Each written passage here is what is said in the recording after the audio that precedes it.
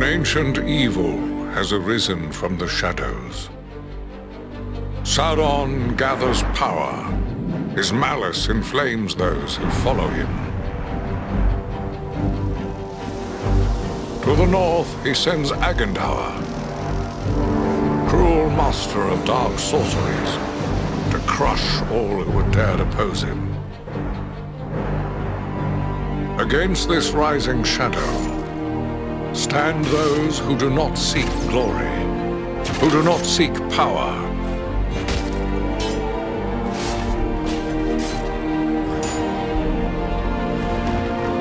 Those who fight to stem the onslaught.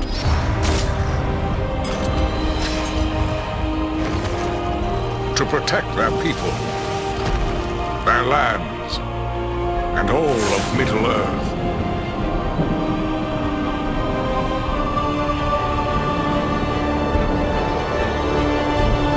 Three bright flames of courage to challenge the darkness.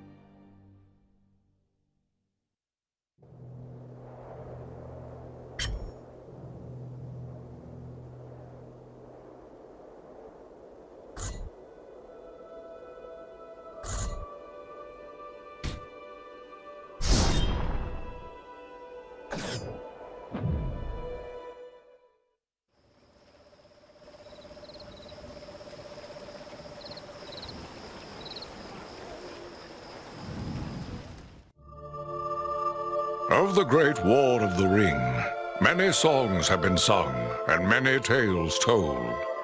The names of heroes like Gandalf the Grey, Aragorn the King, and Frodo the Ring-bearer are greatly revered, and rightly so.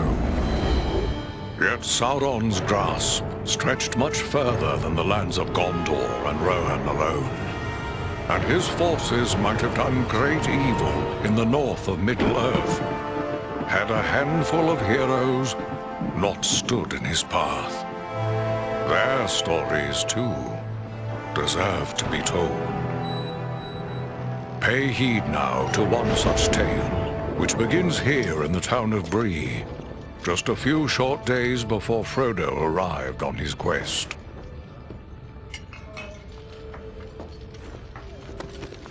Aragorn. Eradan. Well met.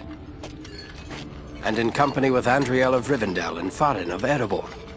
An unlikely trio to find walking through the doors of the Prancing Pony. You were at Sarn Ford last I knew. Do you bear news from Halbarad? Yes. Grim news. I feared it would be so. Quickly, tell me what has happened, but keep your voices low. There are unfriendly ears, even here in Bree. 3 days passed. The guard at Sarn Ford was attacked by 9 Black Riders.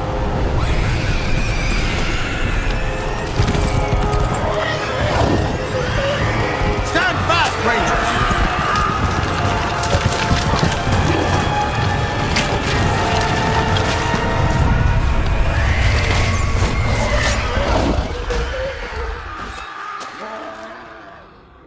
We were overwhelmed, and the enemy passed into the Shire. This is worse than I imagined. I know these riders. It is from Mordor they come.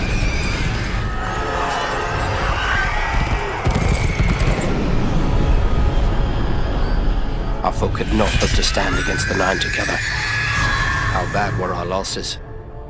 Very bad. We tried to resist them, but they were surrounded by an aura of unnatural dread. There is more you should know. After the rout, one of the Black Riders met with an ally, a man of great malice and power.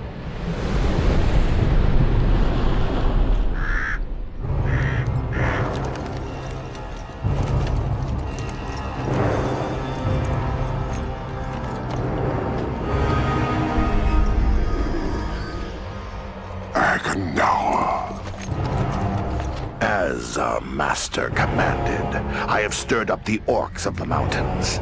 Even now I have a force gathering amid the ruins of old Fornost. Return at once and prepare your forces. We will have need of them soon. My orcs will be ready. These lands have known peace for too long. They will soon feel the Dark Lord's wrath.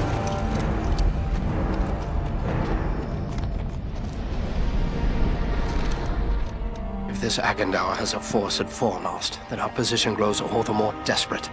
But why all this force against the peaceful halflings? It can't be the enemy sees them as a threat. I will say this much. There is a hobbit of the Shire who should be coming this way with a great burden. If it falls into the hands of the enemy, it will mean doom for us all.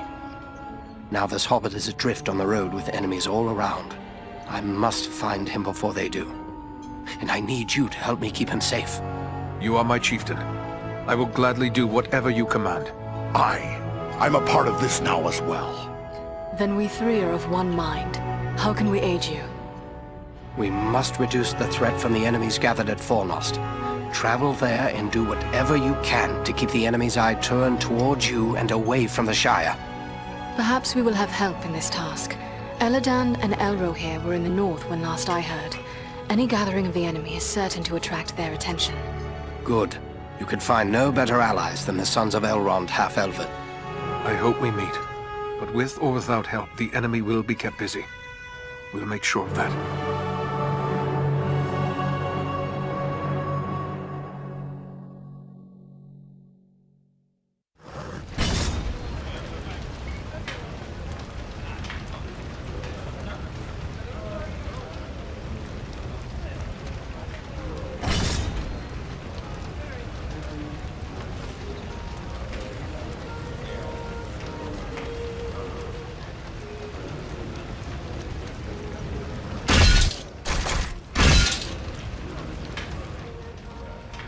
I have a few questions, if I may, Aragorn. Shh. Here in Bree, there is no Aragorn. Only Strider the Ranger. What of this man, Agendaur, who met with the Black Riders? What do you make of him? Some servant of the Dark Lord, and by his name one to be feared. His presence in the north bodes ill for us all, but I'm glad you discovered it. At least now we are forewarned. Those things that attacked us at Sand Ford, those Black Riders, I've never seen anything like them before. What are they? Do you not know them? There are whispered tales and legends enough that tell of them. They are the Nine, the Ring Wraiths. Of all the servants of the enemy, they are the most feared. This Agendaur, he was no wraith. He seemed like a man, one filled with malice and dark power, but a man nonetheless. But what kind of man would serve the Dark Lord? Not all the Dark Lord's servants are wraiths and orcs. There have been and still are many men, warriors and kings that walk alive under the sun, and yet are under his sway, willing or unwilling. What can you tell me of Fornost? Fornost was once a great city, the capital of the Dunedain kingdom of Arnor. It fell to the Witch King long ago. The men of Gondor and the elves formed an alliance that drove the Witch King out, but Fornost was never rebuilt. The ruins remain a place of dread for many. The men of Bree call it Dead Man's Dyke and fear to go near. It is a perfect place for our enemies to gather in secret. Goodbye and good luck, Strider.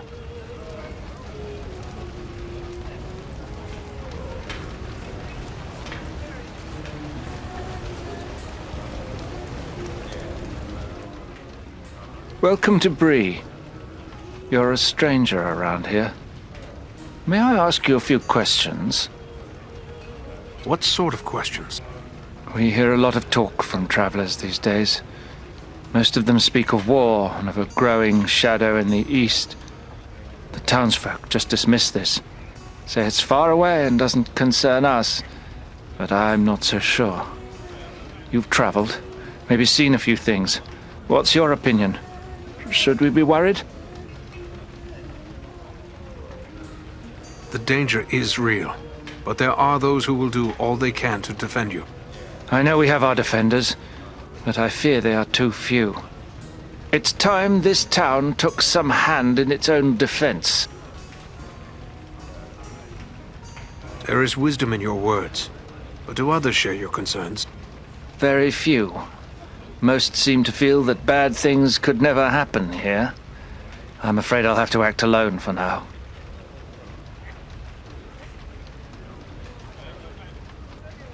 What do you intend to do? I'd like to arrange for arming the town. We'll need more than pitchforks if we're forced to defend ourselves. I tried to convince a dwarven merchant to bring us weapons, but he refused. But why would he refuse? He seems convinced there's no market for weapons in this town, and said it wouldn't be worth his time. Perhaps I should talk to him. It's worth a try. His name is Groff. He's selling his wares from a market stall down the street. You might still find him there. I will let you know what he has to say.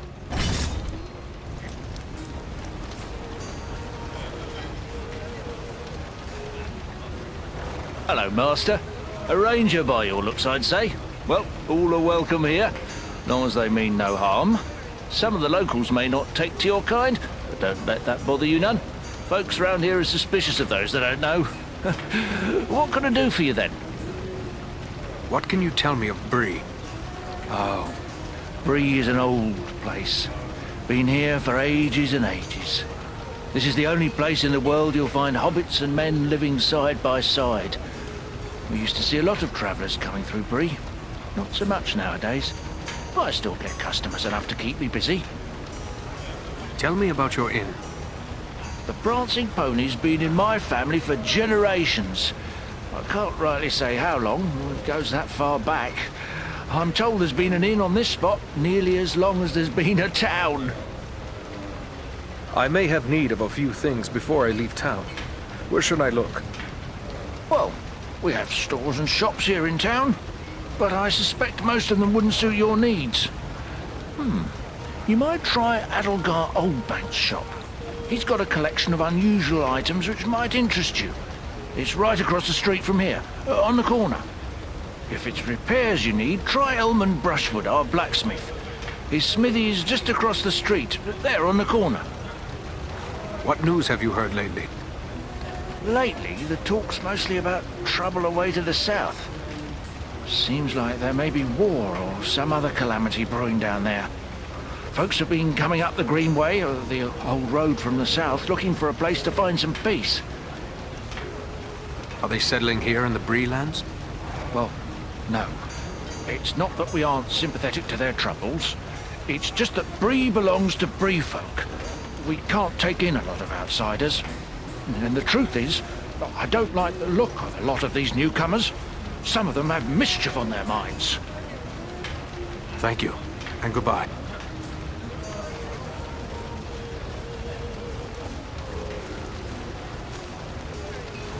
Oh, hello. I didn't see you there. Got my head in the clouds, I guess. Gloomy clouds, I'd say. Is something troubling you? Oh, no, it's no trouble. Not really. It's more like, well, I'm in love. You must pardon me. I've pressing matters to attend to. Oh, hello. I didn't see you there. Got my head in the clouds, I guess. Gloomy clouds, I'd say. Is something troubling you? Oh, no, it's no trouble. Not really. It's more like, well, I'm in love. I see. And who is it that you love? It's Idona Bellflower, my childhood sweetheart. I always thought we were meant for each other, but her father doesn't like my prospects. He's arranging a match with the blacksmith, Elman Brushwood. And she agrees with this match? That's just it. I'm not sure. I always told her how much I loved her when we were children. It was all a game back then. Then we got older and it got so much harder to say. You should tell her how you feel, before it's too late. I want to tell her. I do. Look, this locket belonged to my mother.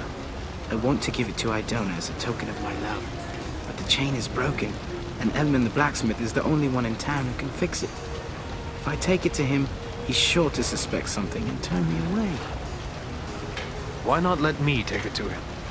Yes, that might work. Elman would never suspect a stranger like you. There's one more thing. Idona's father, he keeps a careful eye on his daughter and won't give me a moment alone with her. I will take her the locket and your words. Wonderful!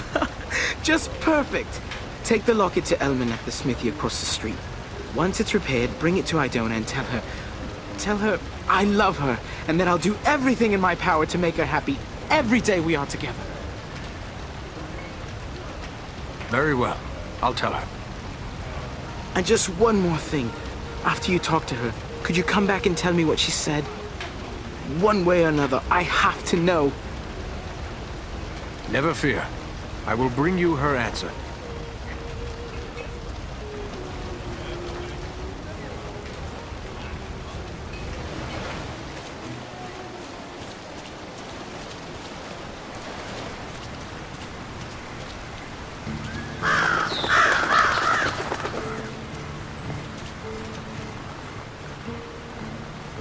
Welcome. It's always good to see a ranger in my shop. Looking to buy or sell? I have some things that might interest you. I never thought to receive such a warm welcome in Bree. Oh, I'll not deny there's folk in town who would prefer that rangers stayed away. But for my part, I'm happy to see them. There's no one like a ranger for bringing you news of the world. Not to mention items of interest. Have you heard any news lately? Plenty, but none of it good.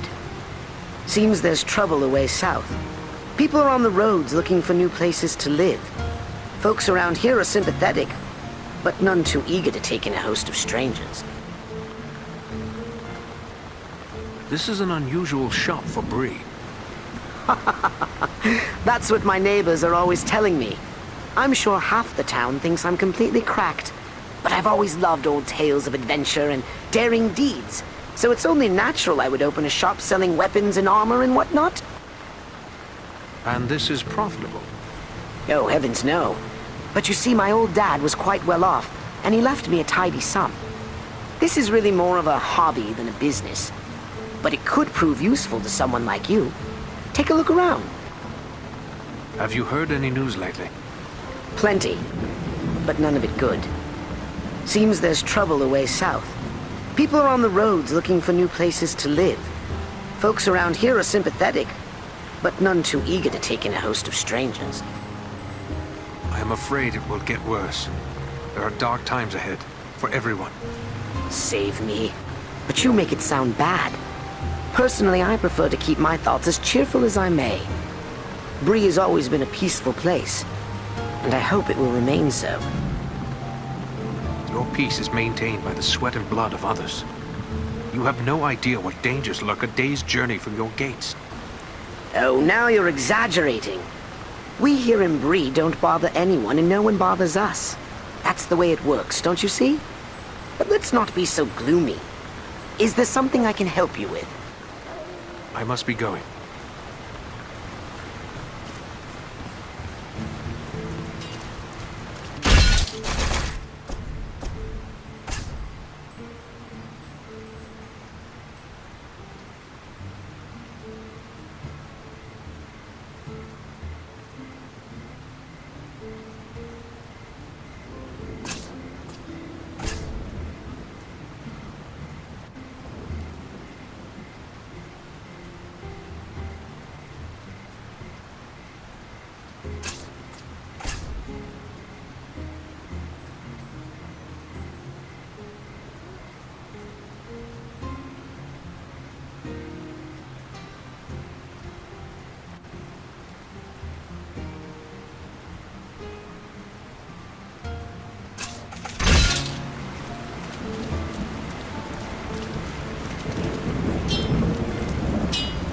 Hello there. Ranger, are you? Let me guess. You've sprung some rivet or busted a blade out there roaming about the wild, and you need old Elman to make it right again. You recognize me as a ranger, do you? Then you must know some of my folk. Know 'em? No, not really. You're kinda usually tight-lipped, like to keep your secrets and all. But I have dealt with a fellow named Ador now and again. Trades me work for tools and iron on occasion. He knows his way around an hammer and anvil, he does. I have a locket with a broken chain. Do you think you can repair it? Let's see. Looks like something might have been made in these parts. Maybe back in me old dad's day. Wouldn't expect one of your kind to have something like this. Where'd you come by? You are correct. It is Bree work. I'm having it repaired as a favor to a friend. I see. Well, it couldn't be simpler. I'll just add another link, and it won't cost you but a single silver penny. There you are. Good as new. I thank you. Farewell, Smith.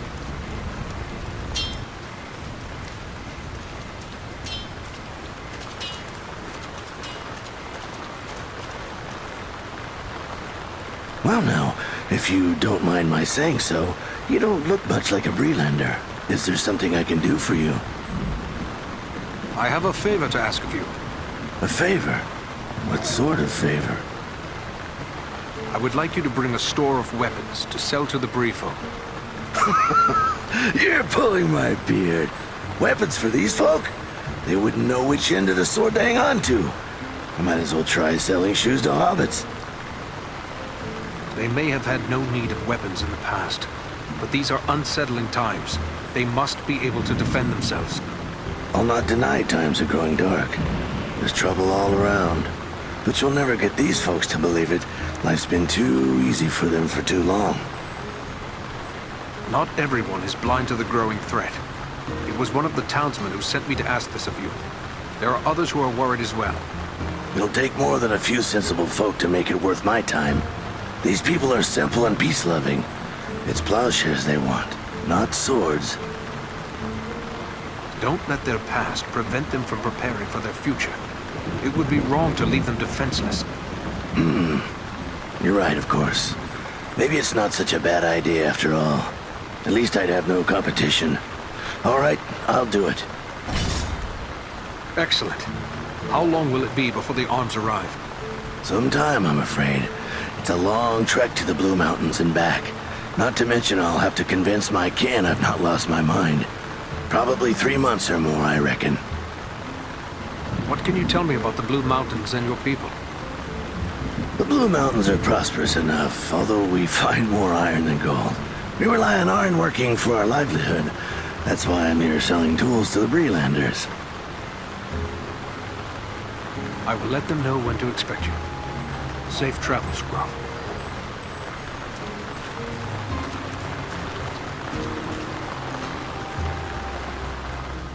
Hello, is there something I can do for you? I have something for you. From Rowley Appletor. A gift? From Rowley? But I thought that is he. I'm sorry, it's just so unexpected. What is this gift? This locket. It was his mother's. Oh, it's beautiful. But I don't understand. Why is he giving me this now? He also wished me to convey his love for you. Rowley loves me? Still? We were so close when we were children, but I thought he had forgotten all that. He seems quite sincere. But this is wonderful news. Wonderful. Rowley's always had my heart, always. The poor, simple, wonderful fool. He is awaiting an answer from you. Oh, please tell him I love him, and that we will find a way to be together always. A welcome message, I'm sure. Goodbye, Idona.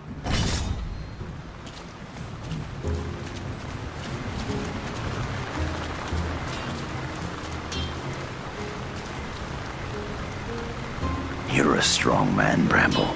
You do well with us. Sounds good, but I don't know. I wouldn't want to hurt no one. Not real bad, anyway. You think they care about you? I say take what you want and the rest be damned. Well, what do you want, Ranger? This is a private conversation. What was that you said about hurting people? Well, it's just that this fellow and his friends are offering me a chance to, well, be part of a gang. Shut your mouth, Harley Bramble. You don't have to spill your guts to every ragged vagabond that crawls in out of the wild. Who are you to call another vagabond? Watch your tongue. And what if I don't? What are you gonna do about it, eh? You filthy dog. Have it your way for now. But I have friends. Powerful friends. You'll soon be sorry. Mark my words. This whole town will be sorry. What about you? Do you want to make trouble as well? Me? No, I don't. I don't even know him, really. He's a stranger here. Just come up from the south a week or two ago. I won't have anything more to do with him, I swear. You should stay clear of men like that. What did he want of you? Well, I'm not really sure. He said there'd be changes round here soon, and those smart enough to join up with his friends would end up running things. He would use you and put a knife in your back when he no longer needs you. Stay clear of men like that. Aye, you're right. Folks here may not treat me the way I like all the time, but it's still my town. I shouldn't go siding with strangers. Well said, Harley. Farewell for now.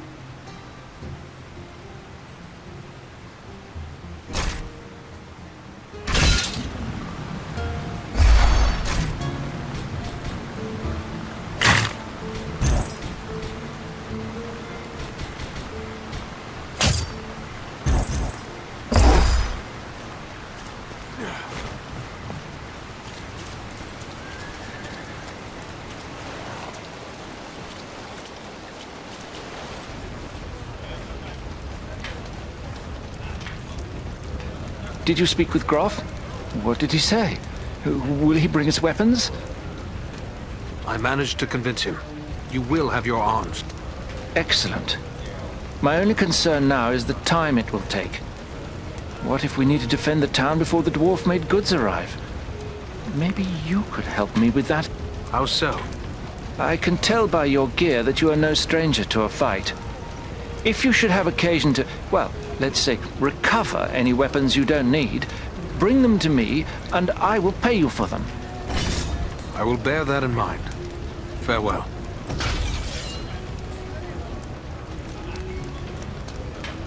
Hello. Have you brought me any extra weapons?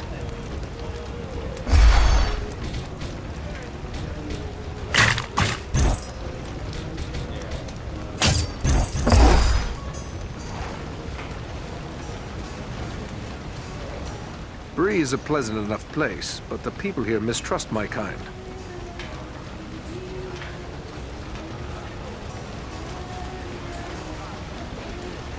You're back! Did you speak to Idona? What did she say? I'm dying to know. It seems you have won her heart, Rowley. Wonderful, wonderful! I can't thank you enough, my friend. But wait, hang on. Oh, I completely forgot. Elman must have charged you something for that repair. I owe you for that and for your trouble. Here, take what I have. I wish it could be more. No, you keep it. I think you may need this more than I. Well, if you're sure, thank you. I'm going to tell everyone how generous and kind you've been. Folks around here don't always trust rangers, but you'll always have at least one friend in Bree.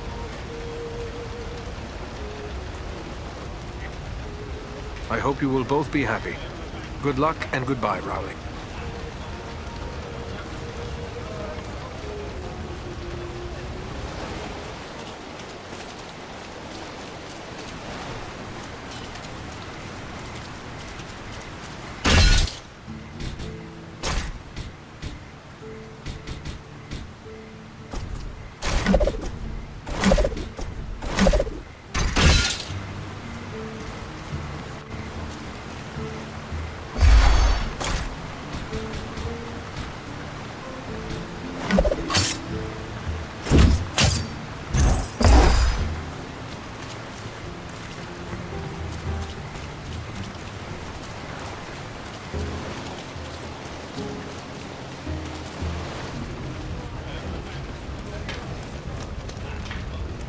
Hello.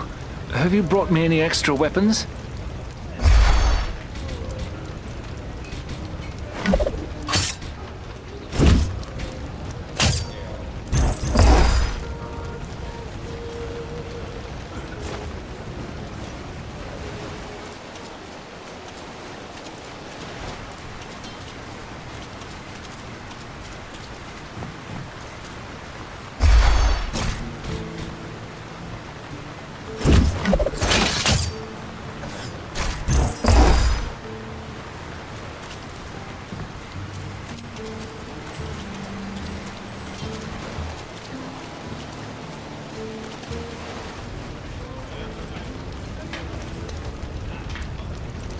Hello. Have you brought me any extra weapons?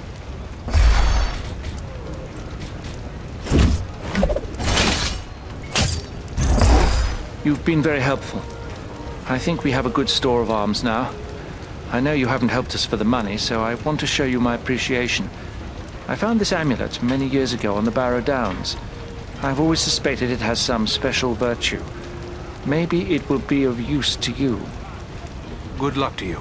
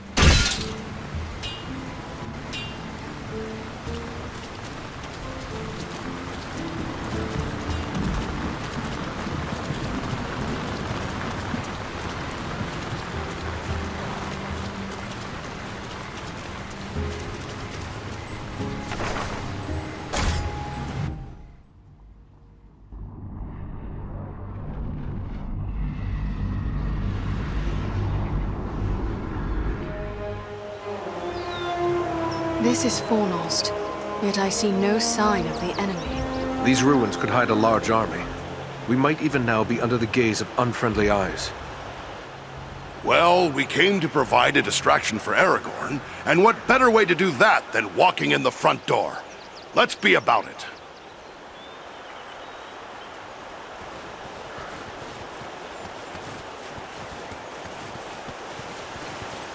Servants of darkness! That must wait.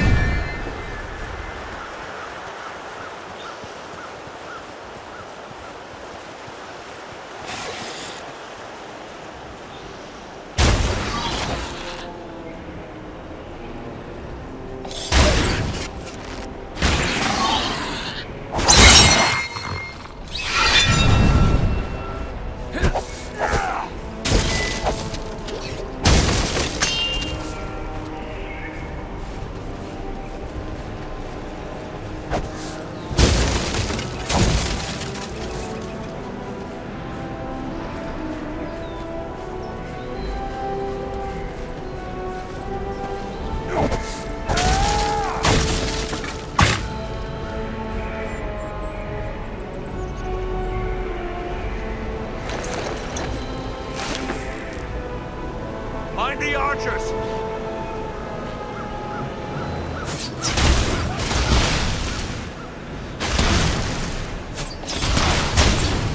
Do you fear to face a dwarf?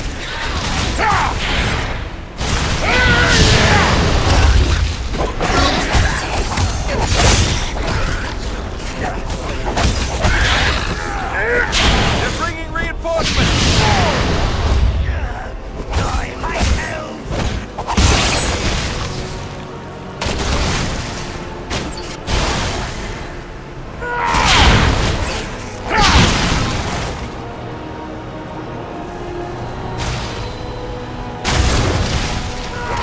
See if you can take me!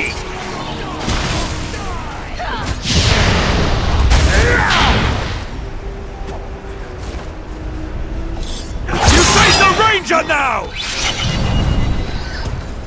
The gate has opened!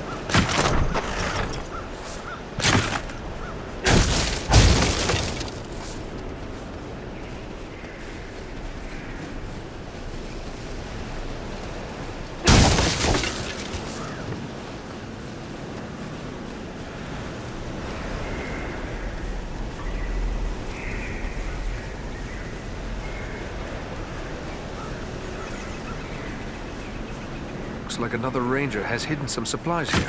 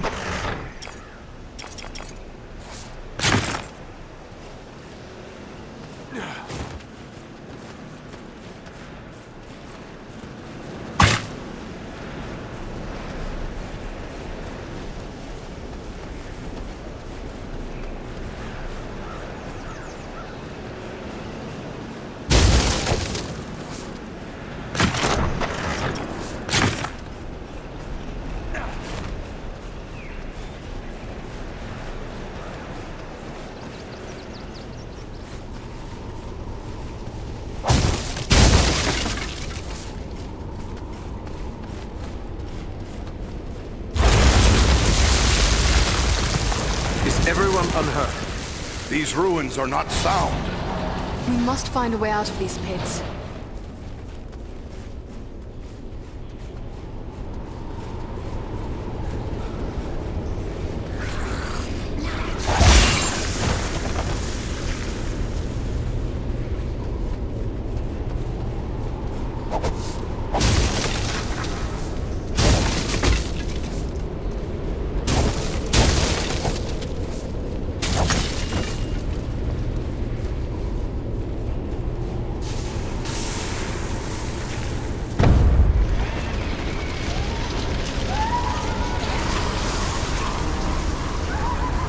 These goblins are small, but deadly all the same.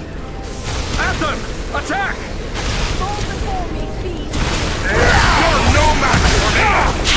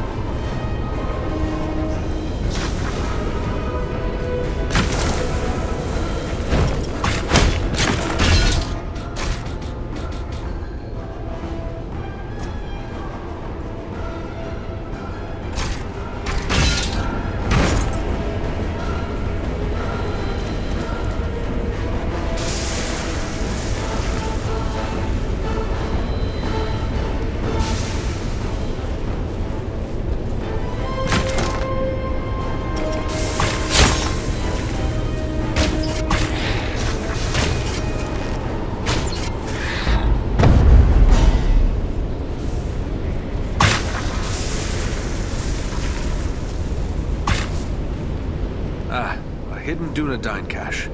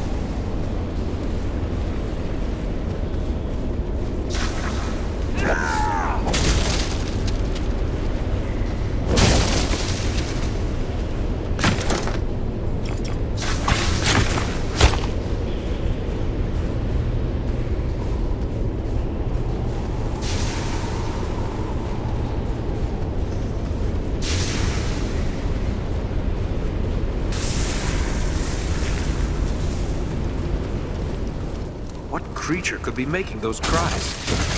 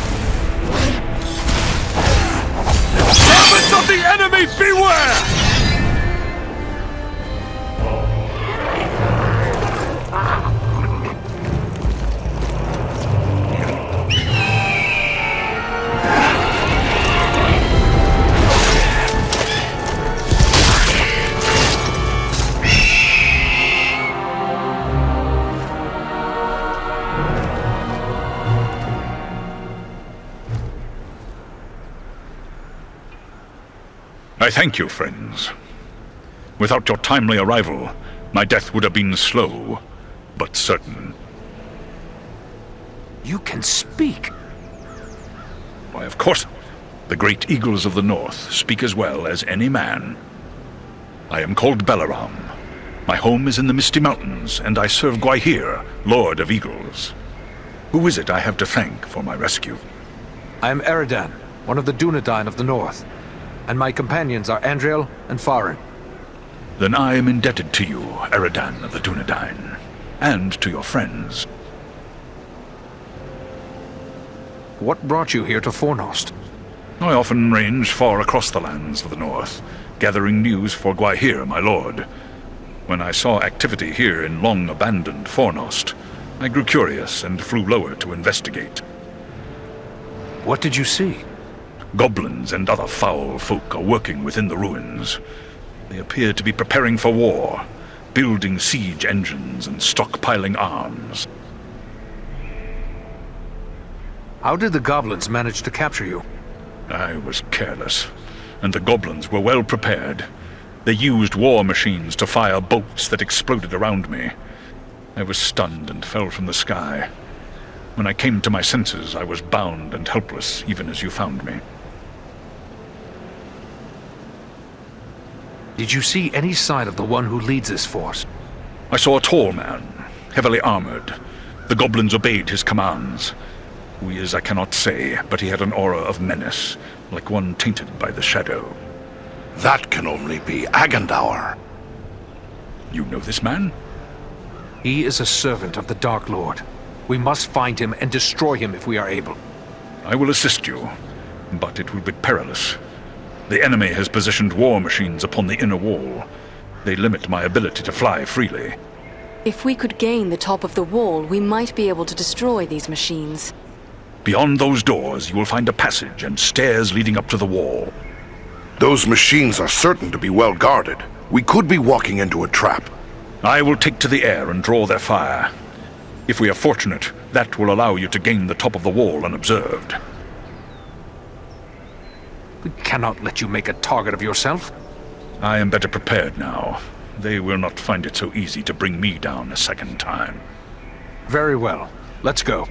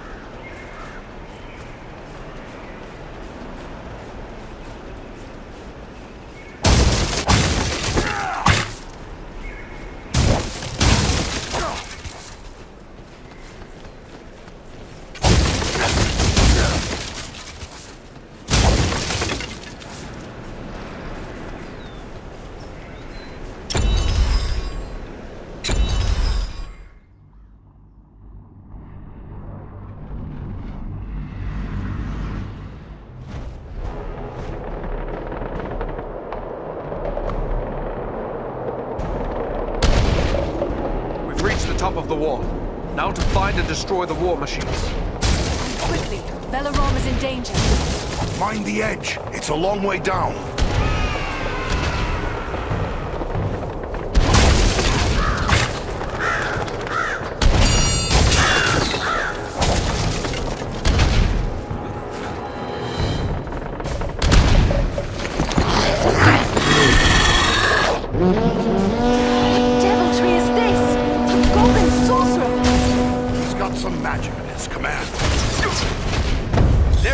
Machines over there! We need your help! Take refuge here! I will shield us from their arrows and bolts!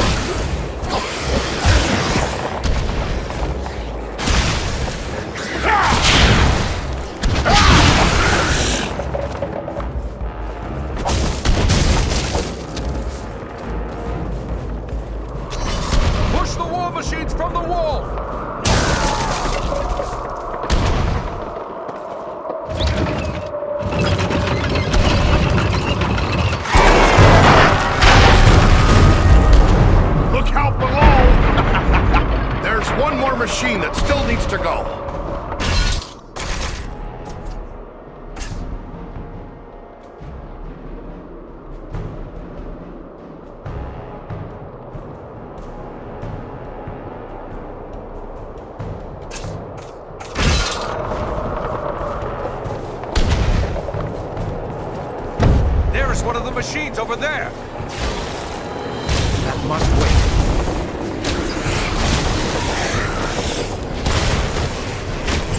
Just take you all! Let us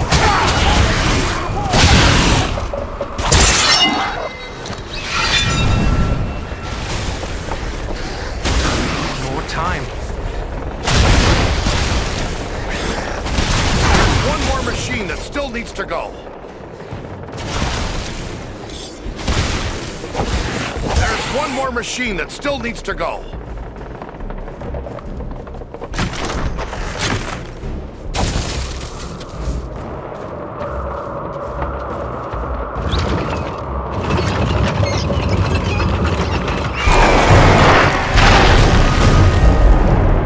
The war machines have been destroyed!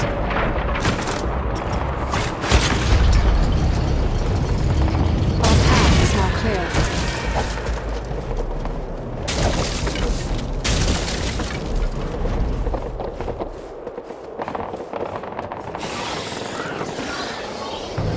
To my side! God! Those fools down below the deck will get loose! Well, it's always shoot to kill!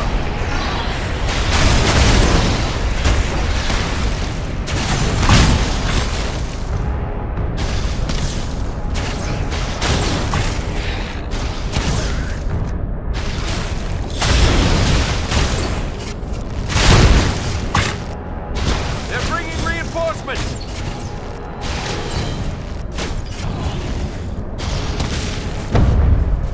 This would be a good time to call on Bellow.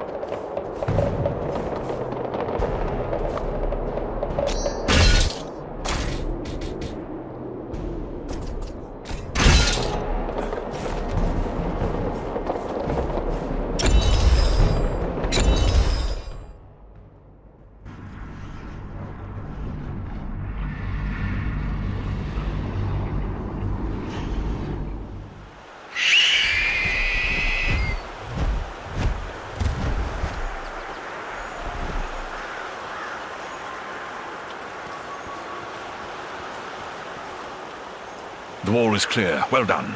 I am free to fly unhindered. But there are others fighting in the city. They may need our help. Could it be Elrond's sons? I cannot say. But they move with stealth, and they leave a trail of slain enemies in their wake. That sounds like Eradan and Elro here on both accounts. They are likely heading for the Citadel, just as we are. Then let's push on. Maybe we'll meet up with them. I will shadow your movements from above. In open ground, I can strike against our foes. Call on me when the need is great.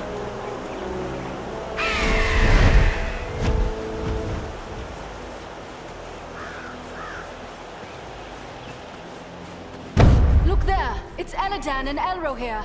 Ah! The elf twins can give us a hand! Quickly, we must follow after Eradan and Elro here. They may need our aid.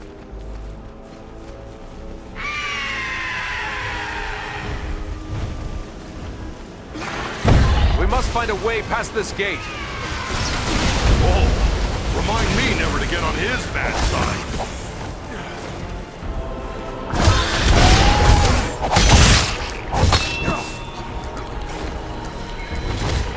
Not ready yet.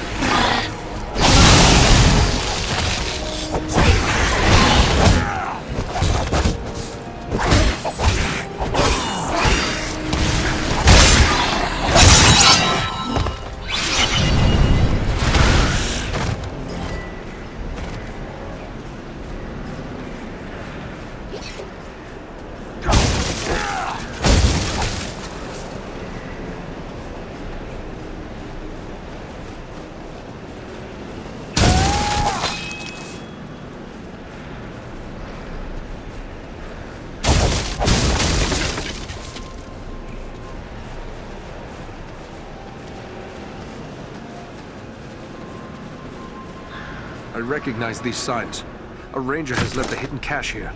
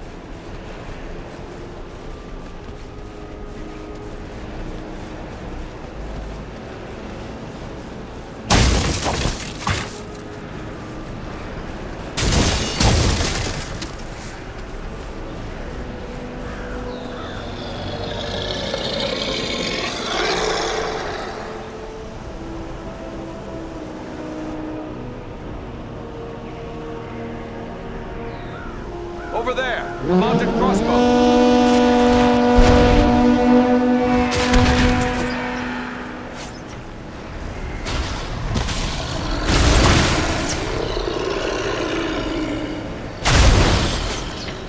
We should call Belleroth to help. Need more time.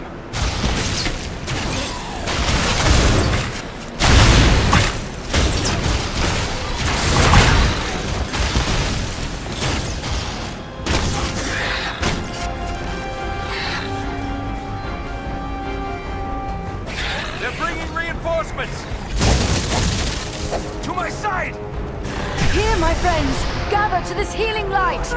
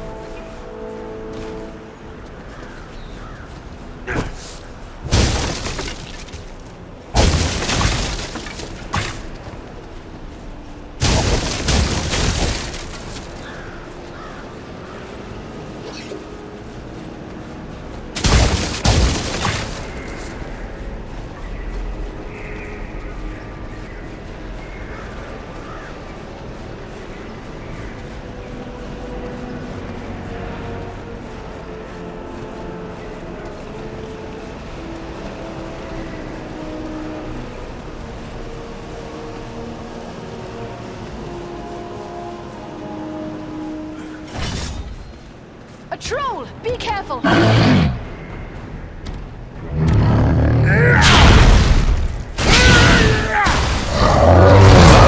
Enemy beware!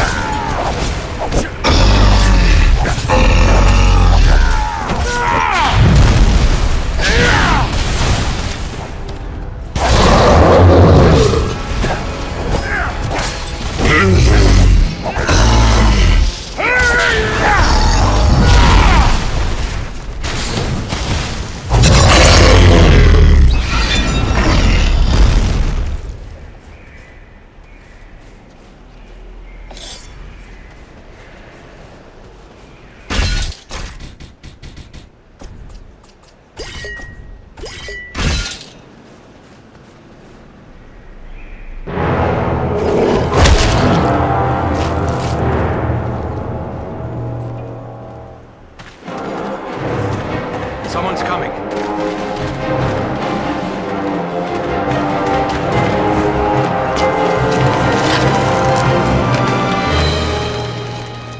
Besting a troll in combat. That is no small feat, friends. It would appear that we are on the same side. Perhaps we could be of assistance to each other. Allow us to offer a hand.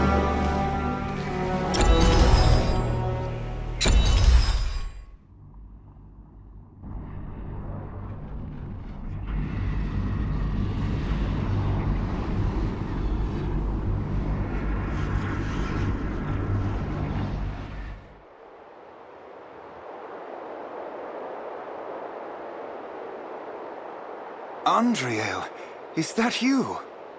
Well met, my friends. We were told we might find you here. I am truly glad to see you. Allow me to introduce my companions, Eradan of the Dunedain and Farin of Erebor.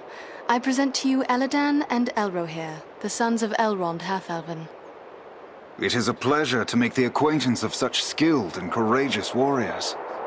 Was it the three of you then who freed the Great Eagle? Ah, so you know about him, do you? We were spying on the goblins from outside the city when we saw him captured. We made our way into the ruins thinking to rescue him, but it seems you three arrived first. Yes, Belaram is his name. That was well done. But what brings you to Fornost? We were with the guard at Sarn Ford when we were attacked by Black Riders out of Mordor. We brought word to Aragorn and Bree, and he asked us to come here. That is grim news. But I fail to see why Aragorn chose to send you to Fornost. The Black Riders are in league with a man called Agendaur. It is he who commands this force. I begin to understand. Aragorn wishes you to distract Agendaur. Aye, you've got the right of it. But now that we have joined forces, we can do more than distract him. Let us cut the head from this serpent of Sauron. But Agendaur is a dangerous foe. We may need a stronger force if we hope to defeat him. If we can take Agendaur by surprise, we may not need an army. Surely we are strong enough to defeat one man, even if he is a minion of the Dark Lord. Our mission was merely to provide a distraction. But if you intend to finish Agendaur, then we are ready to join you. He is certain to be in the Citadel at the heart of the city. We must attempt to make our way there. No easy task amid these crumbling ruins, and a host of orcs and goblins will seek to bar our way. If we are separated, press on toward the Citadel. There we will regroup for our final attack. Be on your guard. Agendaur wields dark powers. I only hope our combined strength will be enough to overcome him. Follow us! Stay close to us! They have a mounted crossbow! Take cover!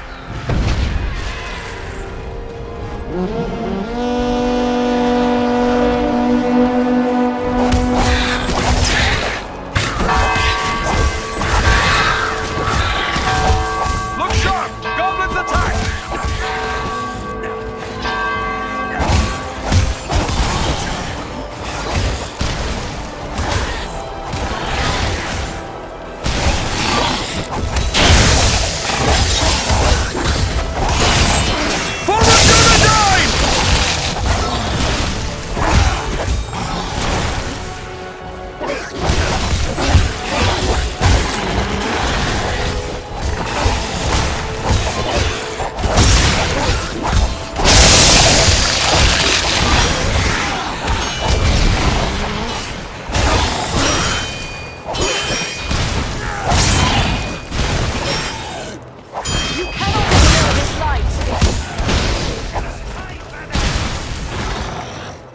ruins are a maze of streets and pathways.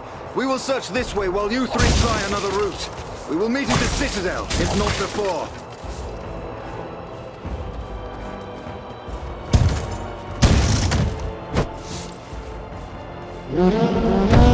Someone man that mounted crossbow!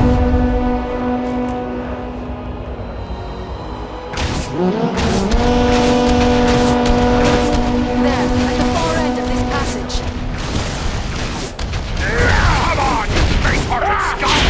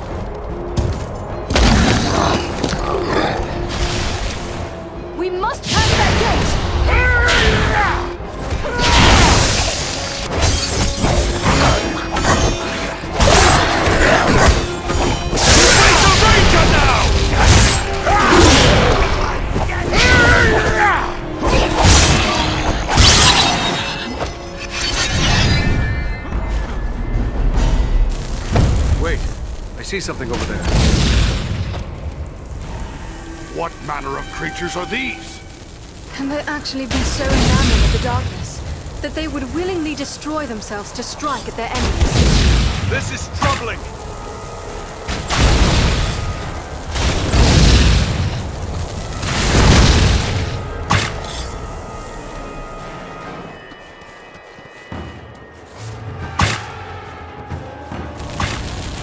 More fire barriers around the corner!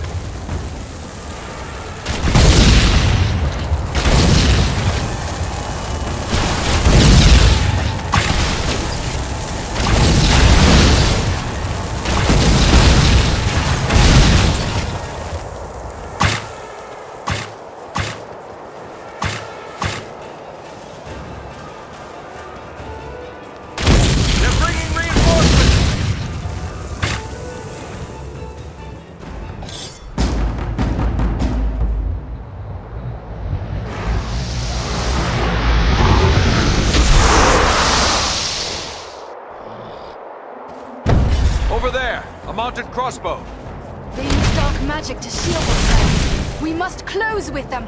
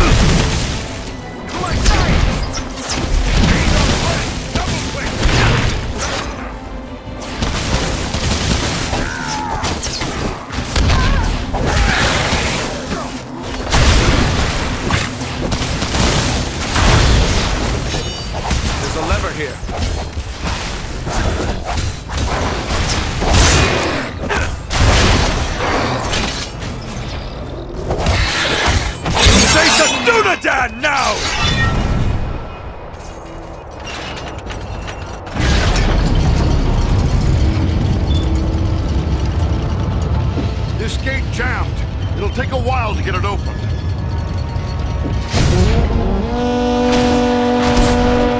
On your right side! There are yet more of them! Fear not! I will aid you! Log on! We'll need to work together! I will aid you! Fear not! I will aid you! Fear not!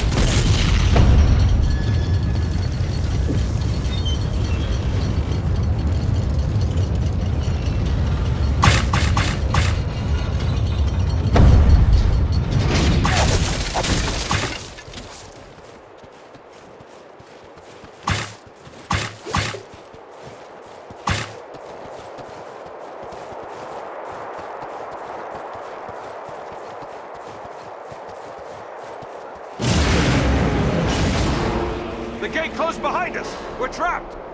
There's a lever up there, but I don't see a way to reach it. They found us again! Here they come!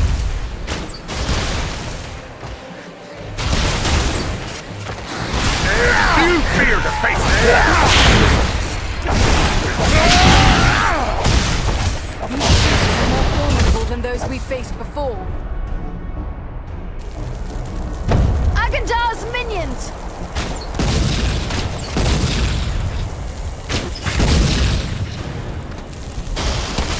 The creature brings fire!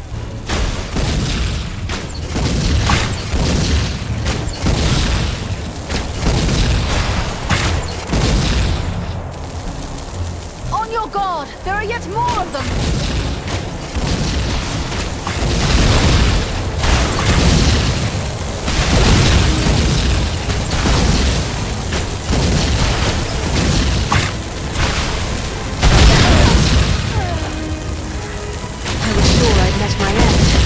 It's good to be wrong.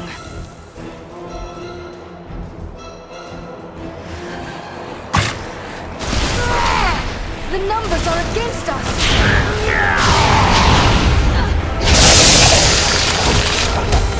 That one's carrying blasting powder!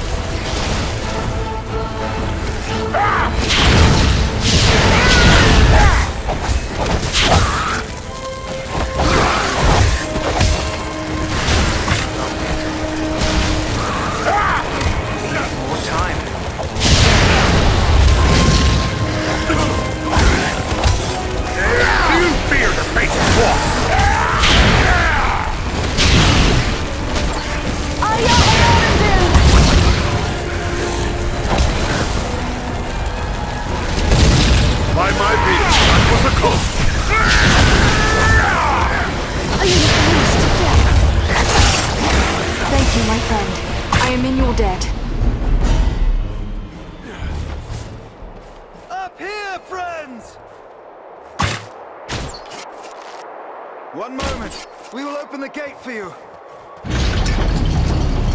You may pass now. Press on. We will meet you farther along the way.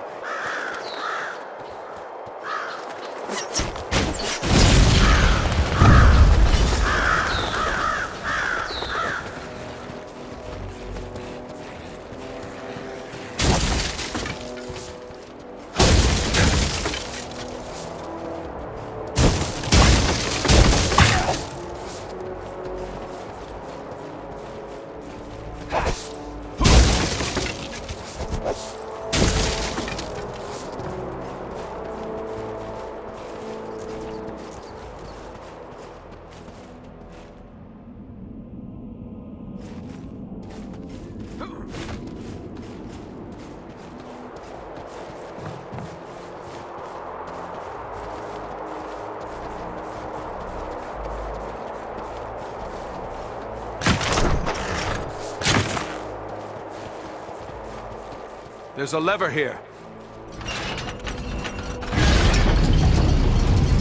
The way forward is clear.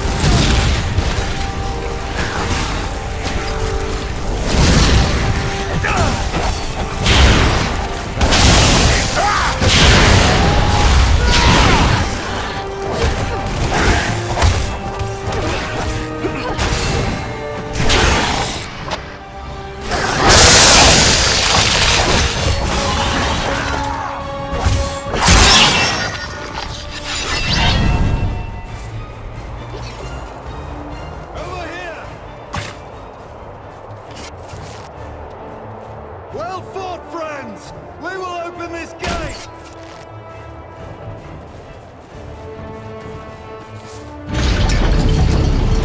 We will meet at the Citadel! Good fortune!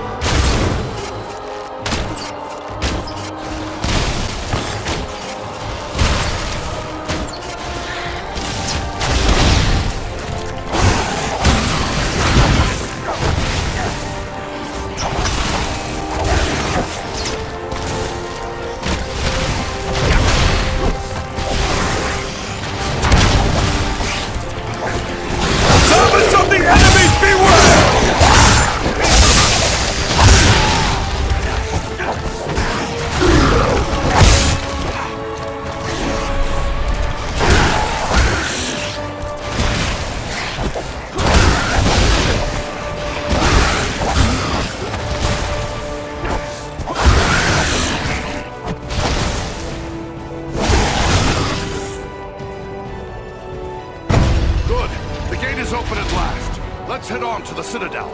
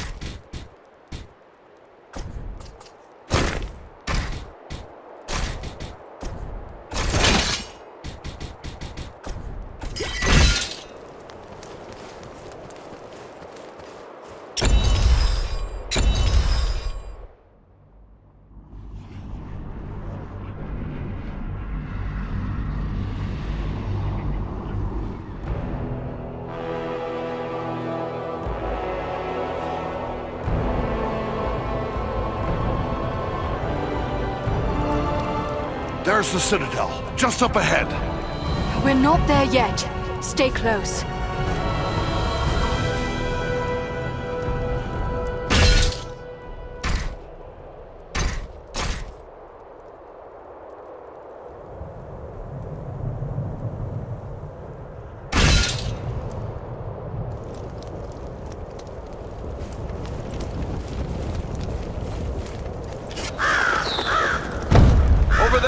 Mounted crossbow.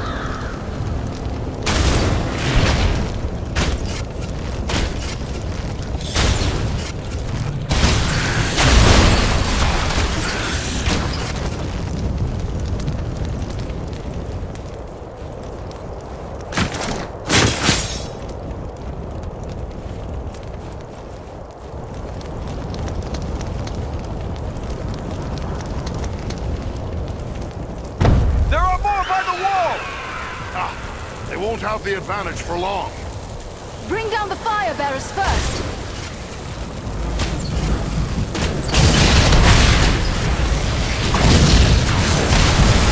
Don't do that yet.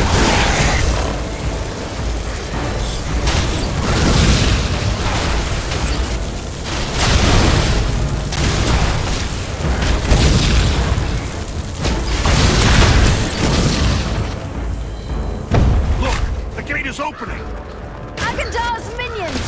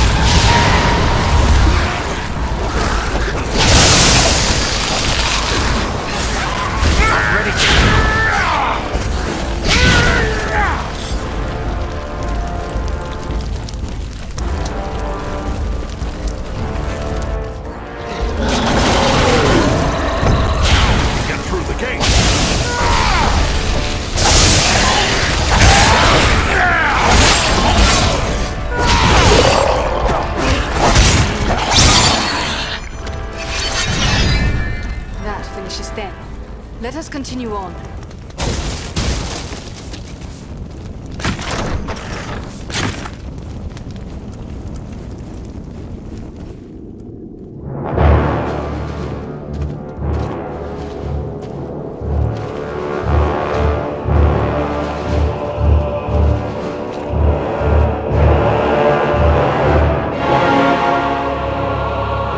Tower must be within.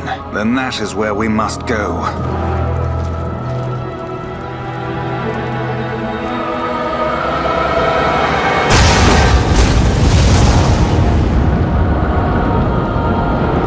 The way is barred by a powerful magic ward. Can you break the spell? Perhaps, but it will take time and concentration. You'd best get started. We will guard you while you work.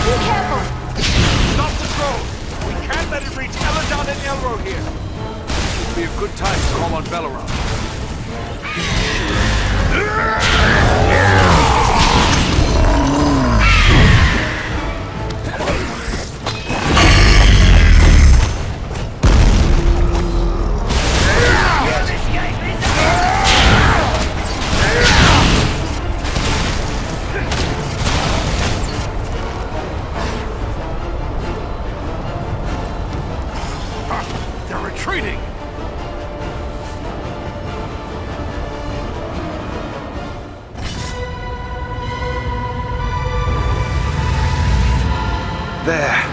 The ward has been removed.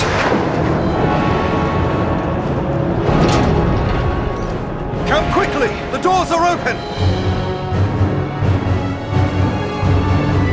Here we must separate for a time, my friends, for I cannot follow you within those narrow halls. Will you depart for your home, Belaram? No, lady. It would be faithless of me to say farewell while friends' lives yet hang in the balance. I will await your return. It may be that I can prevent reinforcements from following you into the tower. We'd best hurry. The elves are getting ahead of us. May fortune favor you all.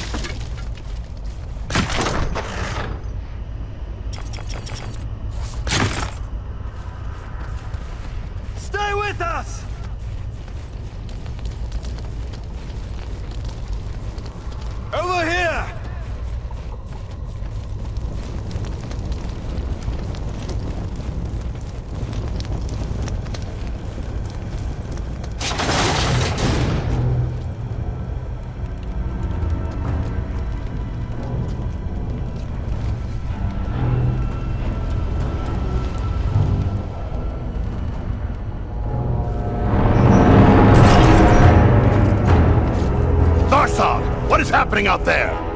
Invaders. How many? Not many, but they freed the eagle. Fools! Now our presence here will be revealed. Is this the best your rabble can do? They must be great warriors. Bloody-handed elves, or some of those filthy tarts. I don't care. Find them and kill them. Call out your guards. Don't let them escape.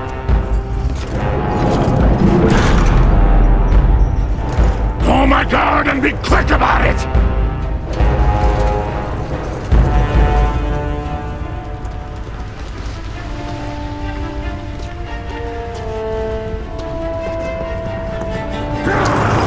Kill the intruders!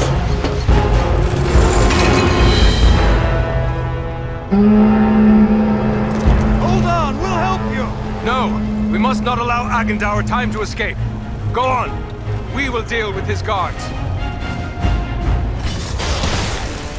The big one is Thazol, a chieftain of the Orcs of Mount Grant. Chieftain, huh? Good. I'm tired of dealing with lackeys.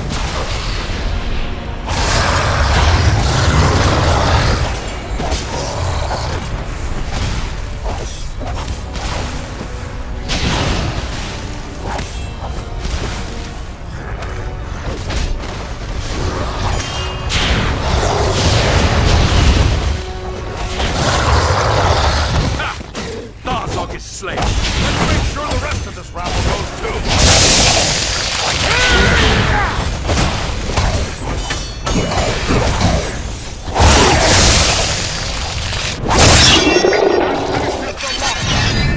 Quickly, we must follow after Eradan and Elrohir. They may need our aid.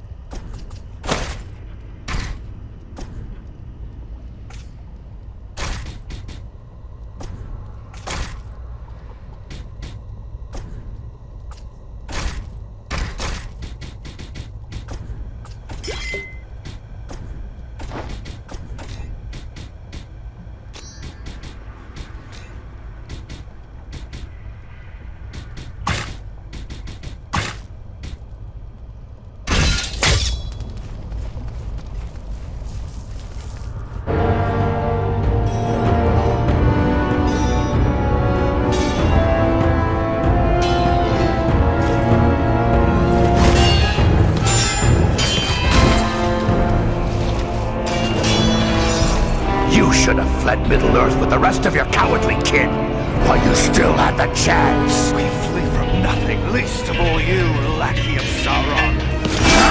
Fools! I am the right hand of Sauron. I will see your precious Rivendell burning, and your mongrel father hauled before me in chains. You will do nothing. Your plots end here. My work is only just beginning. Do you think you two alone can hope to stop me? They are not alone. Don't look for your guards. They won't be coming. Fornost means nothing. You haven't won anything here.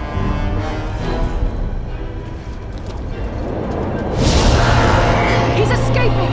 We cannot hope to follow him now. But I can!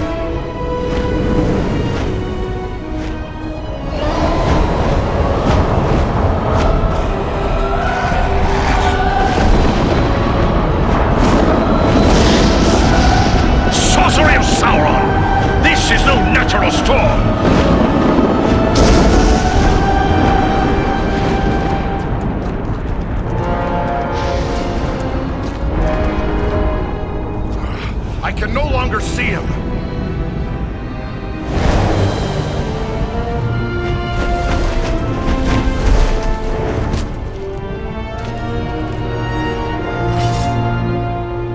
It is no use. He has escaped us for now. Yes, but you cannot be blamed. It was bold of you to go after him alone.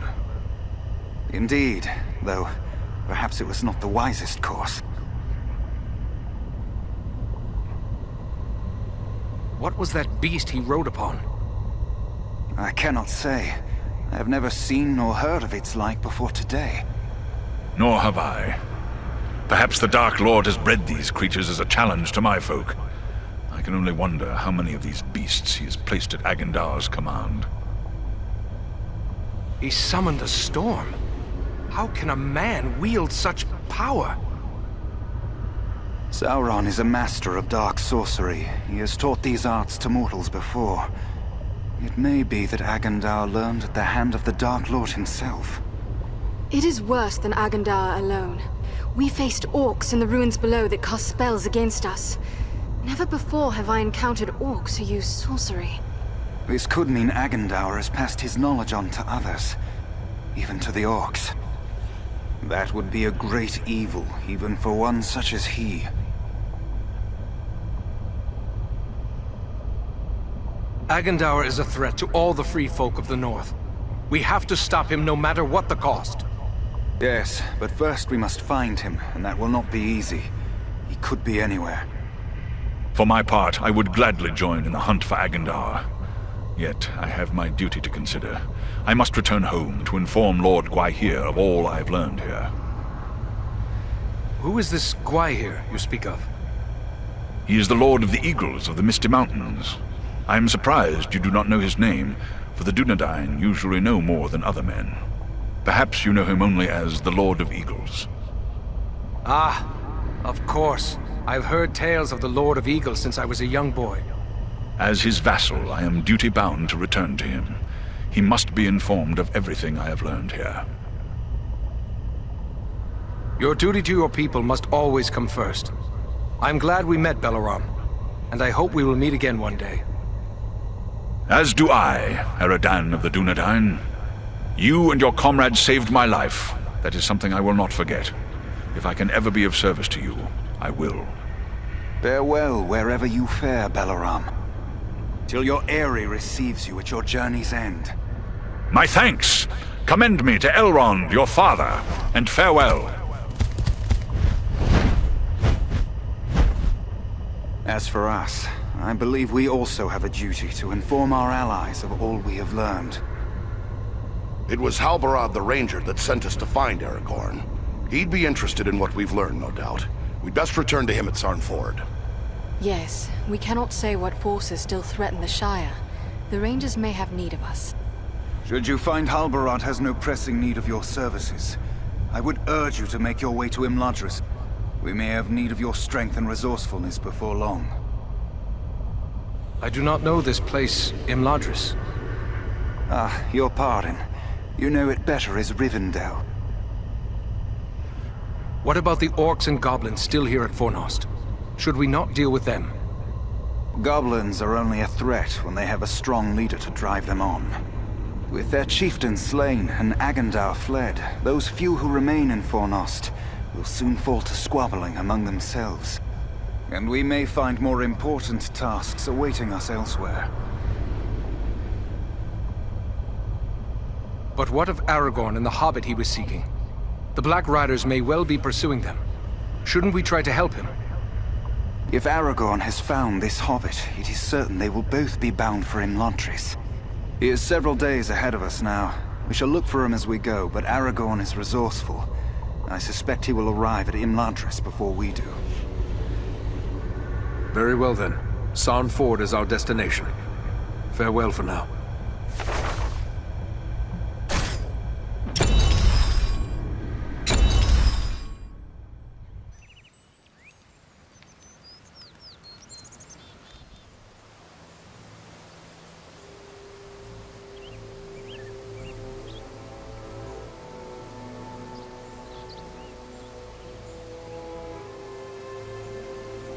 I have received word through the Sons of Elrond and the Wandering Companies telling of your valor at Fornost.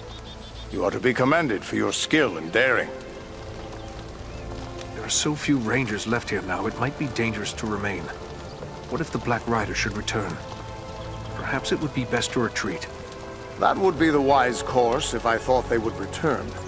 But I am certain they did not come this far merely to slaughter a small band of Dunedain. No, I will remain here with the few we have left. We cannot hope to fight the enemy, but we still have eyes and ears to gather news of their movements. We had yet to make a count of the dead the night you sent us to Aragorn, but I had hoped there would be more survivors. Some few are away patrolling the borders of the Shire, for even now we must attend to our duty. But sadly, many of those who were wounded in the attack died within days from some evil ailment. Even those whose wounds seemed minor. Perhaps Solana can tell you more. Have you heard anything of Aragorn? He was desperately searching for a certain hobbit when we parted at Bree. All I know is that Aragorn is rumored to have left Bree in the company of 4 hobbits of the Shire. I can only assume one of them is the hobbit he was seeking, and that they are now bound for Rivendell. There is worse news, however. On the night before they departed, the Prancing Pony Inn came under attack by unknown assailants. I am ready for whatever new orders you may have for me. Andriel and Farin have also volunteered their aid. How can we best be of service? Truthfully, I would be happy for the extra hands. But it is clear to me that you 3 have a greater destiny. You may be needed more urgently elsewhere. Then what would you have us do? I advise you to make your way to Rivendell. Aragorn will be eager to hear news of Agandaur, and he may have other tasks for you to perform. For now, the enemy seems to have turned away from the Shire. These Black Riders, the Nazgûl, they have come a long way from Mordor. It seems strange they would travel all that way just to invade the Shire. Have you any idea why they would do such a thing? I do know why they're here, but it is not for me to pass that knowledge on to others. Perhaps Aragorn or Elrond will tell you more when you reach Rivendell. Travel to Rivendell? Very well, but it is a long journey. We'd best get started. Perhaps there is something you can do for me on your way. You have but to name it. I sent 2 of my rangers, Kilaran and Luin, on patrol along the Brandywine River. They should have returned long before now. I am growing concerned for them. They are both seasoned rangers who have served many years in this region. We can be certain they have not simply lost their way. From which direction would you expect them to come? They were to follow the Brandywine north as far as the Great East Road, and from there to make their way back by passing through the Barrow-downs. The Downs are just north of our position here. Then we'll make our way north by way of the Barrow-downs.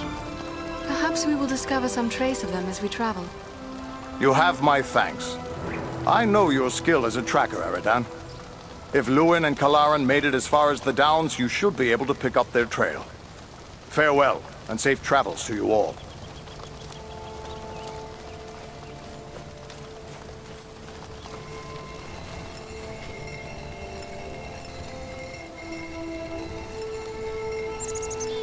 You're soon to be off again, are you?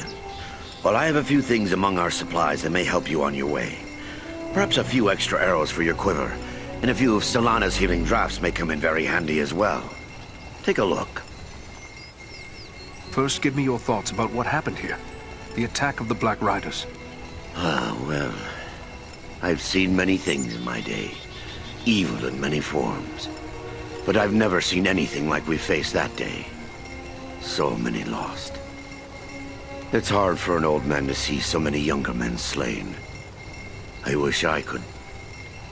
Well, there's nothing to be gained from wishing. But there is something to be gained from action.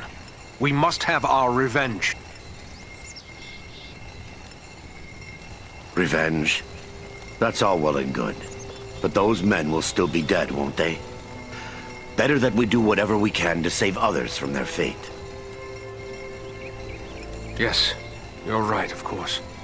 But it still burns to see good men fallen and their killers unpunished.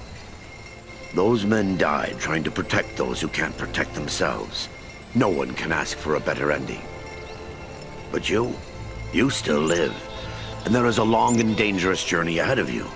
You must be prepared. Take a look at the stores I have on hand. Keep well, Eradan.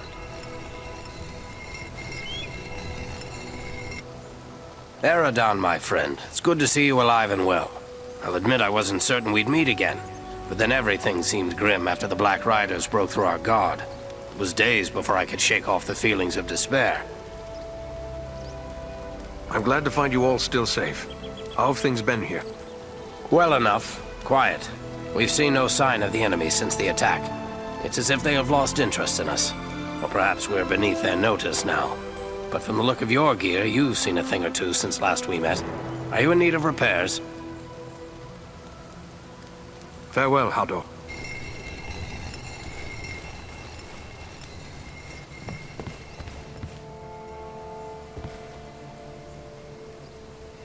Are you hurt? You look well enough to me. If it's healing draughts you need, you can get them from Eradan. I have a dying man on my hands. Young Eradan is dying? But why? What's wrong with him? Wrong? I don't really know.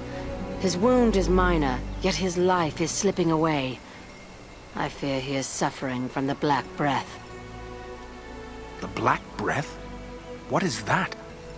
It is some power wielded by the Black Riders, the 9 Nazgûl. Their victims are stricken senseless, and without aid, they soon die. I've already lost 3 men to this curse. Eradan is the only victim who yet lives. But there is still hope. What can we do? I hardly know. Drawing an arrow, stitching a wound. These things I have done countless times. But the Black Breath is something I know only from the old rhymes my teacher taught me. Tell me this rhyme. Maybe there's some clue there. It was years ago. Let me think. I believe it ran something like this. When the Black Breath blows, and death's shadow grows, and all lights pass, come Athelas, life to the dying. What is this Athelas the rhyme speaks of? An herb, commonly known as kingsfoil. It has little medicinal use, though some find it comforting for headaches and other small complaints. Then there is no harm in trying it with Eradan. Do you have any of this Athelas? No, I have none. You'll have to forgive me for neglecting to lay up a supply, but you see, no one bothered to tell me that the 9 ring wraiths would rise up from ancient legends to trouble us here. If I had Athelas, don't you think I would have used it by now? It must grow wild somewhere. I am willing to search for it. Perhaps you could find some at that. The plant is not native to Middle-earth. It was brought to these shores from lost Númenor, and planted in the lands where our ancestors used to dwell, including the Barrow-downs to the north. How will I know Athelas should I come across it? The plant has many long, smooth leaves, but you might best find it by its scent, a sweet, pungent fragrance. The Barrow-downs hold precious few such plants. My road leads to the Barrow-downs. Should I find Athelas growing there, I will return with a supply.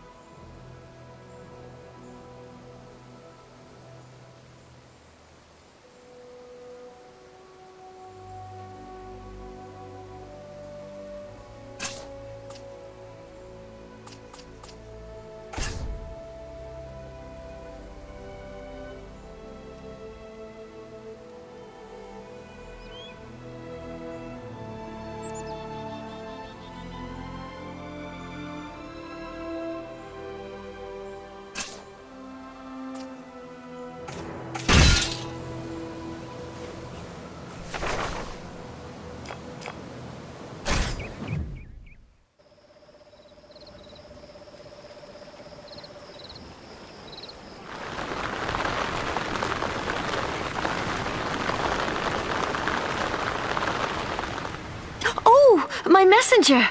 I have wonderful news. Rowley and I are to be wed in spring. Didn't I tell you my father would come round in the end? That is good news. May you both be happy. Farewell, lady.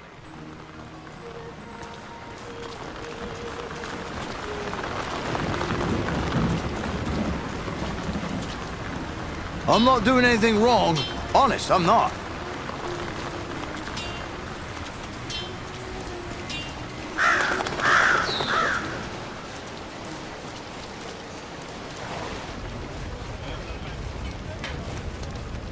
Thanks to you, I can arm the town should the need arise. What can I do for you, Master?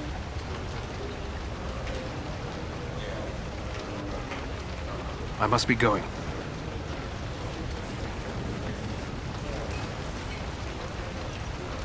Good to see you again, my friend. You'll be happy to know Idona's father has given us permission to marry.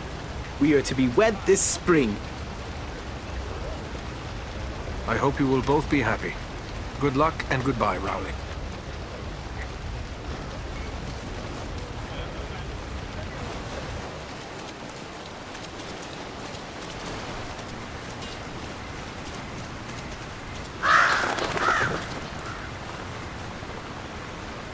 Welcome.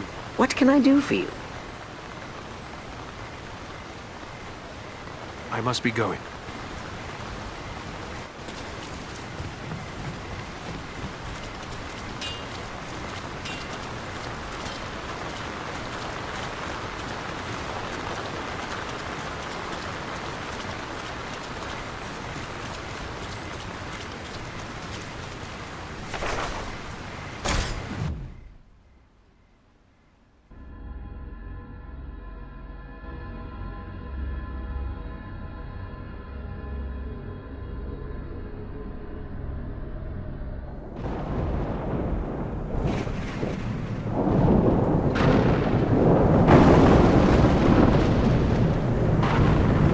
I'm told the Barrow-downs are filled with ancient tombs. What do you know of them, Elf? These tombs were made by the fathers of men in the depths of time. They were sacred to the men of Armon, and they too buried their dead here, until their kingdom fell to the Witch King. These hills have an evil reputation in the folklore of the Shire and Bree, but rangers travel here often without incident. Still, I feel a sense of unease. We must stay alert.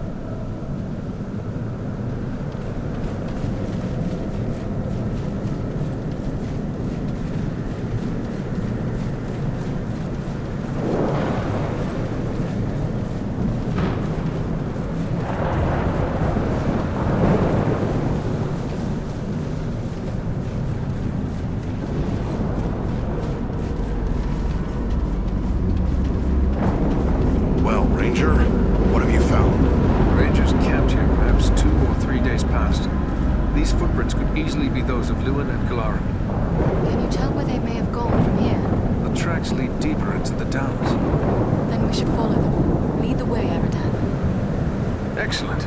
A store of goods, left for the aid of a ranger in need.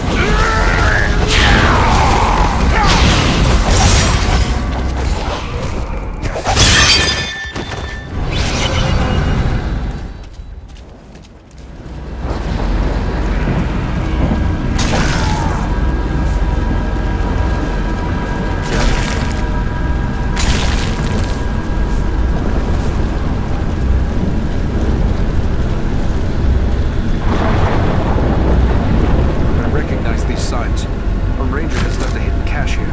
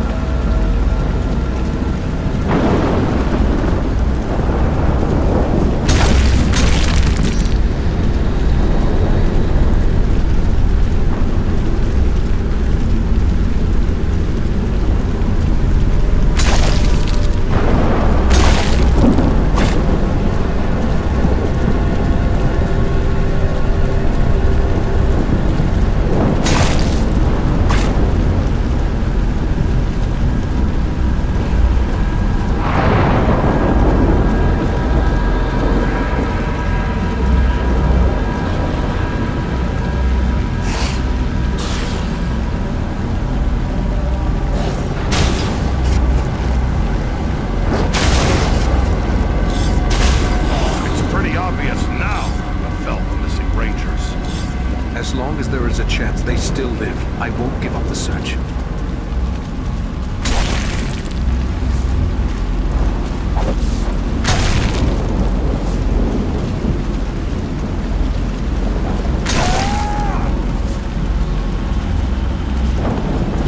The undead are upon us! At them! Attack!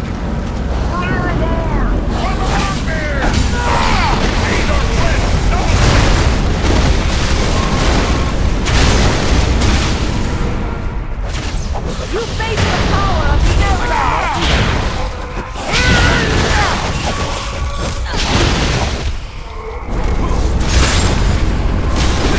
One time.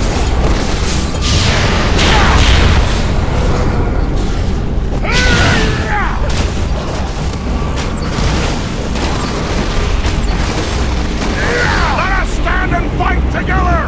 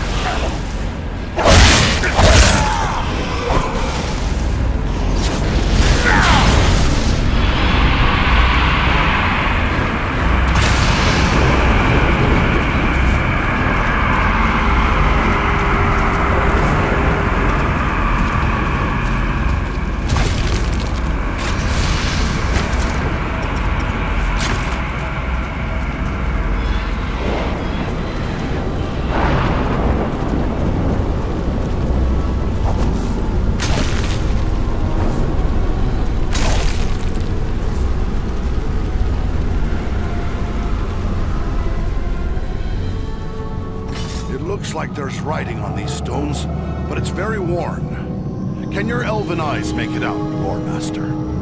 Faintly. It appears to be a list of names, many of them scratched in haste. They are identified as soldiers of Cardelon. The men of Cardelon were among the last of my ancestors to hold out against the evil of the Witch King. The histories tell us that they used the Barrow-downs as their last refuge in a hopeless fight. Then this must be where they laid their fallen comrades to rest. It would be fitting if we were to drive the Whites from this tomb.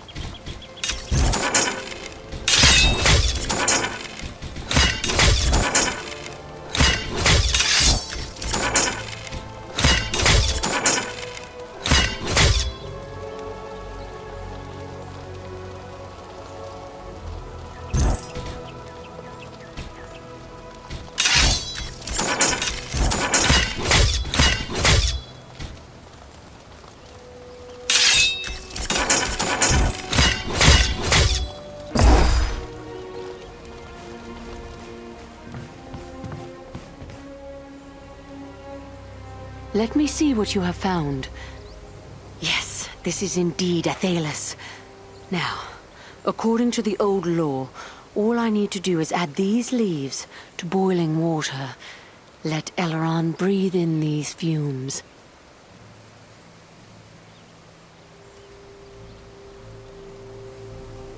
Solana. And Eradan as well. How can this be? I thought you were all slain. But no. That was only the dark voices in my dreams. Yet, it was not all a dream, was it? I'm afraid not. But don't concern yourself with that now. You are safe. Solana has saved you. Mine was the knowledge, but Eradan found the herb that saved you, at great risk to his life. Then I owe you my life, friend. Please, let me show my appreciation. My weapons were made in Lost Numenor in the distant past. They've been in my family for generations. I want you and your friends to have them now. What do you know of Numenor? Numenor was the land of my ancestors, a great civilization, but it sank beneath the sea thousands of years ago. Only a handful of survivors, led by Elendil, escaped here to Middle-earth. And who was this Elendil? A mighty lord of Numenor. It was he who founded the realms of Arnor and Gondor long ago. Our chieftain Aragorn is his heir. Enough, lad. Now is not the time for history lessons. You must rest. Yes, I am tired. But you, my friend, will you accept my gifts? I thank you, Eradan. But your forefathers passed these down to you. And someday you should pass them to a son of your own. I would have no chance for children had you not saved my life. Please, I insist you take these. You can always return them to me later, when this is all over. A noble gift. Thank you. Rest now, and recover your strength. Farewell to you both.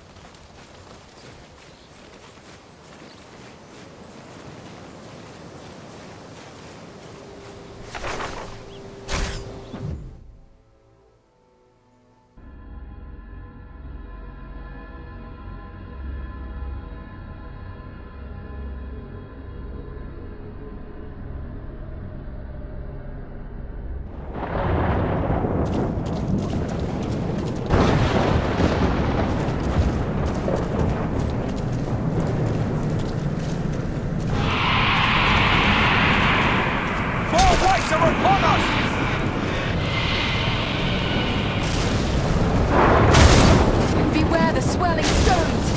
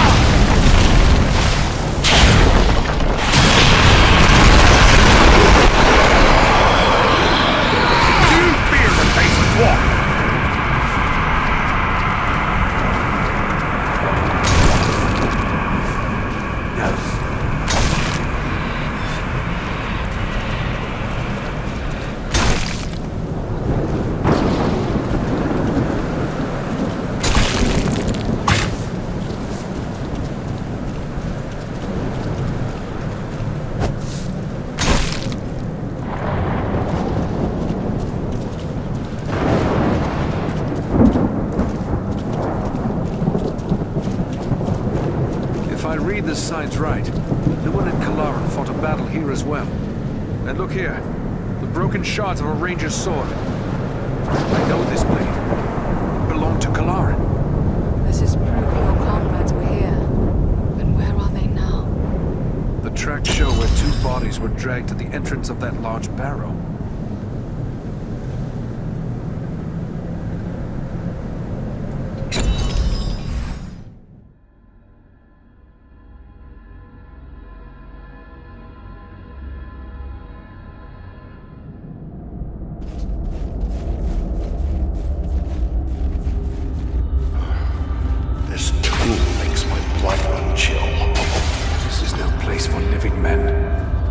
Let's find my friends.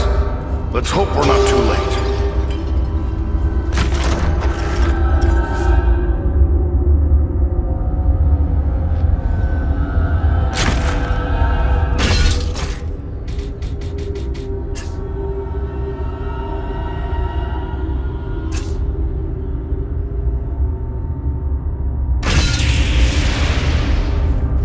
Signs are clear. Rangers were once here. They left some useful items.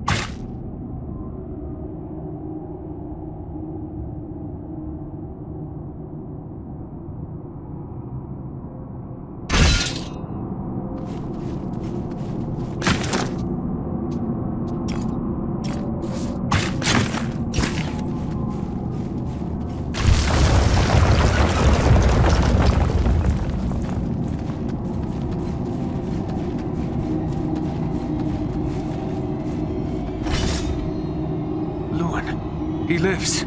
Can you hear me, Lewin? Awake! No strength can prevail against this sickness. What good are swords in the face of this plague? What in the name of... Eradan? Yes, it's me, my friend. I have been dreaming. As you awoke, you said something about a plague. What did you mean? I don't know. It was as if I was someone else. I remember a plague and despair.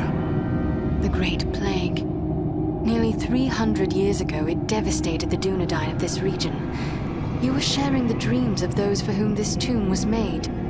Well, let those dreams remain with the dead. I want no more of them. We should escape this Barrow. Are you strong enough to walk? But if I was brought living into this tomb, then the same would be true for Kalaran. We need to find him. That's what we intend to do. Are you strong enough to join us? Yes, I think I can keep up with you. Let us press on at once.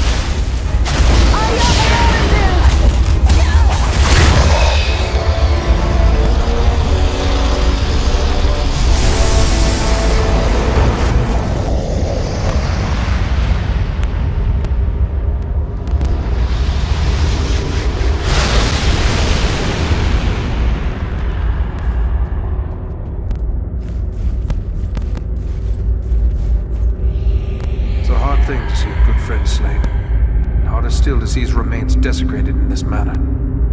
But at least now he is at rest. But you, how are you bearing up? First Black Riders, now Barrow-wites. This is more than men should have to contend with. But where there is life, there is hope. Thanks for your concern, but I will be all right. I owe it to those who have fallen to go on as best I may. We've gathered many rich treasures from this tomb. You certainly deserve a share. Thanks, but it would only serve to remind me of all of this. You keep what you have won. You've been through a terrible ordeal. Perhaps you should come with us to Rivendell. Or we could take you to Bree. It's not far away. No, I feel my strength returning. I'll soon be myself again. And then I will bear Kalaran's body away from these tainted tombs. He should be buried with the rest of his brothers who fell at Sarn Ford. That would be fitting. I hope that he will rest in peace. Farewell, Lewin.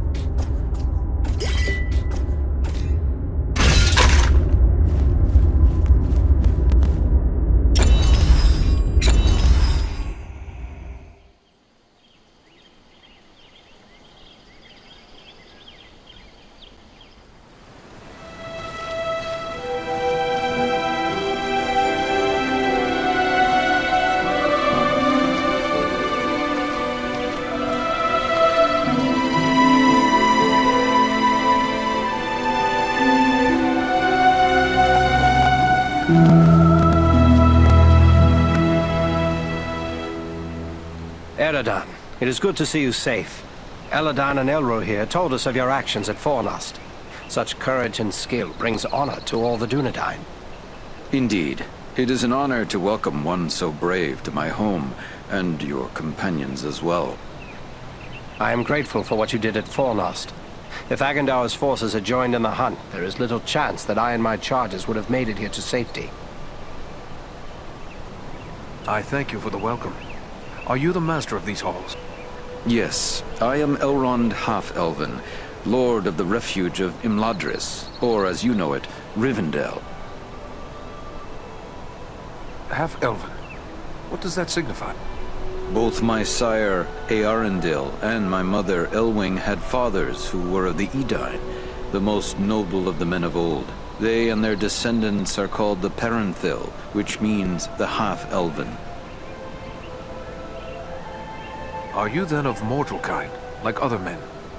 To each of the Parathil is given a choice, whether to become mortal or to accept the life of the Eldar, the elves. Long ago I chose to be counted among elven kind.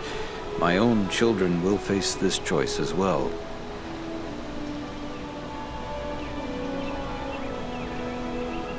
What befell you after we parted company at Bree, Aragorn? I found the hobbit Frodo Baggins and his companions and led them through the wilderness, hoping to throw the Nazgul off our trail. All the same, 5 of them attacked our camp at Weathertop, and Frodo was badly wounded. After that, the enemy pursued us almost to the hidden pathways of Rivendell itself. We never would have saved Frodo, except that we had the help of Elrond and his people. How did you manage to escape them? The river of this valley is under the power of Elrond, and it will rise in anger when there is need to bar the ford. As the Black Riders attempted to pursue Frodo across the river, they were swept away in a great flood. So that is the end of the Black Riders? No, ringwraiths cannot be so easily destroyed, but we can hope they were unhorsed and uncloaked. Without their mounts, they are crippled, and will be forced to make their way back to Mordor as best they may. These ringwraiths, as you call them, what are they? They were once mortal men, great lords, warriors, and sorcerers. They were ensnared by Sauron, who lured them with promises of wealth and power, and gave to them rings of power. But they were deceived, and quickly became slaves of the Dark Lord's will. They ceased to live as men long ago, and now exist only as wraiths. They are shadows, invisible and immaterial, given shape only by the robes they wear, yet their power to inspire terror and their mastery of dark sorcery makes them terrible foes. I still cannot understand why the most dreaded servants of the enemy would pursue a hobbit in this manner. I think it is time we told our newfound friends what they have gotten themselves into. And who are you? Do you not know me? I am called by many names in many lands. Mithrandir among the elves, Tarkun to the dwarves, Olorin I was in my youth in the west, in the south in Canos. But here in the north I'm most often known as Gandalf. Ah, of course. I should have known you would be involved in this. Indeed. Wherever there is trouble and strife and the enemy is stirring, there you will find Gandalf the Grey. I believe I have begun to glimpse the truth, yet I would gladly hear your explanation, Mithrandir. You have more than earned such an explanation. Tell me, what do you know of Isildur's Bane? I know nothing of this. What is Isildur's Bane?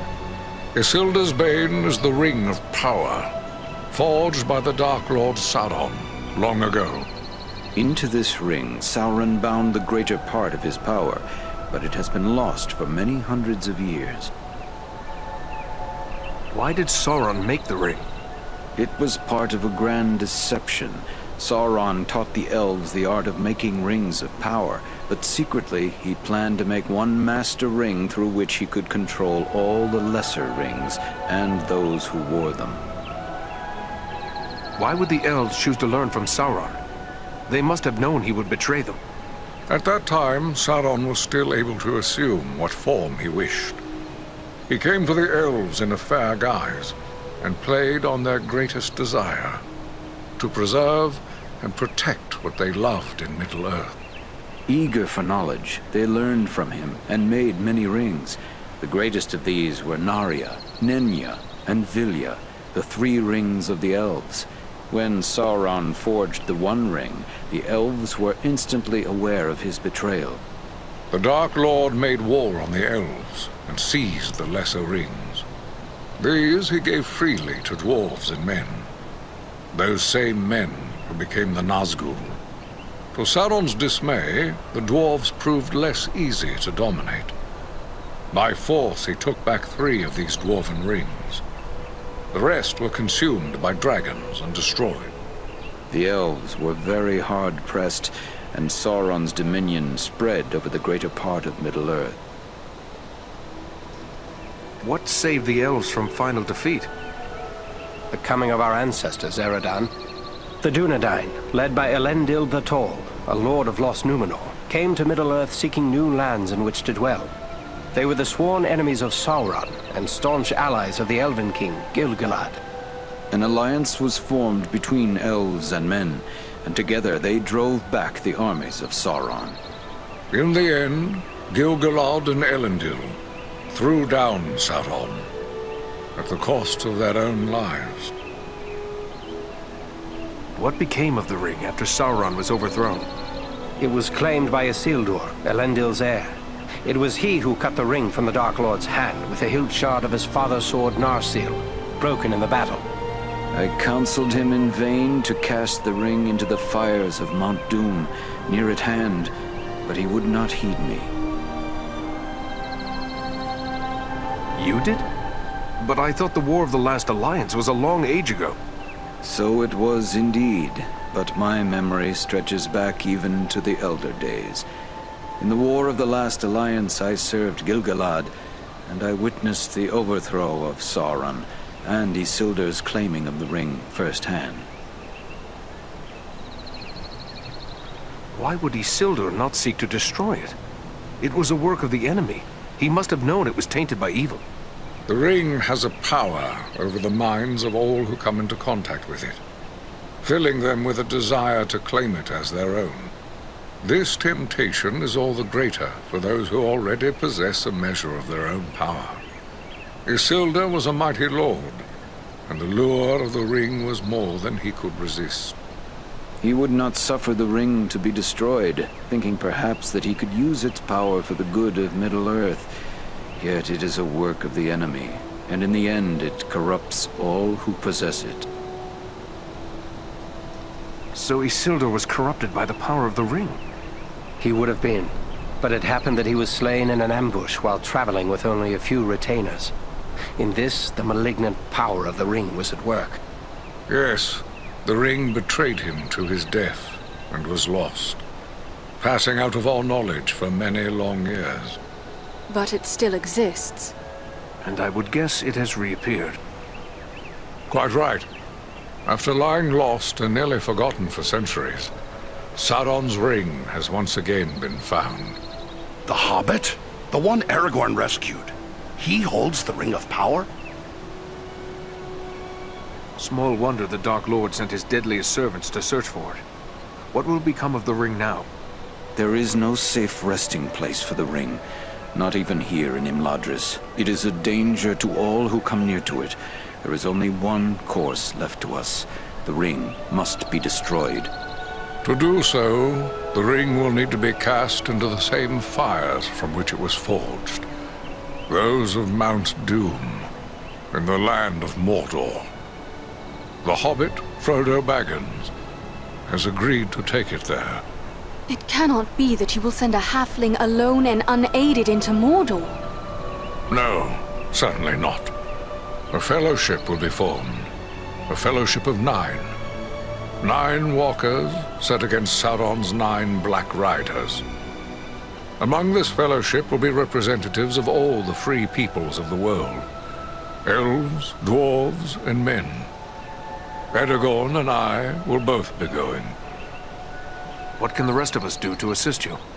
The Nazgul and Agandaur are dire threats. We must learn all we can of their movements before the Fellowship is to depart. Scouts will be sent out in every direction to scour the lands around Rivendell. Your aid in this would be of great service to our cause.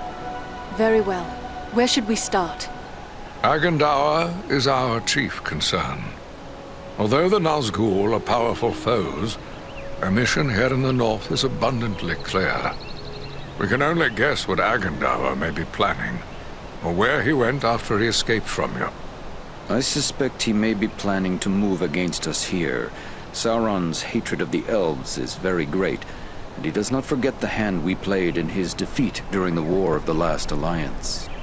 If it is strength he wants, he may well find it among the Ettenmoors. I know little of the Ettenmoors. What can you tell me of this place? The Ettenmoors are a spur of the Misty Mountains, lying almost directly north of Rivendell. It is a wild region of very rugged terrain, home to many trolls and giants. I myself was in the Ettenmoors but days ago. I saw no sign of Agandaur's presence, but neither did I encounter trolls. That fact alone is troubling. It could be that they are gathering in force, somewhere among the moors. If so, it is best we learn of it before they can take us by surprise. We will scout the Ettenmoors to see what we can discover. From what I have heard of you, from Aragorn and Elrond's sons, I expected no less. Still, you have had a long road and hard fighting to get this far. Take what time you need to rest and recover before you set out. The Ettenmoors are a dangerous place for the unprepared. The hospitality of my house is yours, for as long as you wish.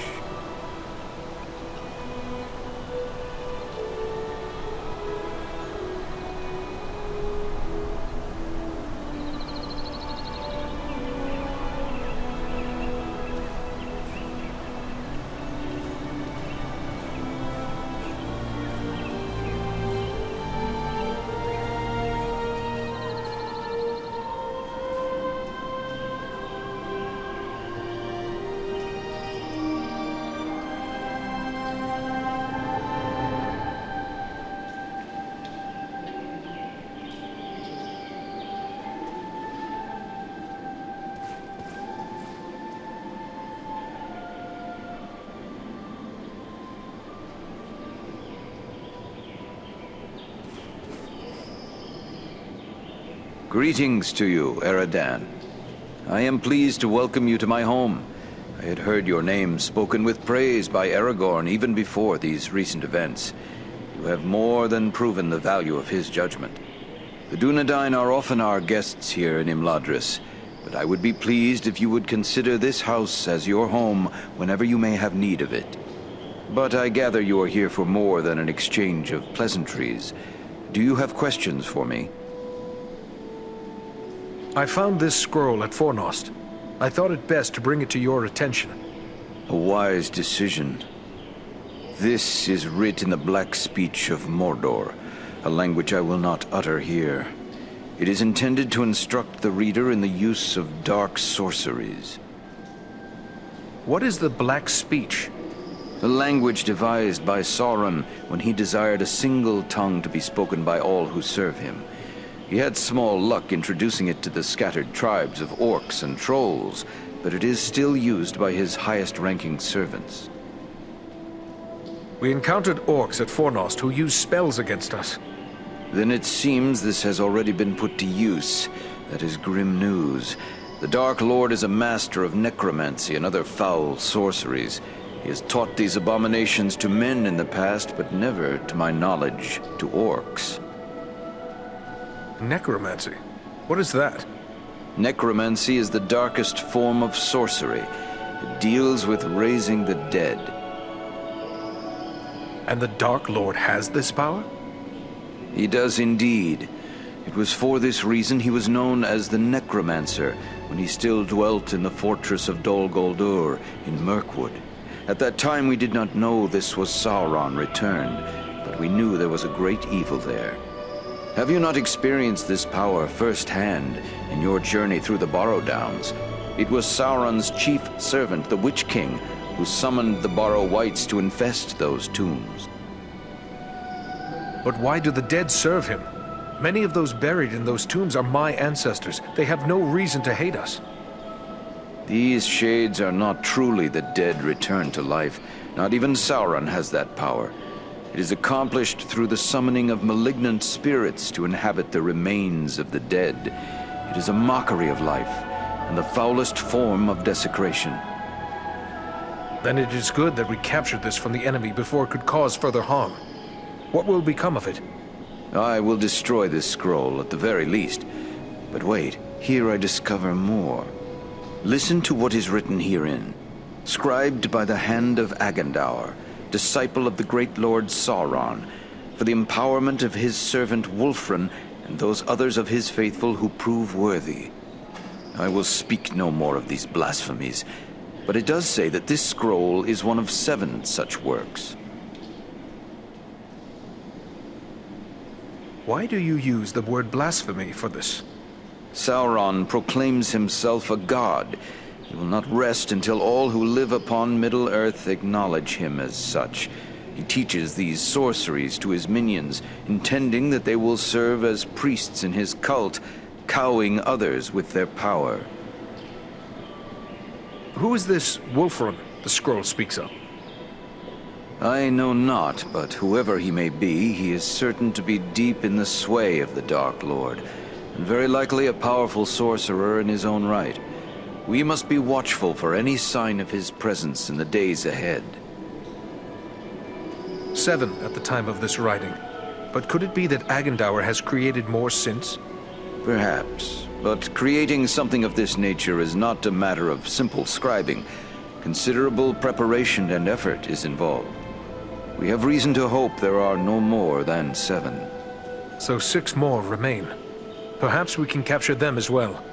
That would be a great service to our cause. Should you recover them all, bring them to me, and I will ensure they are destroyed. Why not destroy any I find immediately? Burn them or tear them to shreds. You will find that works of this sort are not so easily destroyed. There are strong wards placed upon them that protect them from mundane harm. But I have the necessary skill to remove these wards. Should you gather the remaining scrolls, bring them to me, and I will see them destroyed. I will be certain to do so.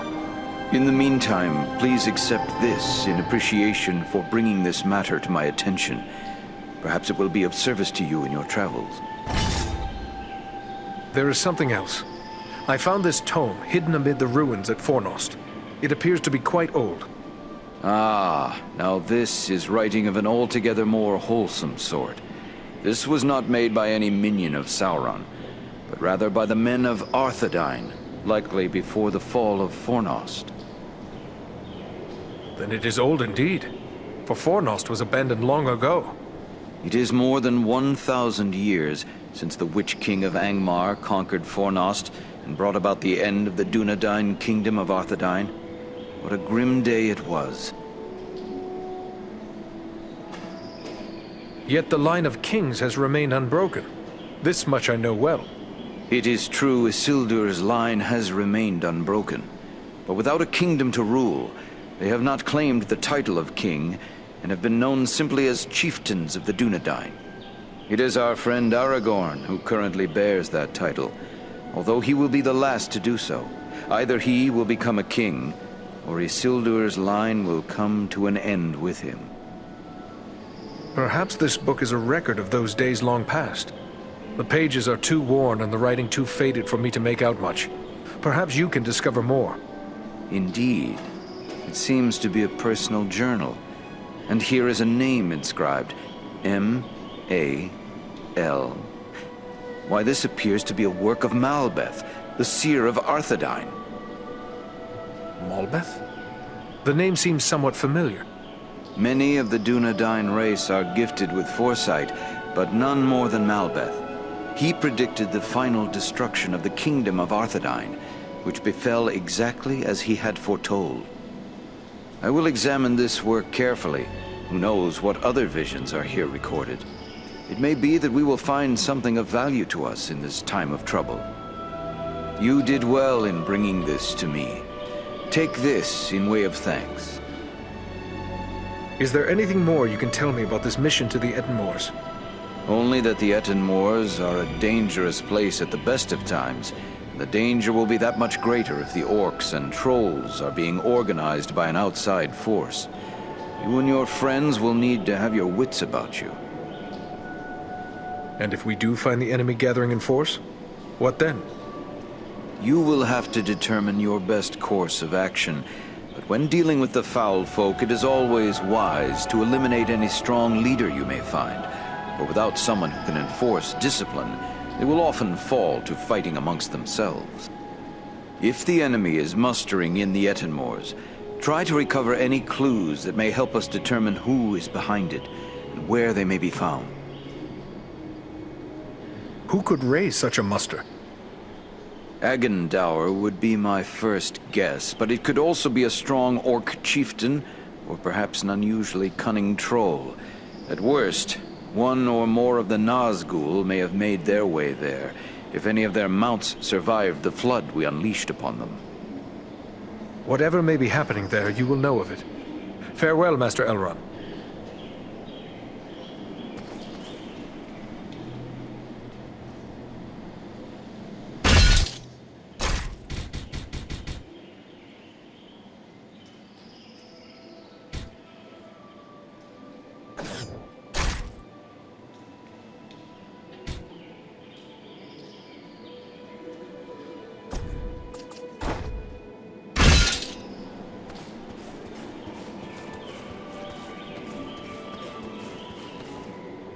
Eradan, I am glad of this chance to speak with you. I wish to tell you how proud I am of all you have accomplished. Halbarad has taught you well, and your acts of courage honor the memory of our brothers who fell at Sarn Ford. Knowing I have the loyalty of such men strengthens my resolve. I would like to know more about those chosen to be part of your fellowship. Who is it that interests you? Tell me about the wood elf, Legolas. It is fitting that we have a representative of the Eldar, the Elves, along with us on this venture. They have been foes of Sauron since before the ancestors of the Dunedain first returned to the shores of Middle-earth. Legolas is keen of eye and ear, and he is unmatched as a bowman. His arrows seldom miss their mark. What about this man of Gondor, the one called Boromir? If he hails from Gondor, then he is one of our long-sundered kin. But what else do you know of him? Boromir is the son of Denethor, the steward of Gondor. I had never met him before Elrond's council, but long years ago, under another name, I served his grandfather Ecthelion. The men of Gondor are valiant and strong, and by all accounts Boromir is foremost among them in courage and skill at arms. I suspect we will have need of his sword before our quest is through. What can you tell me of the dwarf Gimli? I have spent little time among dwarves, but Gimli is one of Durin's folk, and the dwarves of that line are trusted by Elrond, in spite of the differences that sometimes divide elves and dwarves. If Gimli is like most of his kin, he will prove loyal and stout-hearted, enduring in hardship and fierce in battle. What about these other hobbits? Is it wise to send so many of the little folk on this quest? We are asking much of Frodo. Until recently, he had never set foot outside the confines of the Shire. It will be a comfort for him to have the familiar companionship of his friends and kin, in the face of so much that will be new and frightening. I have traveled with these hobbits, and they proved far more courageous and hardy than many would suspect. What about Gandalf? What can you tell me of him? To know all there is to know of Gandalf would require a lifetime study. There is much about him that remains a mystery, even to me. Yet he is a relentless foe of Sauron, and without his vigilance the ring would already be in the hands of the enemy. His wisdom and leadership will be of great value to the Fellowship.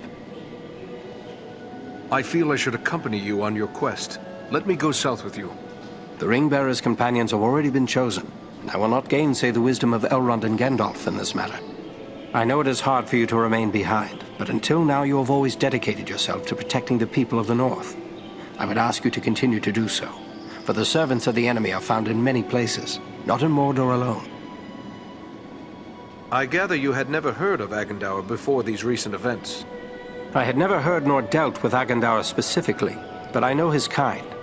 Years ago I served in disguise in the armies of Gondor, where I contended with the corsairs of Umbar, who were often led by those akin to Agandaur. These black Númenóreans are a corrupt and wicked race. They worship Sauron as a god and seek the utter destruction of all who oppose him. You have traveled a great deal. Is there anything you can tell me of the Ettenmoors? Only that it is a dangerous and unforgiving place. My own grandfather Aradur was slain by trolls in the Ettenmoors. It is important we learn if the enemy is active in the moors, but we do not send you there lightly. Be on your guard at all times while you venture there. You go now to claim your rightful place as the King of Gondor. Above all, I go to help Frodo fulfill his quest. For unless the ring is destroyed, Gondor will soon fall, king or no king. Good luck to you.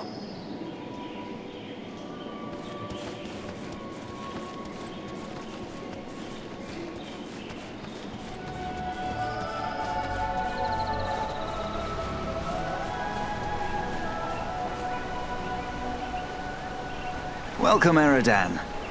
I suspected you would find your way here before long. You know my name, yet I do not believe we have met. News travels swiftly in this household. I suspect everyone in Imladris has heard of your exploits by now. But such adventures are often hard on one's weapons and armor. Perhaps you have need of my services? What task are you working at now? My fellow smiths and I are preparing for a great work. Soon we will be called upon to reforge the legendary sword Narsil. In the meantime, I've been sharpening my skills by practicing the art of imbuing gemstones. What can you tell me of this sword, Narsil? Narsil was the sword of Elendil, a mighty lord of the Dunedain who defied the Dark Lord in the War of the Lost Alliance. He bore the sword in battle against Sauron, but he was slain and the sword was broken. Since that time, the shards of the sword have been an heirloom of the House of Elendil. It was to remain broken until the day when an heir of Elendil would go to war to reclaim the crown and title of king. That day will come soon, and the sword must be made whole once again. What do you mean by imbuing? Simply that certain objects have inherent virtues, and a skilled artisan can, through his craft, increase those virtues and bind them to an object for advantage. Gemstones are very strong vessels for this process. Sadly, appropriate gemstones have become difficult to find. The growing trouble throughout the land keeps travelers away, and our own people are staying closer to home. Perhaps I can help you with that. I will be traveling soon. I would be pleased to have your help. I will provide you with a list of the types of gemstones that are of the greatest value to me. If you collect the stones, I am certain I could create something that you would find useful. But to be of use, the gemstones must be of the highest quality. Fortunately, we have as a guest a dwarf of the Lonely Mountain. Glóin is his name, and he is skilled in the appraisal of gems of all sorts. Once you have gathered the stones, allow him to examine them. He'll know if they are suitable. I have gathered a few artifacts of interest on my travels. I believe you might be able to help me with them. Ah, these are work of Westernese, the lost land of Númenor. The men who forged these items were skilled indeed. You have the makings of a unique weapon here. Although these components were never part of a single work, I believe you have assembled everything I would need to make it so. The finished weapon would undoubtedly carry some elven qualities. What do you mean by that? Only that with a work such as this, the finished product is liable to reflect the nature of the smith who assembles it. If, for example, a dwarven smith were to complete this weapon, it might possess quite different qualities from the weapon I would create. I would like to see what a dwarven smith might do with this task. Perhaps I shall wait. As you wish. I will help you should you change your mind. I should be going.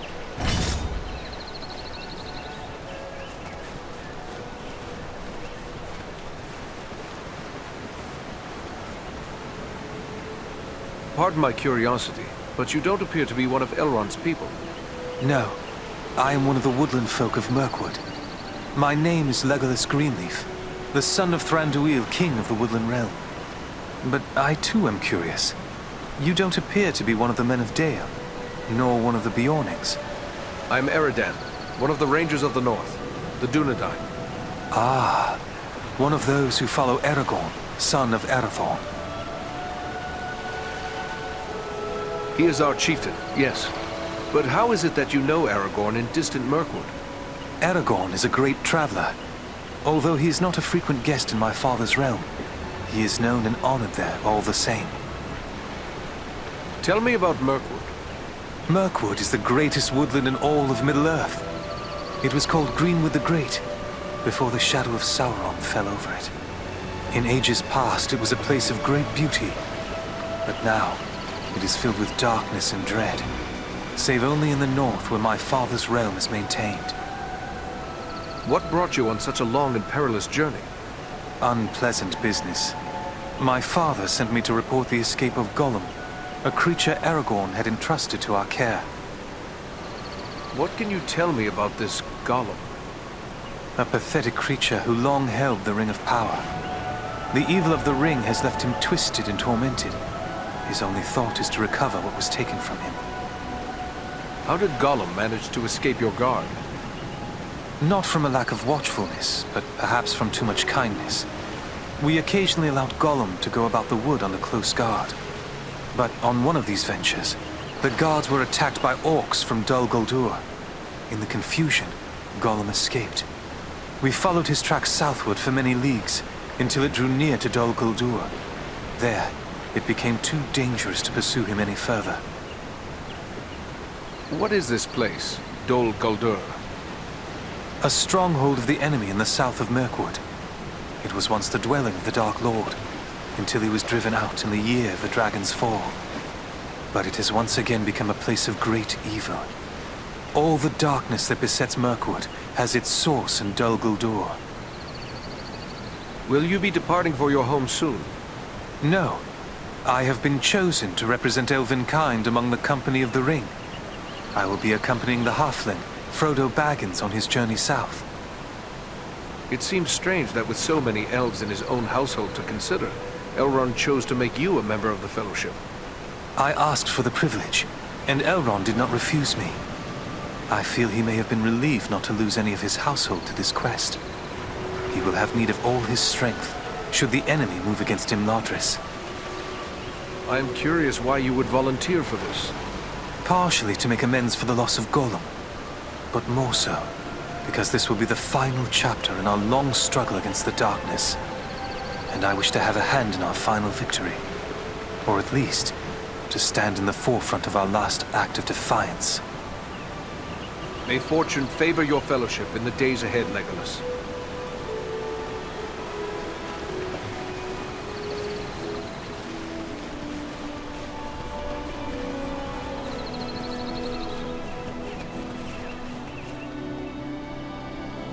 Welcome, Dunedain. Welcome to Imladris.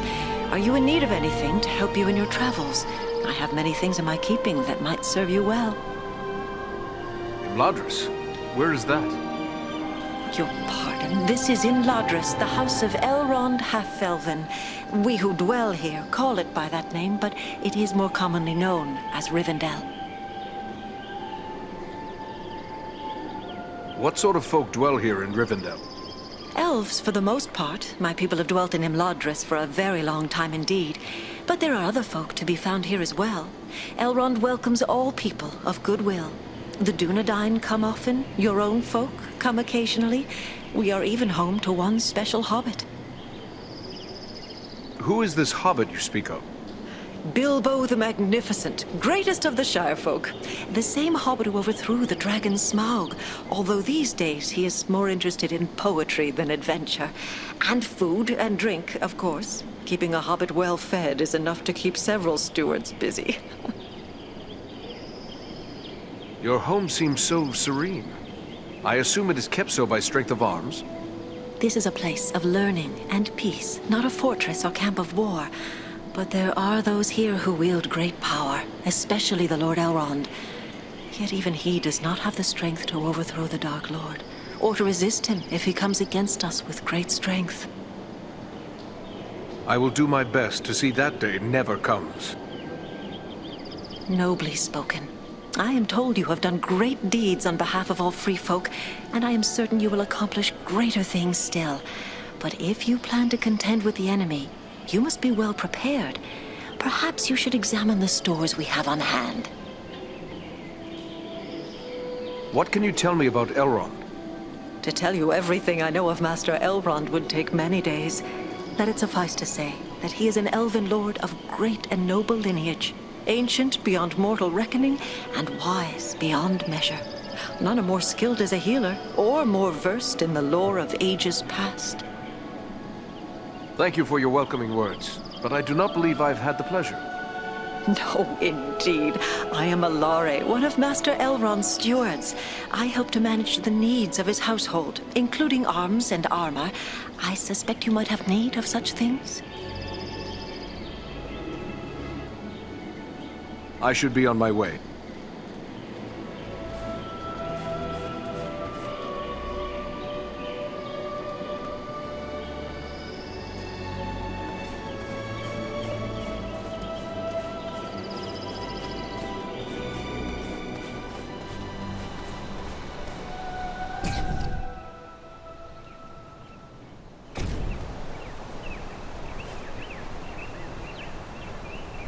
The sun shines and all is fair and peaceful here in Imladris. A far cry from the blood and dust of Fornost, is it not? You and your companions did very well there. Indeed, things might have gone badly for us had you not been there. You have earned some time to recover from the toils of battle and hard travel. And I believe you will find no place better for the restoration of body and spirit than this, our home. How was it you happened to be at Fornost? We often ride far afield hunting the orcs, wherever we may find them. We came upon signs of a large band of goblins making their way from the orc hold of Mount Gram and followed their trail to Fornost, where we lost no time in attacking them.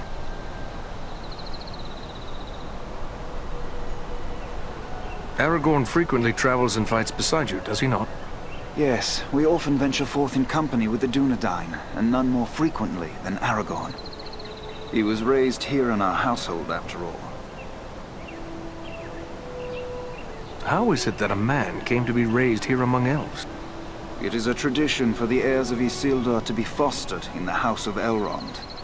We have sheltered all the chieftains of the Dunedain from the time the Northern Kingdom ceased to be down to this present day. Aragorn is the 16th in line from father to son to spend his early years in Imladris. This is one reason why the bond between our two peoples is so strong.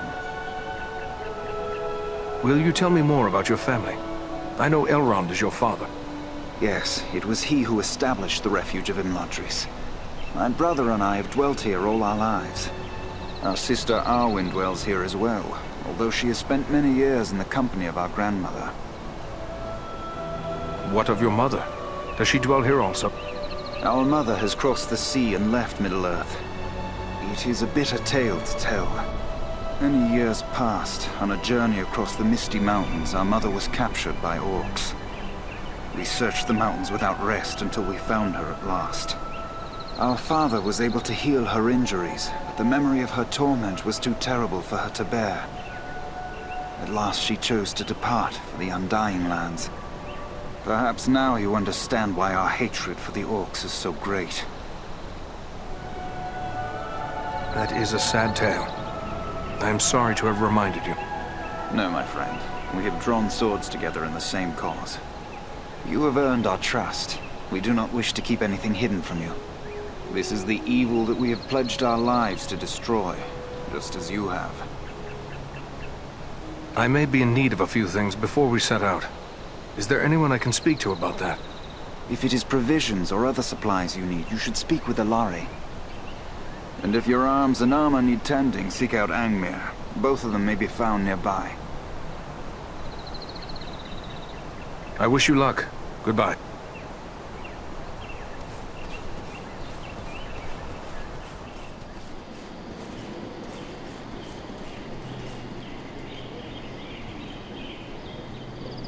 I thought it rare to find one dwarf so far from home. Yet here is another. If I may say, there's something about you that reminds me of my companion Farron. Gimli, son of Gloin, at your service. Your eyes serve you well, Ranger. Farron is indeed a kinsman of mine, and a most valiant dwarf. And if I may say, your own fame has gone before you. You fought well at Fornost, and I hear much praise of your exploits. Most impressive, though of course you had Farron's help. I must concede the usefulness of a dwarf in battle. He wields his weapon to good effect, as long as he stays clear of my knees. Useful? I dare say you'll find him more than useful. Why, he's a hero of the Battle of the Five Armies. Men, elves, and dwarves against orcs and goblins. And many an orc has felt the caress of his axe. Farron said no word of other kin coming to join him. What brings you here to Imladris? Aye, it's a long march from the halls of Erebor, but grim news goes on swift feet. It was for Bilbo's sake we came, with a warning that the servants of Sauron wished to find him and his ring. Thrice a Black Rider came to the front gate of Erebor, demanding news of Bilbo, and threatens to return once more. Ere that should happen, King Dain sent my father, Glóin, to seek the advice of Elrond. You've heard the results of the council? I see you have. I have sworn to protect Frodo upon his quest, an oath I will fulfill though all the orcs of Middle-earth stand in my way. Erebor, the Lonely Mountain. I've heard tales of it. Were you there at the downfall of Smaug? Sadly, no. I was far to the west in the Blue Mountains where I was born, for my father deemed me too young to join him on Thorin's quest. But once the dragon was destroyed, I hurried with many of my kin to settle there. I've labored some 70 years to restore what was lost and helped build anew the city of Dale from the ruins of the Dragonfire. I've seen the bones of Smaug upon the lake bottom where he fell. Did you know that Bilbo exchanged riddles with the dragon? Now that's a tale he should tell you. We owe much to that fine old hobbit. You're bold to defy a Nazgul if it was indeed one of the 9 who came to your door. Not one of the Nazgul, I think, but it was a fell servant all the same, who spoke in a voice like the hissing of snakes. What sort of man can serve the enemy willingly, even gladly, is beyond my understanding. More cruel than any orc he struck me, full of venom and lies. Your words fit Agandaur well. His cruelty knows no bounds. Could it be so? Perhaps. It is enough that we will not be deceived by promises from Mordor ever again. The only way the Dark Lord gets his ring back this time is when it's tossed into the fires of Mount Doom. Do you know Frodo well? I know only that he is Bilbo's adopted heir, and that he is chosen of his own free will to bear and destroy the ring. That's all I need to know. I'll protect him to my final breath if need be. When do you leave for the south? Not soon enough for my liking. Elrond is sending scouts many leagues in all directions, and we will wait for their news. They search for signs of any Nazgul that may have survived the flooding of the river.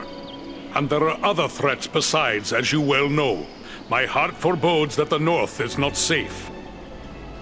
Elrond has asked us to scout the Ettenmoors. But what is it that worries you about the north? I like not what I've heard of this Agandar you drove from Fornost. He could yet cause grief untold. There are rumors of gatherings of orcs, goblins, and other deadly foes growing in strength. When the Dark Lord strikes, there will be more than one land that feels his wrath. I fear for the Shire and Rivendell. It would ease my heart to know that you'll look to the defense of the north for as long as you're needed. With help from Faran, of course. For my part, you have my word on it. And I have no doubt your trustworthy kinsman and Andriel will stand by my side.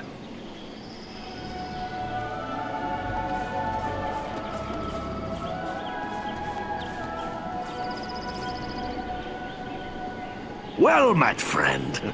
It's an honor to make the acquaintance of one of Farin's valiant companions. I'm Glóin, son of Groin, from the Lonely Mountain. And one of Bilbo's companions in the quest to slay the dragon Smaug. It's an honor to meet such a famous dwarf. I'm Eradan of the Dunedain.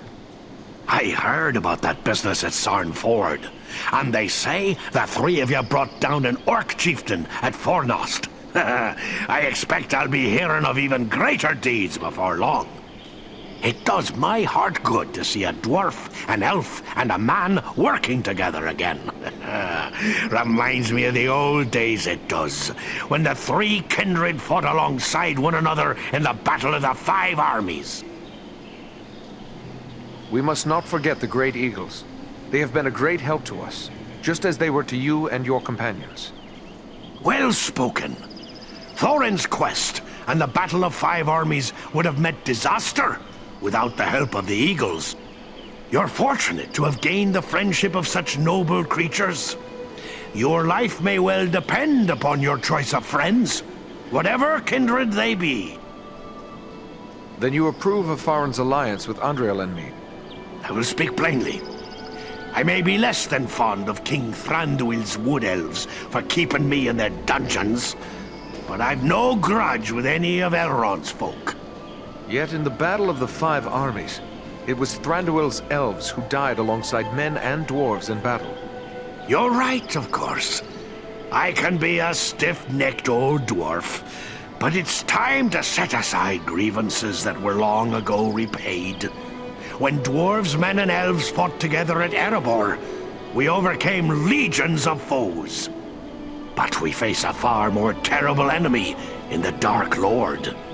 Standing together against Agandar may be more than just a good idea. It may be our only hope to save the North. Sauron's attention will be focused largely on the south. Perhaps if we thwart his plans here, it will distract him. That could benefit Frodo and the Fellowship on their quest. That's my thoughts upon the matter, too. Be the stinging fly in the ointment, as it were. Only this fly's sting will be deadly. And it's time to be about your business. Goodbye, and good luck to you.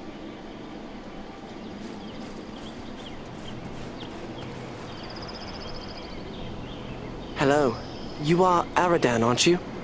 I was hoping I would get a chance to speak with you. And you are Frodo Baggins. Aragorn and Gandalf have told me about you. And your burden. Likewise, they have told me all about you. I wanted to thank you and your friends for all you did to keep us safe on our journey to Rivendell. Will you tell me about your journey here? Clearly, it was not an easy one. We had trouble almost from the start. The Black Riders were always just behind us, and we nearly met disaster in the Barrow-downs, at Bree, and again at Weathertop. You entered the Barrow-downs? If you escaped from there, you are made of sterner stuff than I'd imagined. That is no place to go wandering. You seem to know a great deal about the Barrow-downs already. I'd prefer not to speak about what we found there. It is too horrible to dwell on, even here in the safety of Rivendell. What befell you in Bree? We must have just missed crossing paths there. There were spies in Bree, and our room was attacked in the night. If Strider hadn't convinced us to sleep elsewhere, our journey would have ended then and there. I am familiar with the ruin known as Weathertop. What happened there? We were attacked by 5 of the Black Riders. I was foolish, and I put on the ring. One of them wounded me before Aragorn managed to drive them away. The knife that was used against me left a shard in the wound. From what Gandalf has told me, the fragment was working its way inward. If it had reached my heart, I would have become a wraith under the power of the Black Riders. Fortunately, we were able to reach Rivendell in time for Elrond's healing arts to save me. I feel there is more to you than meets the eye, my friend. I trust that you will not fail us. Go with the goodwill of all who remain behind.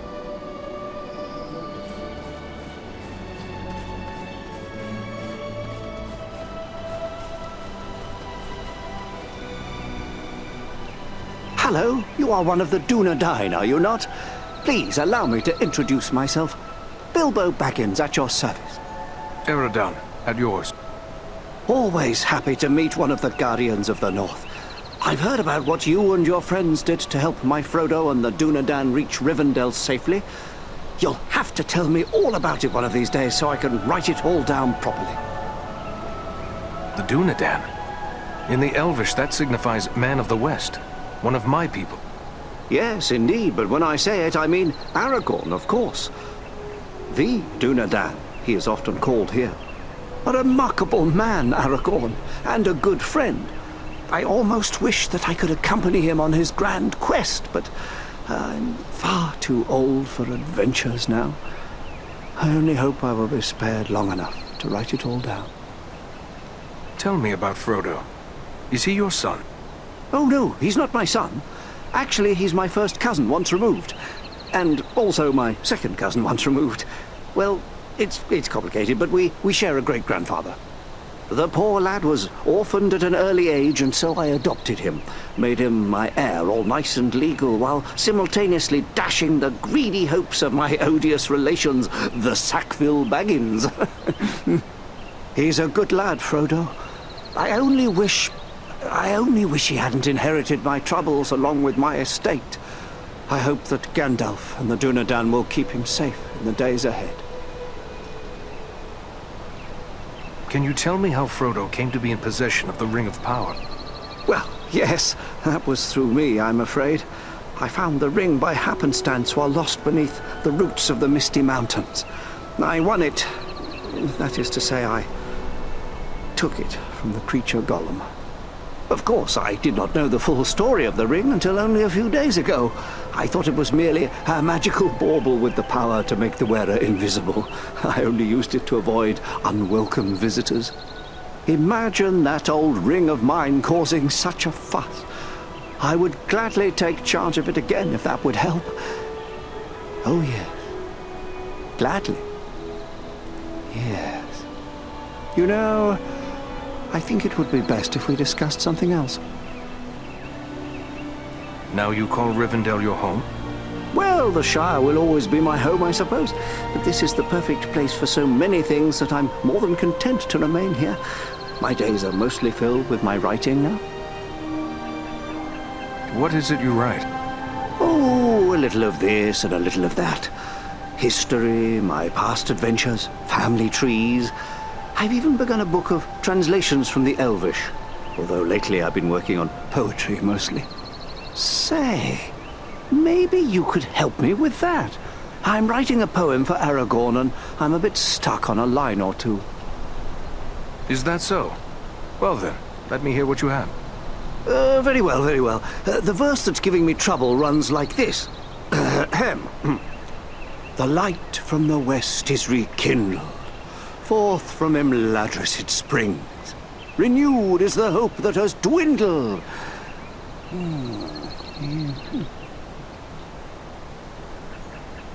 The light from the west is rekindled. Forth from Imladris it springs. Renewed is the hope that has dwindled. To challenge the Lord of the Rings. Hey now, that's not bad, no. Maybe I can work with that. You missed your calling, my friend. Perhaps you should put down your weapons and take up a pen. I hope one day I will be able to sit at ease and compose verse, but I fear that day is still far off. Oh, I'm afraid you're right, but since these old hands are not much use with the sword, I'll just keep on with the pen. Though I'll need some help. Perhaps you could show this to the Lady Arwen. She has her people's gift with words, and this touches her deeply after all. Arwen? Who is she? Why, she's Elrond's daughter, of course, and Aragorn's beloved as well. Although you didn't hear that from me, she's a sweet lady, and I'm sure she'd be willing to give me a hand with this. I will take it to her. Ah, thanks very much. Be sure to give her my compliments, won't you? I will indeed. Farewell now.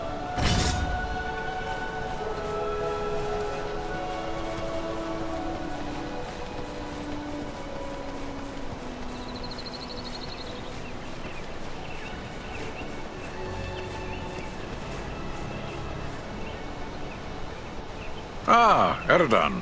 It is good of you to seek me out. You've grown into a fine man of the Dunedain. Your recent deeds of valor have proven your worth. The Dunedain kingdom of Arnor fell long ago. There's nothing left in much of the north save ruins. Why would Sauron build a force here? Sauron seeks dominion over all of Middle-earth. His desire is to order all things as he sees fit.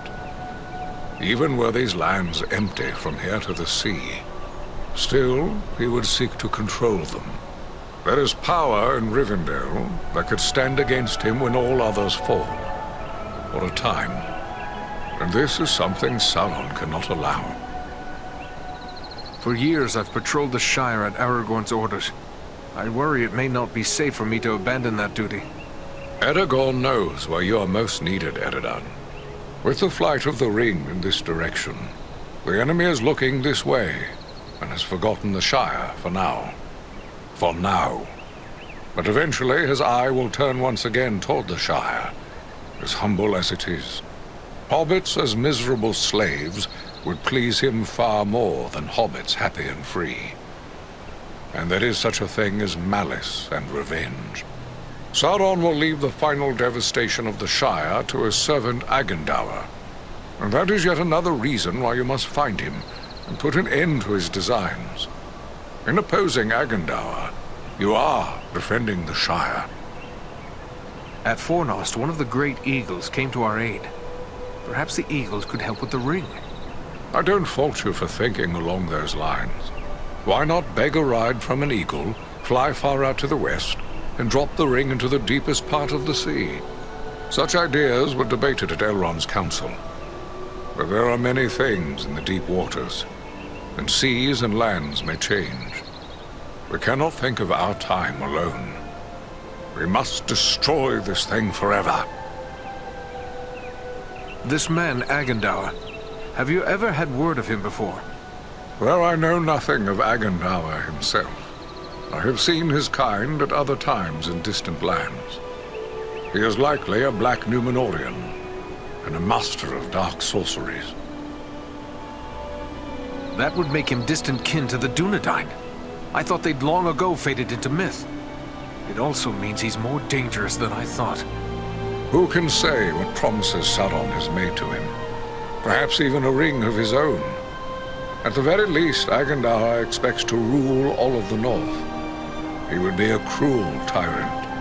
The elves he will seek to utterly destroy. Hobbits, men, dwarves, any that survive, will be enslaved. And he will raise an iron kingdom in the north, in mockery of the ancient glory of Arnor. This is his dark dream. It must never come to pass. When first we spoke, you said you recently passed through the Ettenmoors. Can you tell me more? It is a rough and empty land, home to many trolls. I passed through with great haste, for I needed to reach Rivendell as quickly as I could. And you saw no sign of trolls? I saw neither trolls nor fresh signs of them, and that disturbs me more than encountering one. I doubt they've all packed up and left. Mindless brute creatures they may be. Yet they can be used and driven to even greater wickedness by a strong enough hand. Agendaur could well be forming them into an army. You believe he is mustering the trolls for an attack? That is my fear. I would gladly be proven wrong, but my heart misgives me that somewhere in the Ettenmoors you will find them gathering and being prepared for war. We must know.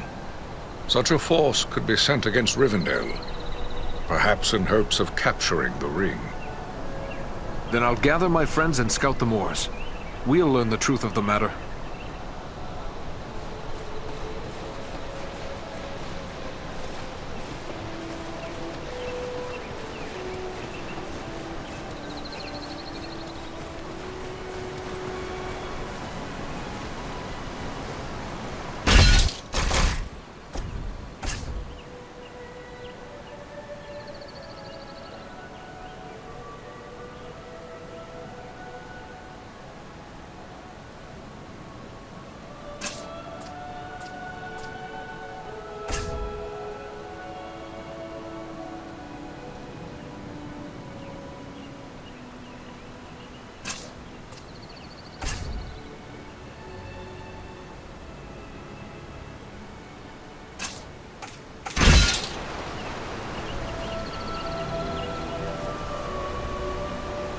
My Govanen, well met and welcome to the safe haven of Imladris.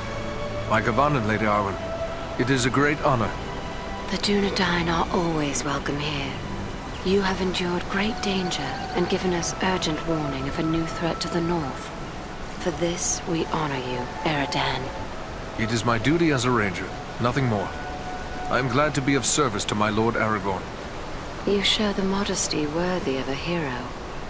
Estelle and my brothers have spoken highly of your courage at Fornost, and I thank you for your part in seeing to my brother's safe return. Please, take your ease and rest a while in our halls. You will find all your heart could desire, whether it be food, drink, song, or storytelling. Estelle? The name means hope. But who is this Estelle you spoke of? Forgive me. I forget that not all the Dunedain know of this.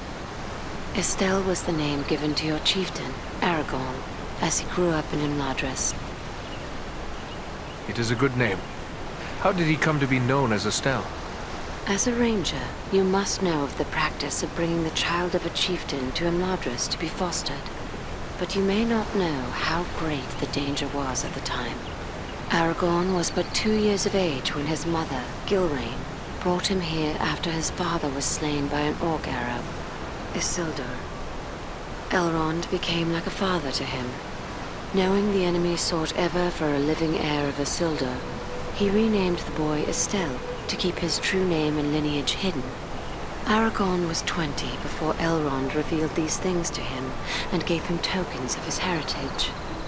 But he remains Estelle to me, for he is my heart's hope, even as he is the hope of the Dunedain. The Dunedain are not given to idle gossip, but I have heard that you pledged yourself to Aragorn. It would be a joyous thing if true. Long ago, I pledged myself to him beneath the golden boughs of Lothlorien, saying to him, "Dark is the shadow, and yet my heart rejoices, for you, Estelle, shall be among the great, whose valor will destroy it." Yet there is much pain in this choice, for I am Elrond's daughter and half-elven. To cleave to Estelle, I must forsake my immortal life and become mortal, accepting the bitter with the sweet.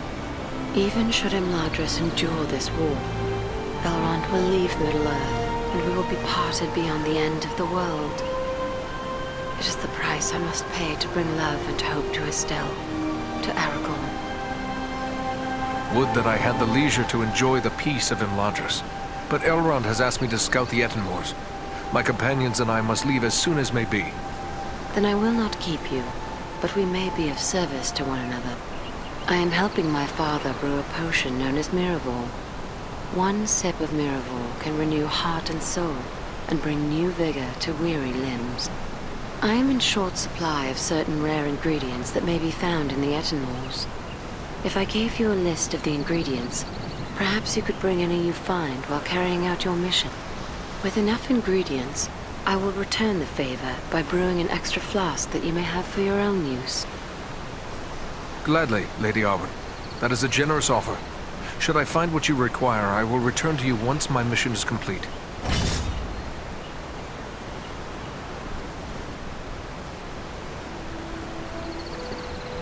My Govanen, Eradan. It is good of you to visit me again. My thoughts stray often to Estelle and my brothers, but also to you and your companions. I continue to brew Mirivor, but I am concerned about our dwindling stocks. We still have need of those ingredients I spoke of before. I have an errand I must not forget. Here is an unfinished poem from Bilbo.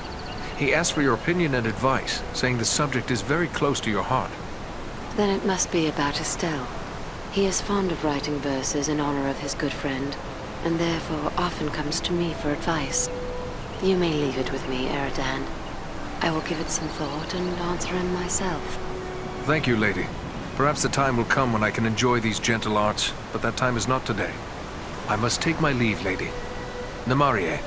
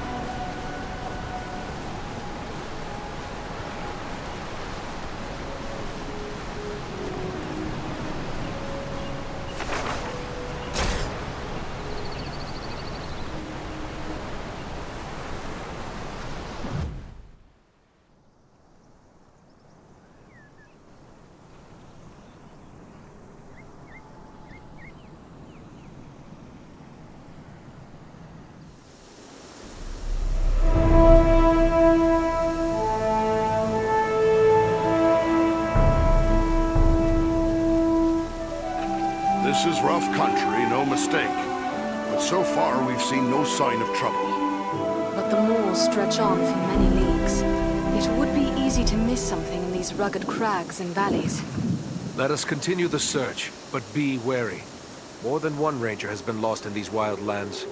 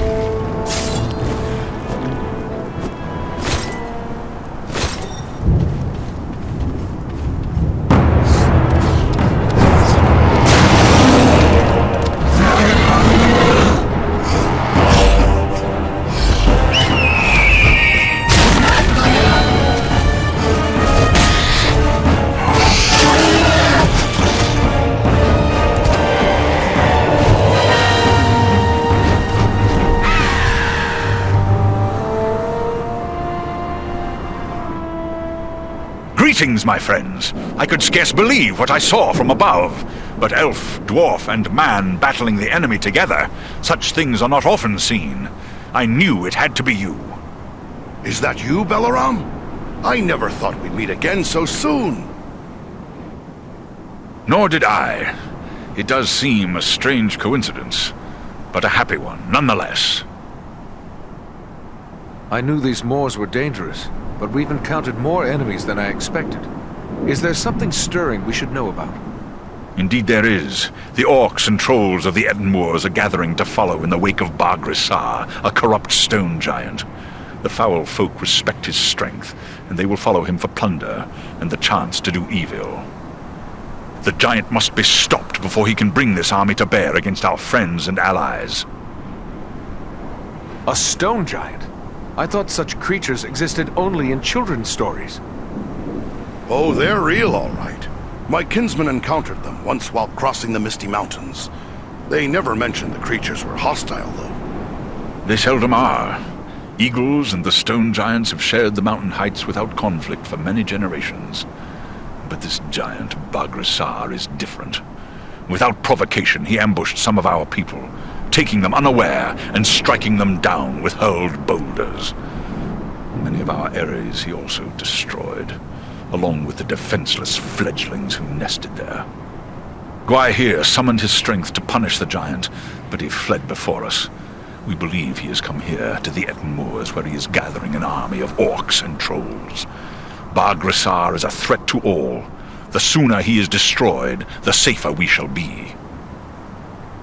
Could it be we will have more giants to contend with other than Bargrisar? I do not believe so, for we have learned Bargrisar is an outcast among his own kind. They disowned him for past crimes, and will offer him no protection from our vengeance. Gandalf the Grey traveled here some weeks ago, and he passed through unhindered. Yet now the hills and vales are alive with enemies. Is it always so? These moors are always dangerous, a breeding ground for trolls and orcs. But even here it is unusual to see so many enemies openly assembling. The presence of Bargrisar makes them bold. They believe he will lead them to the bloodshed and plunder they crave. And it may well be, unless the giant is destroyed. Do you and your kin make your home in the Ettenmoors? No, we keep our areas atop the high peaks of the nearby Misty Mountains. We have come to the Ettenmoors in pursuit of Bargrisar. You are a scout. Does that mean there are more of your people nearby? My lord Gwaihir is gathering his strength. There will soon be many of my kind in the Ettenmoors. We must destroy Bargrisar, the sooner the better. A threat to the Eagles is a threat to us all. Let us join with you in the hunt for this giant. Your aid would be most welcome. Together we may be able to best him. Every hour he lives, his following grows greater. Let us press on!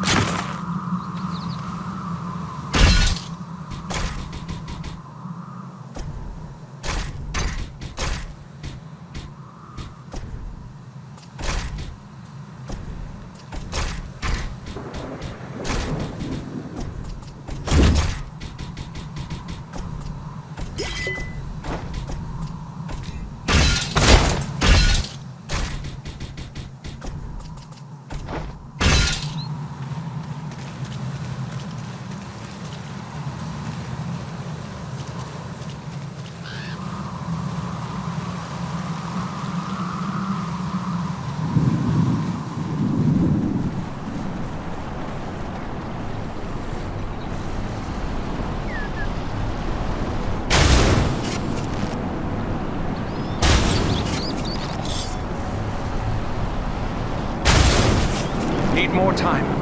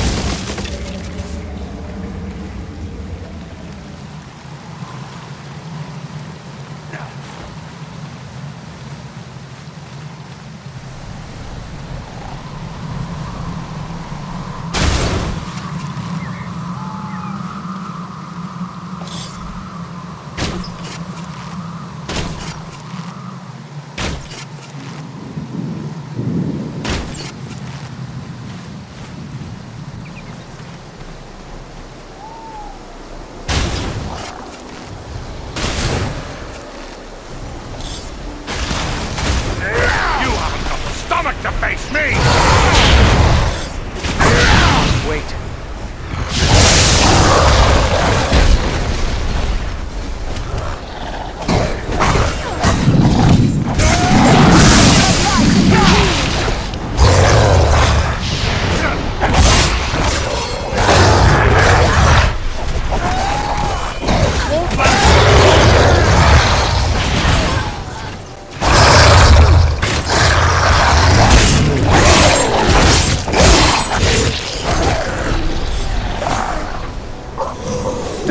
Just yet, Lord Master. We have need of you.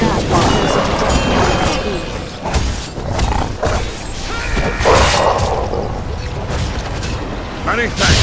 Let's get back to it. I am close to death.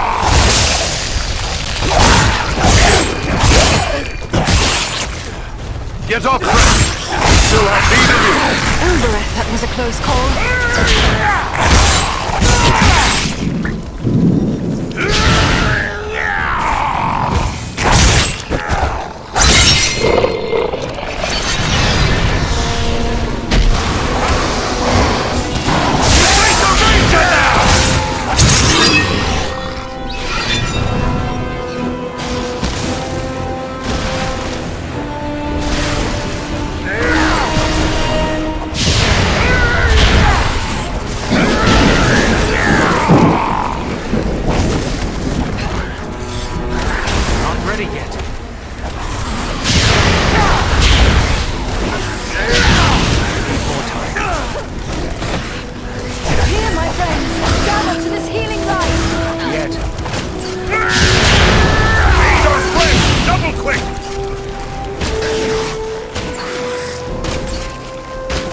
Was too close for comfort. You have my thanks.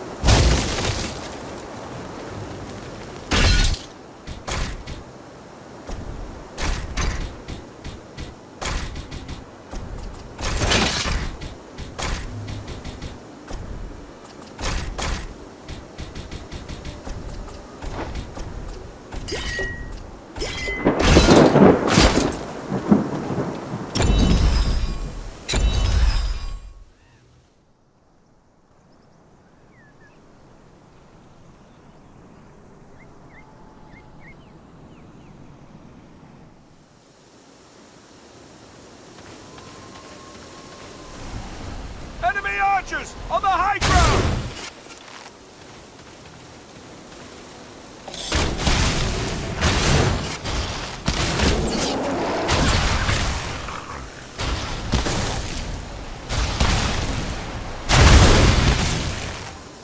Need more time.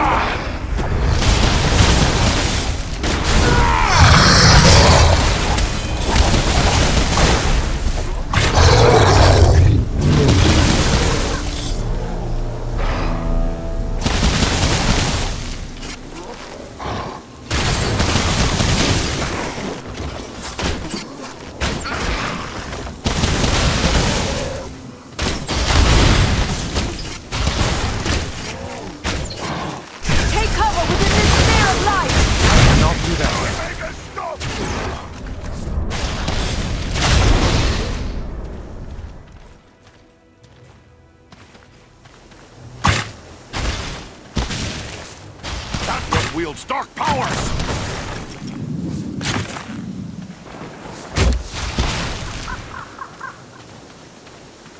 To my side! Let us stand and fight together!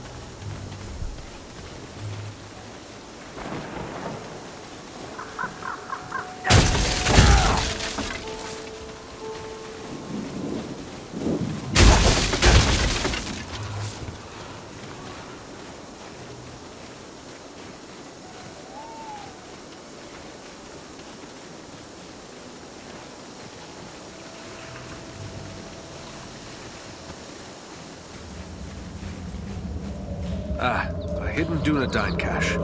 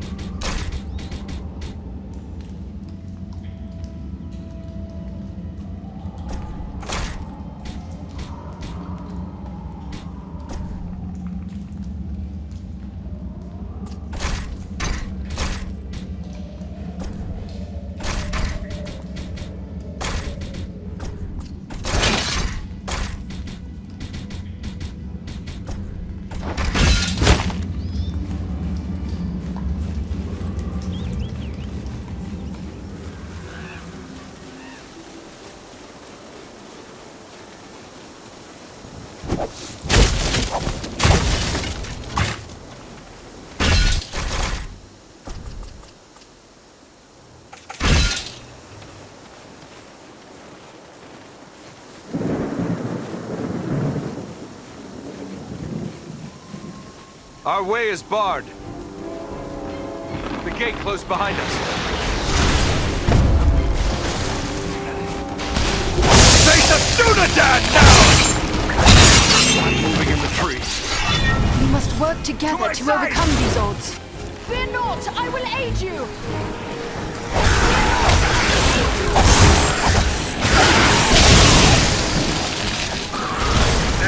You're no match for me!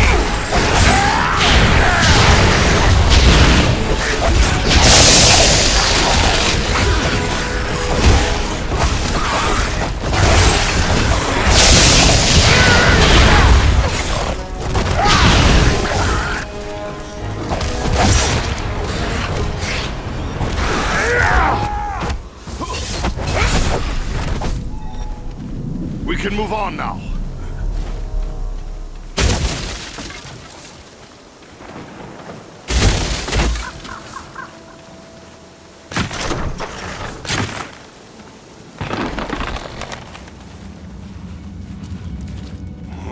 This cave stinks of troll.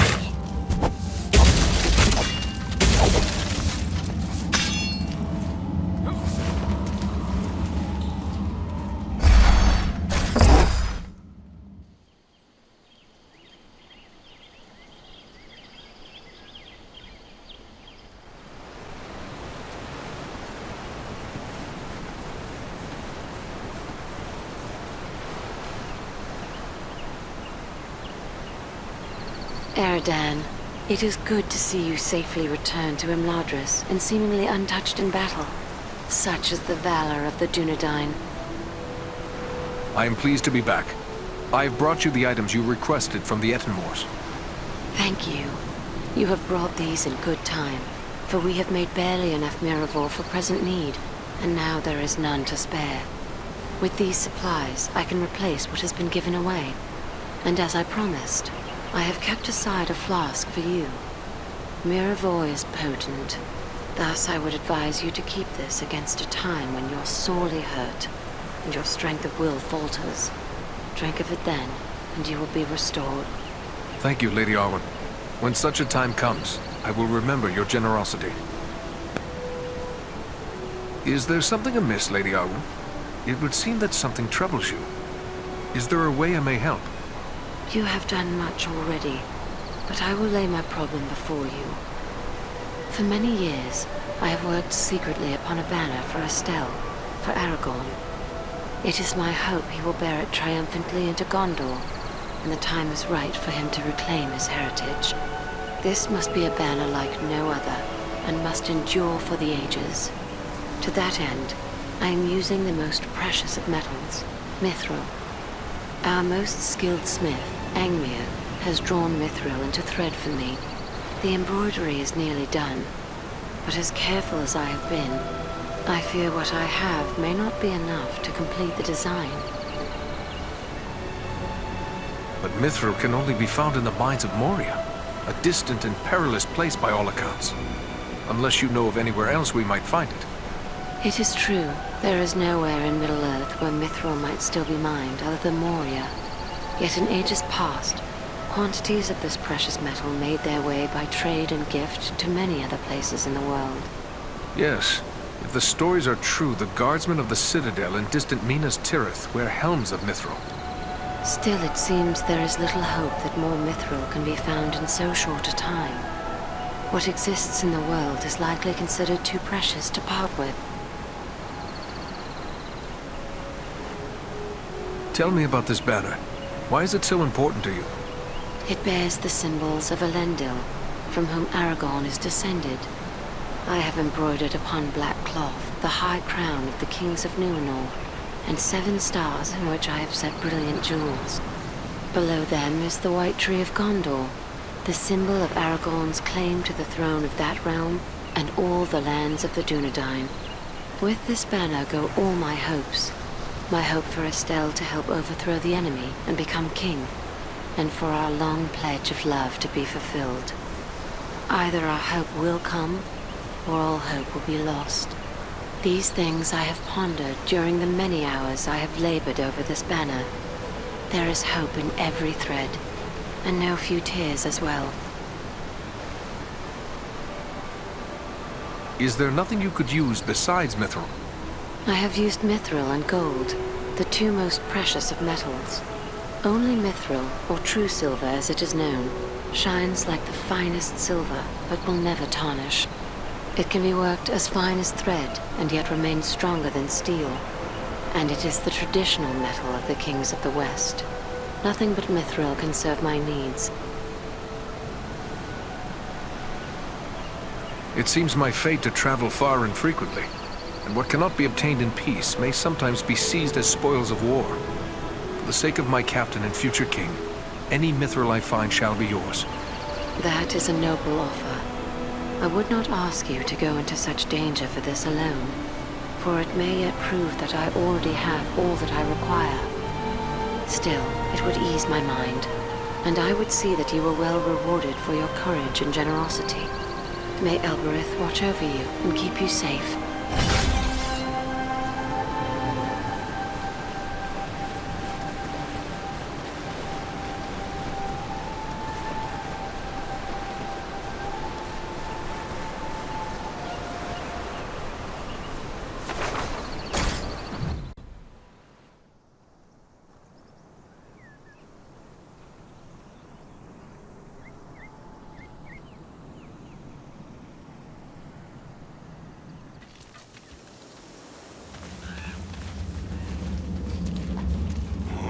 This cave stinks of troll.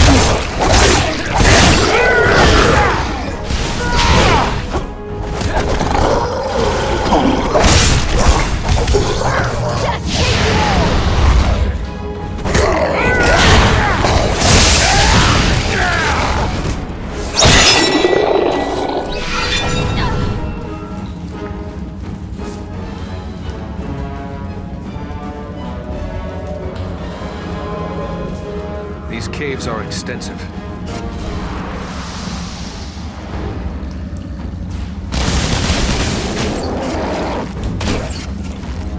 Not ready yet.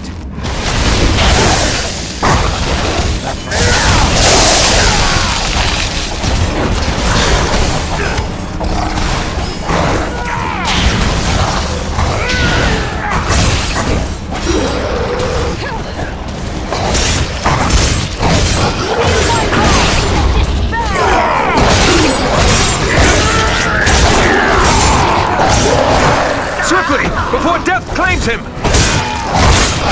More blasted archers!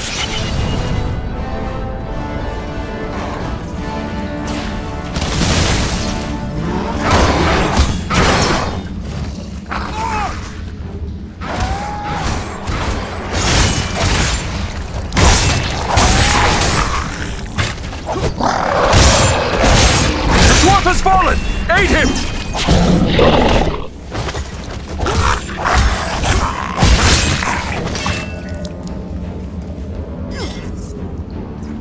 Much appreciated, friend.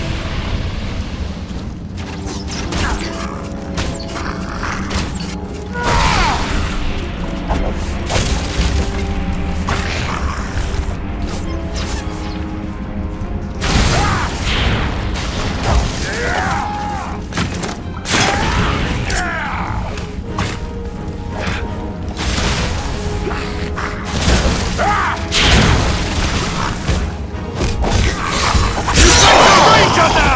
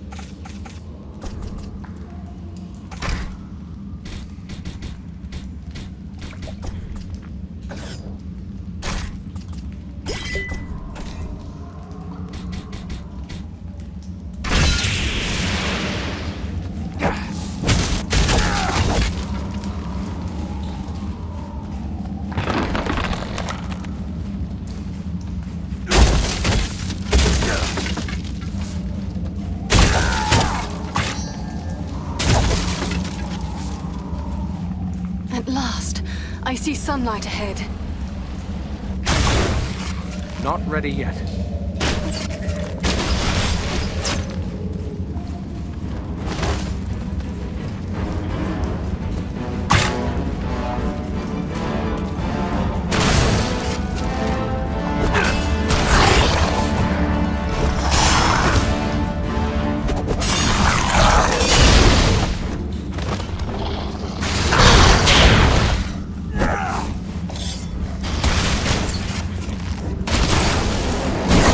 Do that yet.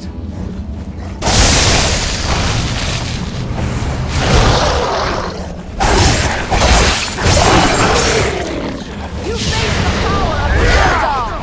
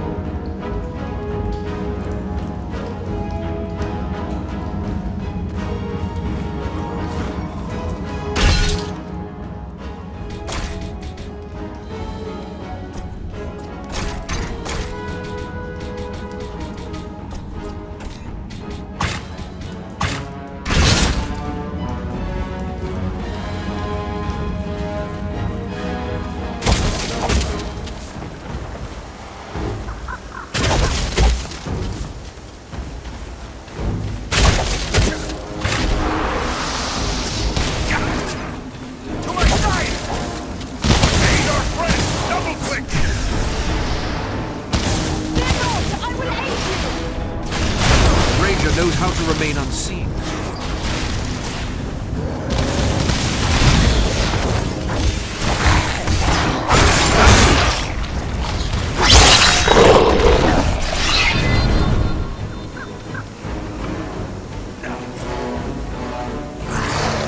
Watch yourselves. Big one looks dangerous. To my side! Not ready yet.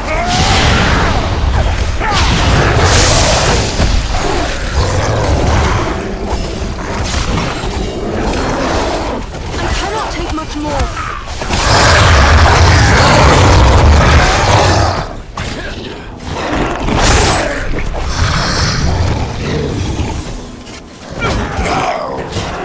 I cannot do that yet.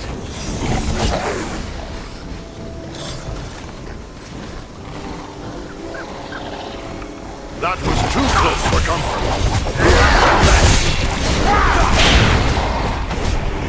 Carn needs a raid! That must wait.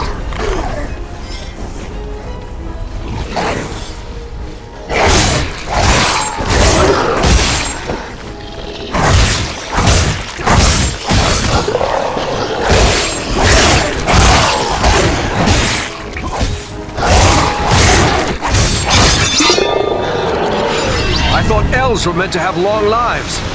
Many thanks. Onward now. Attack the sorcerer! Ethan! Attack!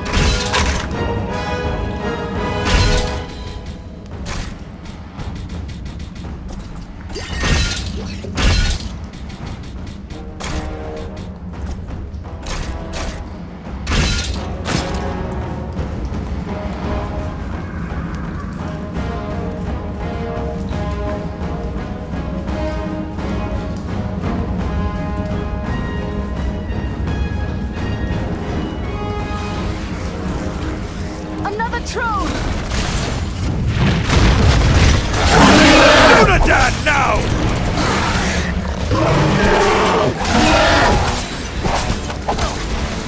Another throw! Me if you dare!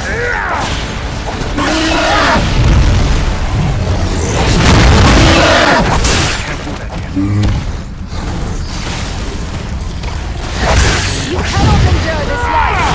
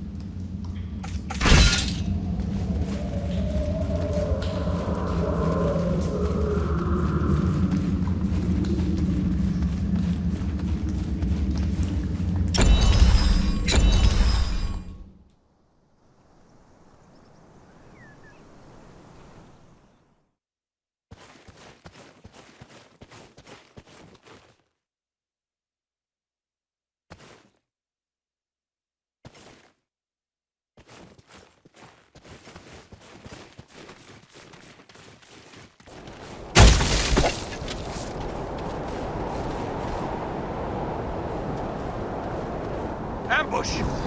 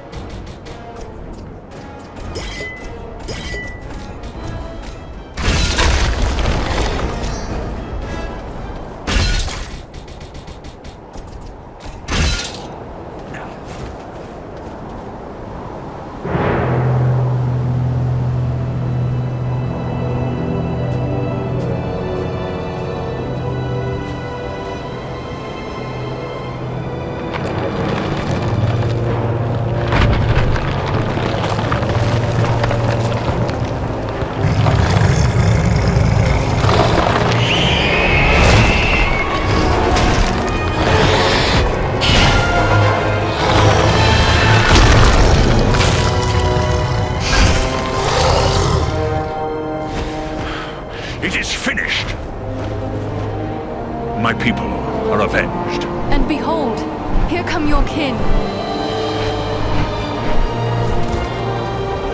My lord.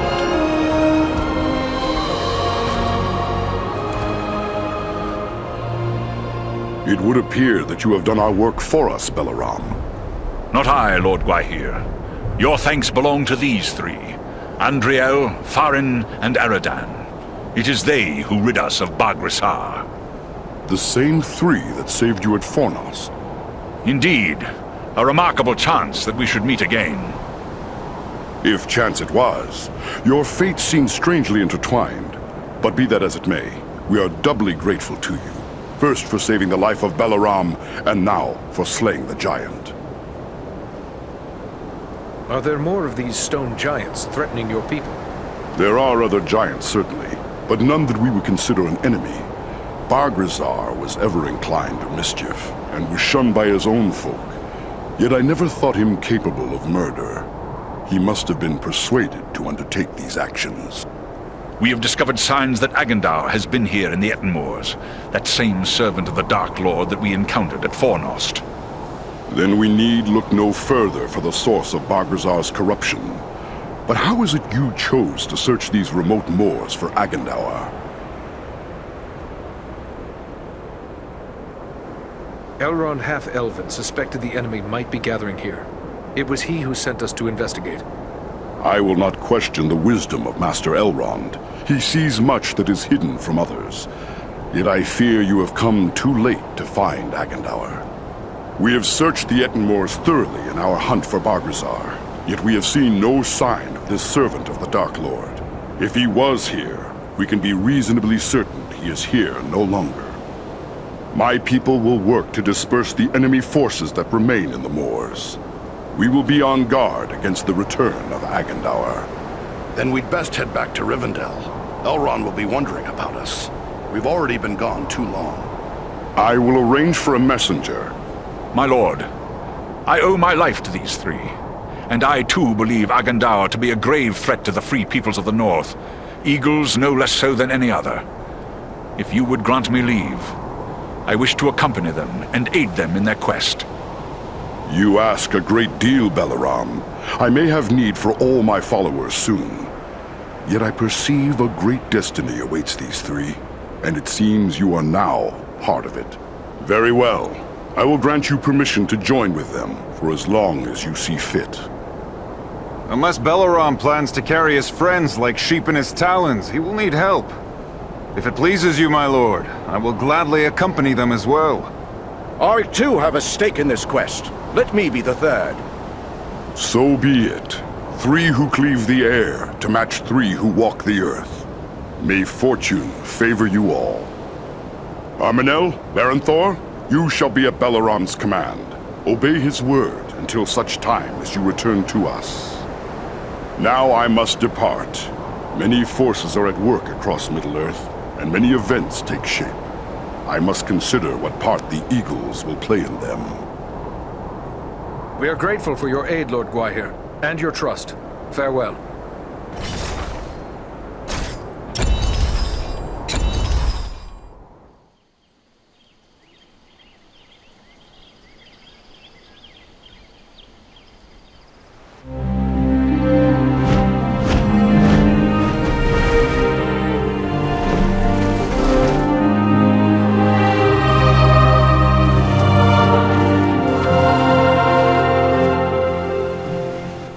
Return at last.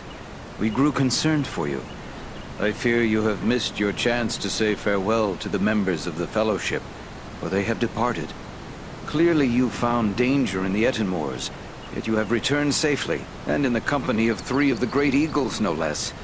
There is a story behind this, and I am eager to hear it.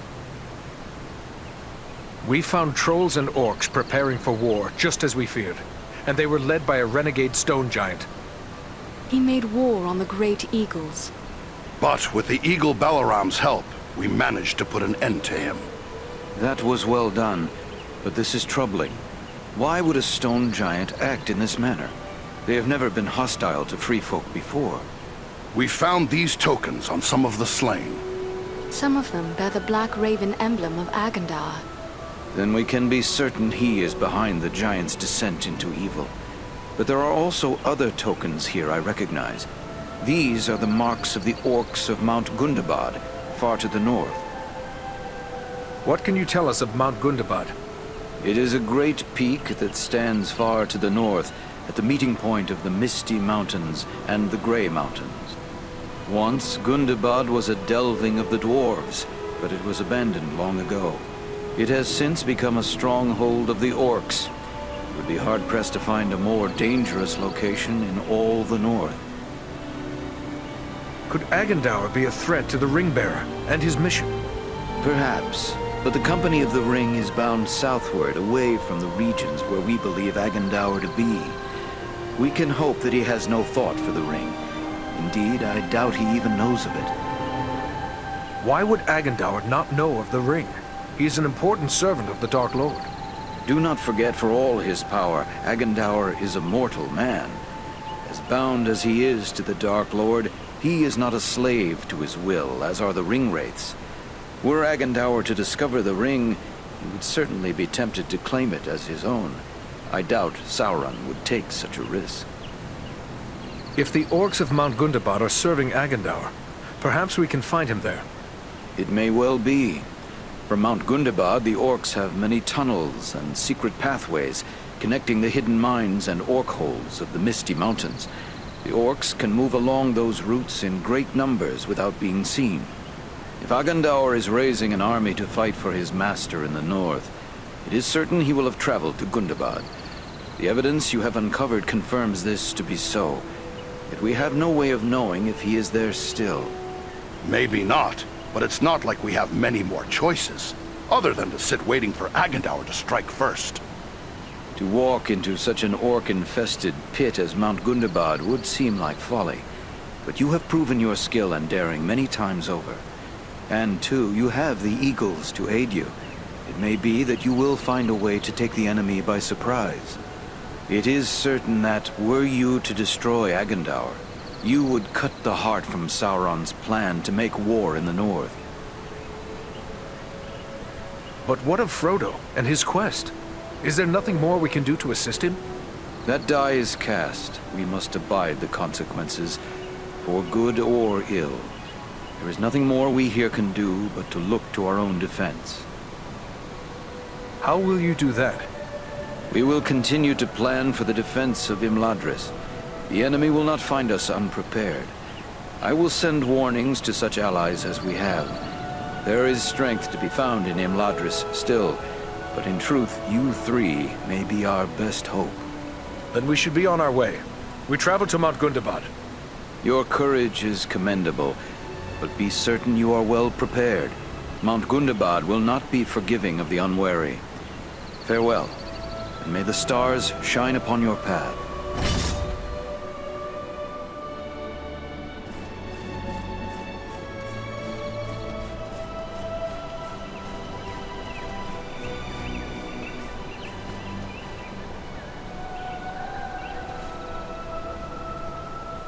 Eradan, it is good to see you once again.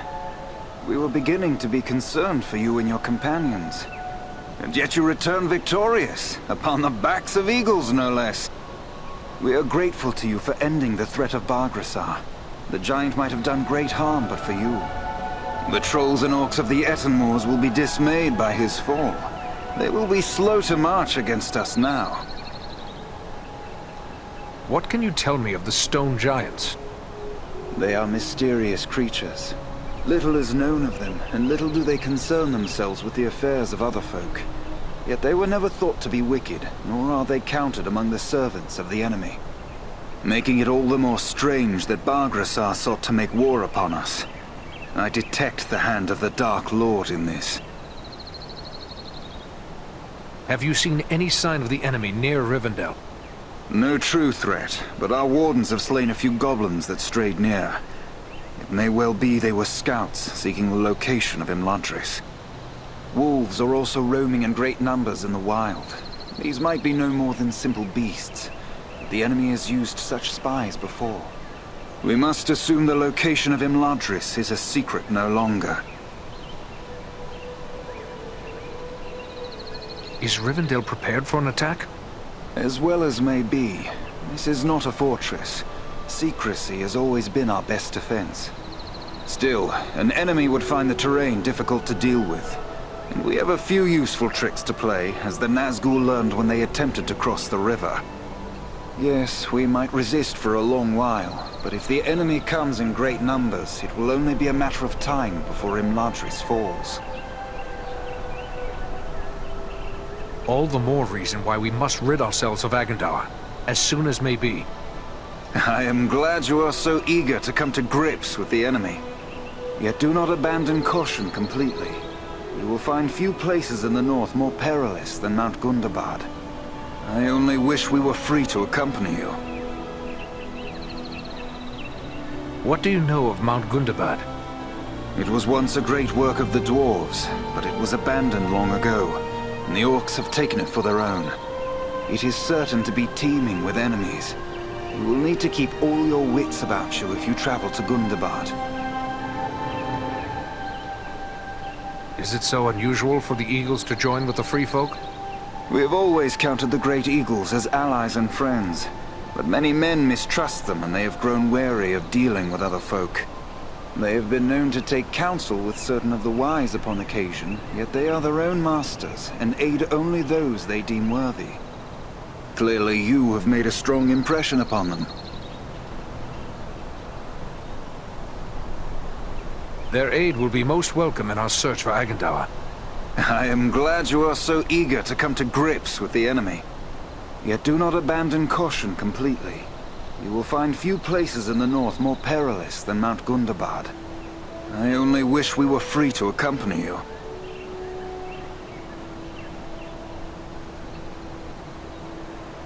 You were among those sent out as scouts as well. What did you discover? Our road led us across the Misty Mountains and into Rivendell. We found wargs gathering in the wild, but as of yet there were no signs they had crossed the mountains. There were fewer orcs than we would have expected in the mountains. Strange, we deemed it. We suspect they may be massing somewhere else, but where and for what purpose, we cannot say. Perhaps they gather under Agendaur's banner. All the more reason to put an end to him. I am glad you are so eager to come to grips with the enemy. Yet do not abandon caution completely. You will find few places in the north more perilous than Mount Gundabad. I only wish we were free to accompany you.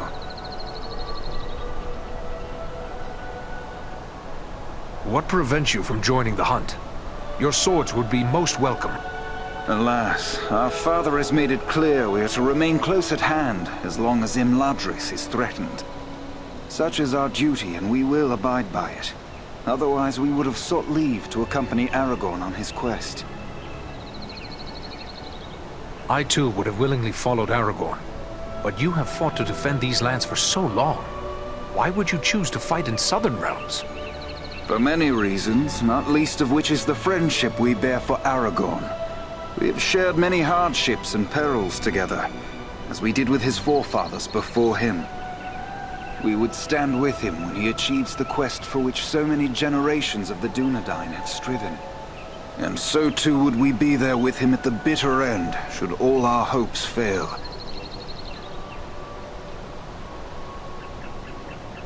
You make me wish we could all ride south at once. We cannot think only of ourselves. We have a duty to our father and our kin.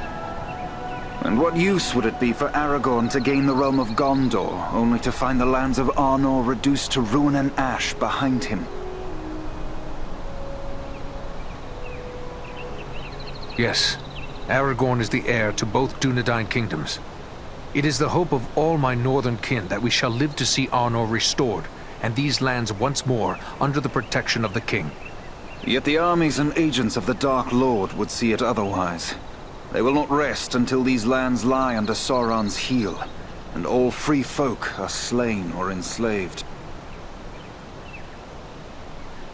I will not let that happen, even if I must shed the last drop of my blood to prevent it. It heartens me to hear you say so. If you and your companions continue as you have begun, we truly have little to fear. Indeed. With you harrying the enemy across the whole of the north, the two of us will soon be on the road south. I hope it will be so. Farewell.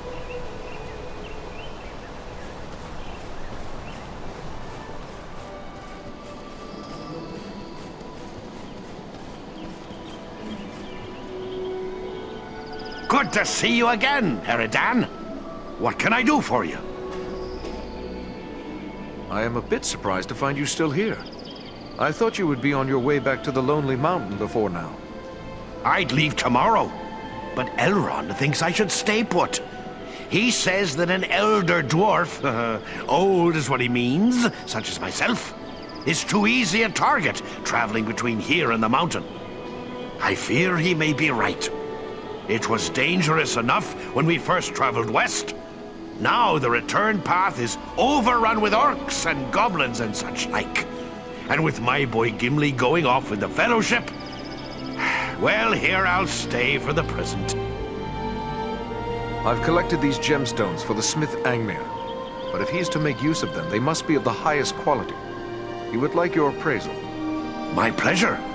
I always enjoy handling fine gems. Oh, yes. These are excellent stones. See here, the depth of color. The way they seem to shine with an inner light. In fact, I've a fancy to buy them from you. I never tire of collecting such stones, and I've plenty of coin in my purse. How's the weight of your own purse these days? I promised Angmir I would bring him these gems, but I thank you for your generous offer. I will. Fair enough. But the offer stands if you change your mind.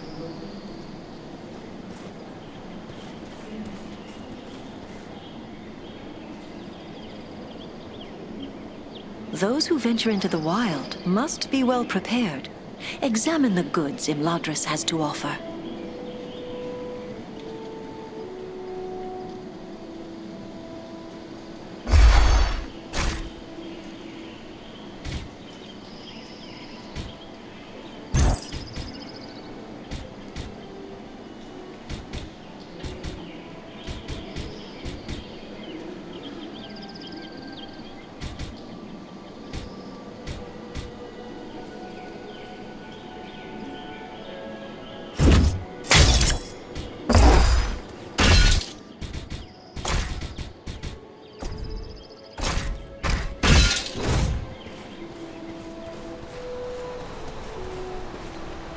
I am grateful to you, Dunedain.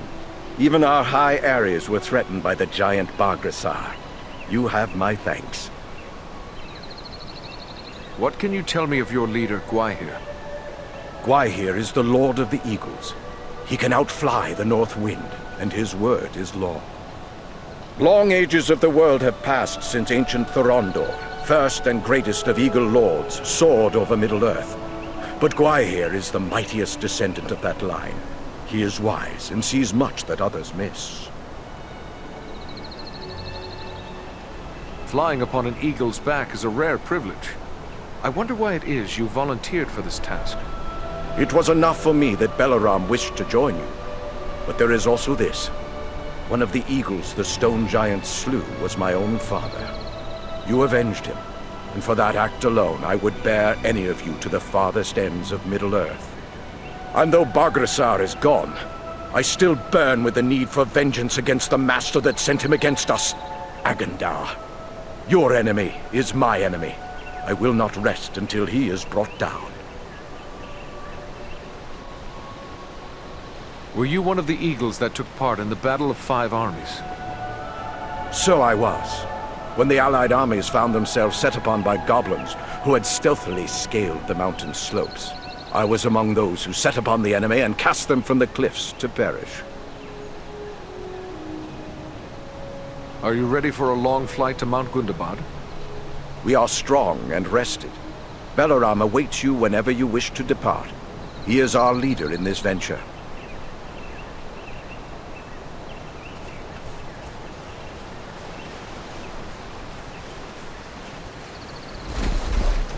Gundabad awaits us. We ask a great deal of you to carry us into such danger. Perhaps we ask too much. I believe this is the time when all who care for the fate of Middle-earth must act. From on high, I see many lands and many people beneath my wings. In my own way, I am a steward of the North. In this hour, I will join with those who are bold enough and strong enough to stand against the likes of Agandar. For if we fail, there may be nothing left to watch over. We are deeply honored to have the friendship of the Great Eagles, and especially one as noble as you, Belaram. It is I who am honored. I am pleased to find such friends in these dark times. You may depend on me to the end, whatever that may be. Call upon me without hesitation. We stand ready to bear you to Gundabad. Your friends were eager to offer their services. Perhaps they do not fully appreciate the danger. What can you tell me of them? Armon is a seasoned warrior. He knows full well what he faces, and accepts it gladly. Baron Thor is young, and eager to prove himself. But he has deep courage, and few can match his swiftness on the wing. But you need not take my word. Ask them yourself. They will gladly speak with you if you so desire. I was surprised that Gwaihir gave you leave to come with us. From what I am told, he rarely intervenes in the affairs of those who walk upon the ground. It is true, Gwaihir thinks first of the safety of his own kind, and he is more likely to take a dangerous task upon himself than to send another. He sees us as observers, watching from high above, but holding aloof from the affairs of the earth. He feels we should bear information, not burdens. Even now, the Windlord is considering what part the Great Eagle should play in the events that lie before us, though there may be little time left to ponder such things. Have we put you at odds with Gwaihir by helping us? I have served Gwaihir loyally for a long time, and he, in turn, has the wisdom to trust my judgment. He knows that I have chosen the wind I must fly upon, and my choice is this. I can no longer stand apart. I must act. Even an eagle must rest upon an eyrie that has its roots in the earth. We cannot entirely escape the ground, and the fate of elves, men, dwarves, and even hobbits will ultimately be our fate. What should we expect when we reach Mount Gundabad? I can tell you little. The stronghold of Gundabad is carved into a great mountain peak covered in snow and ice. We rarely fly that far north because of the treacherous winds and blizzards that howl from the frozen wastes beyond. It is an ancient abode of enemies, and we must approach it with the greatest caution. Have we any chance then to carry out this mission? 3 alone cannot hope to stand against all the orcs of Gundabad. Only stealth will serve you. We must search out a secret way that will not pit you directly against your foes, or you will stir up a hornet's nest such as you cannot imagine. I have seen you 3 triumph against desperate odds. If you cannot find a way, then no one can. My companions and I will be there to help as best we may, but once you enter the confines of Gundabad, there will be little that we can do. We will keep that in mind. Farewell for now.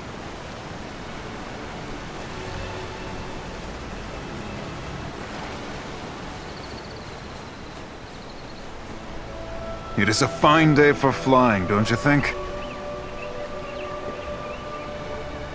Are you kin to Balaram? No, but he has always guided me. Balaram taught me tricks of the air and secrets of the wind. We often hunt together. He's shown me the fine art of snatching a wild sheep from the side of a mountain, and how to dive upon a wolf and pluck hairs from its tail. Wherever Balaram leads, I will follow. Great eagles were not meant to carry burdens, Baranthor. I would not have you continue to carry us against your will. I am more than willing. I had long begged the Windlord for a chance to prove myself. I don't fear orc, goblin, or troll. Let's return to the air and put fear into the hearts of our enemies. It is a grand adventure.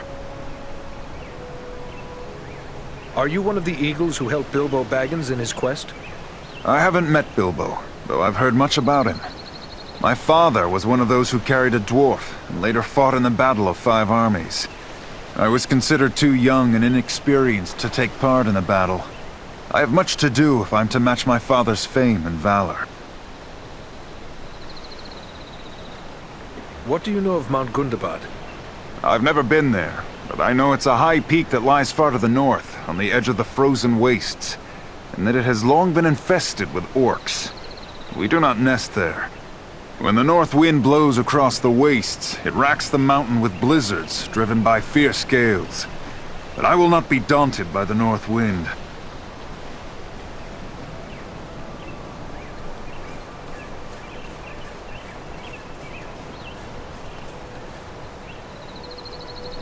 Welcome. I'm curious about those gemstones we spoke of. Has Glóin confirmed their quality? He has. Here they are. Ah, excellent. I will put these to good use. And since you have provided me with the materials I need to fashion more elf stones, I would be pleased if you would accept some of my already finished work. Take whichever suits you best.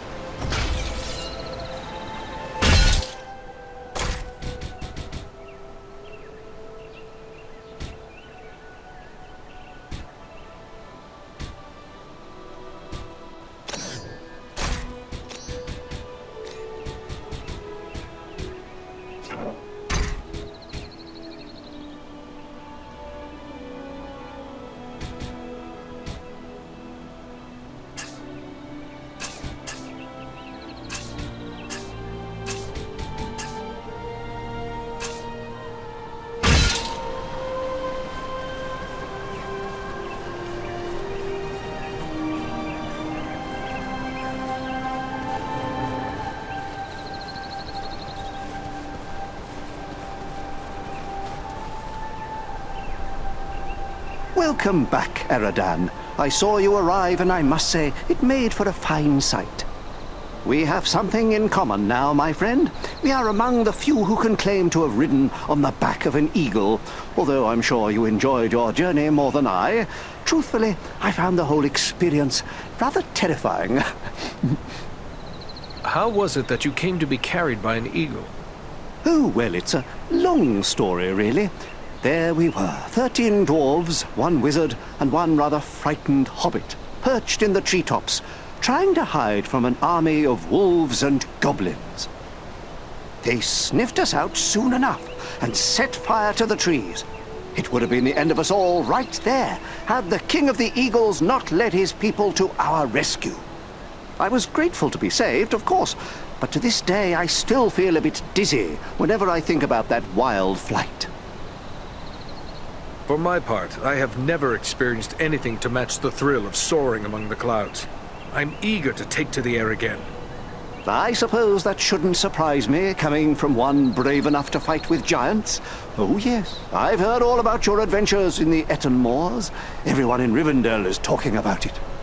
I've seen stone giants with my own eyes. It's beyond me how you managed to get the better of one. You contended with giants? Well, contended is not the right word. It was more like trying my best not to be accidentally trod upon. Frankly, I'm surprised a giant would make war upon us in this way. The ones I encountered seemed caught up in their own affairs and not the least bit concerned with me or my companions. In this, we see the hand of Agendour. I'm certain it was he who corrupted the giant. Agendour again. Oh, I don't like hearing about that one. Especially when I think about places like Bree or the Shire. It seems like there is so little to stand in his way.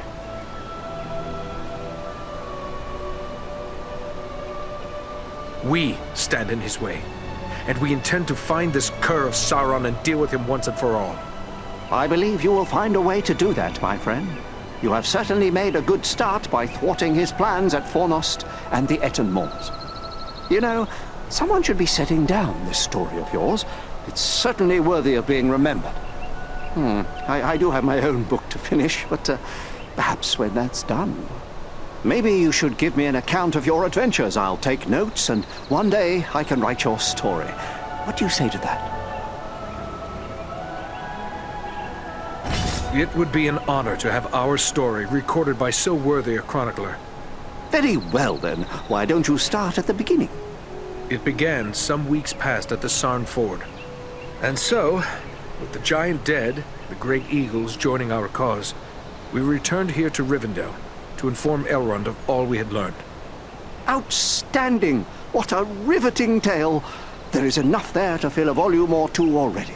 I just hope I managed to get it all straight. I tried to take good notes. You really must come back later to let me know how it's progressing. I shall, if time and fortune allow. Now, I should be on my way. Farewell.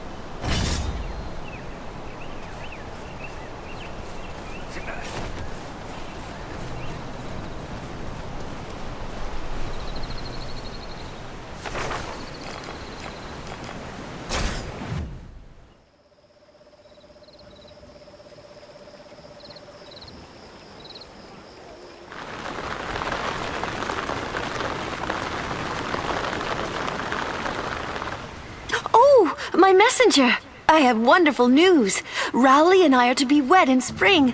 Didn't I tell you my father would come round in the end? That is good news. May you both be happy.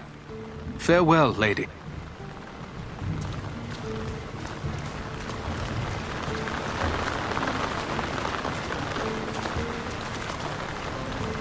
I'm not doing anything wrong. Honest, I'm not.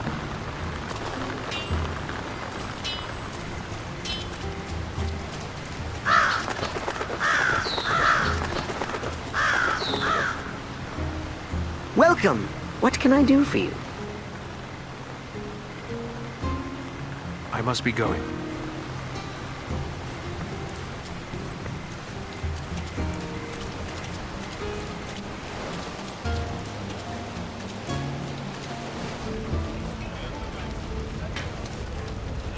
Thanks to you, I can arm the town should the need arise.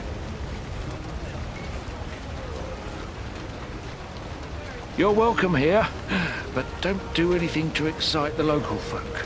Everyone's a little on edge these days. I must be going.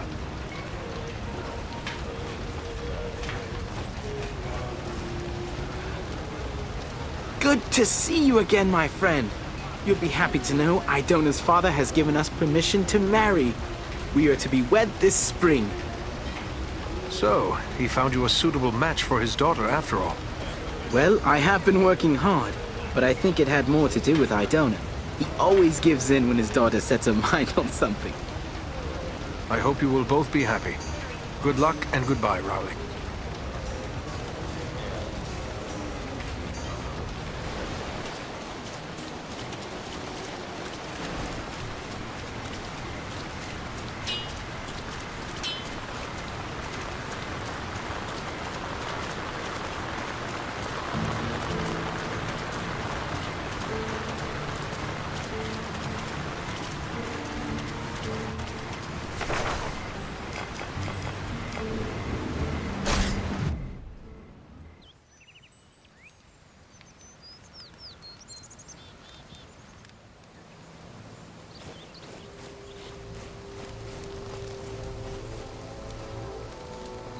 Well, well, a brother ranger returned from the wild. It's good to see you again, Eradan. Even stuck here as we are, we've heard reports of your deeds. You three are earning quite a name for yourselves. I'd find some of those stories hard to believe, save I've seen your prowess firsthand. I'll never forget what you did for me in the Barrow-downs. If I were free to choose my own road, I'd be begging leave to join you on your quest. I would not be so eager. We've had some hard moments, and the future promises nothing, save more of the same. I'm certain of that, if even half of what I've heard is true. But my duty keeps me here anyway, and a ranger always does his duty. Do you ever begrudge that duty? What? Watching out for folk who fear me, or at best think of me as a rascal and a vagabond? Strangely, I do not. Knowing I help make it possible for folk to live their lives without fear, well, that helps me sleep easy at night. At least on... Then I will leave you to your duty. Farewell, Lewin.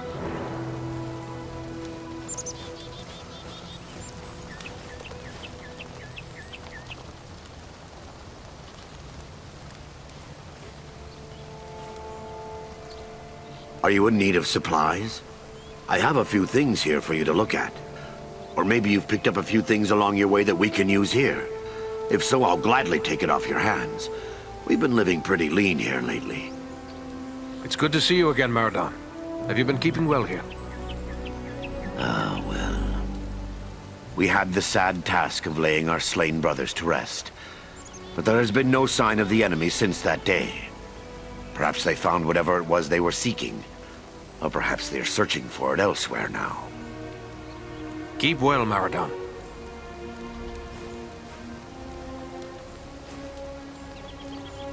Does your gear need repair? I'm glad to find you all still safe. How have things been here? Well enough. Quiet. We've seen no sign of the enemy since the attack. It's as if they have lost interest in us. Or perhaps we're beneath their notice now. But from the look of your gear, you've seen a thing or two since last we met. Are you in need of repairs? I found these materials amid old kingdom ruins. I believe they might be used to make a fine weapon. These are relics of our ancestors, made in a time before the lore of Númenor dimmed.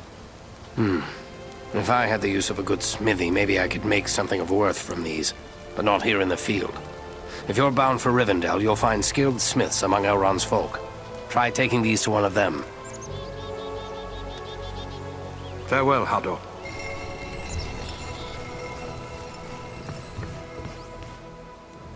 Welcome. It is good to see you again. Thanks to you and Solana, I've made a complete recovery. You must forgive the harsh words I spoke to you before. It is hard for a healer to be so helpless. You have done a great thing in saving the lad's life. That is one, at least. the darkness will not claim. Thank you. It took both of us to save his life. Thank you, and farewell.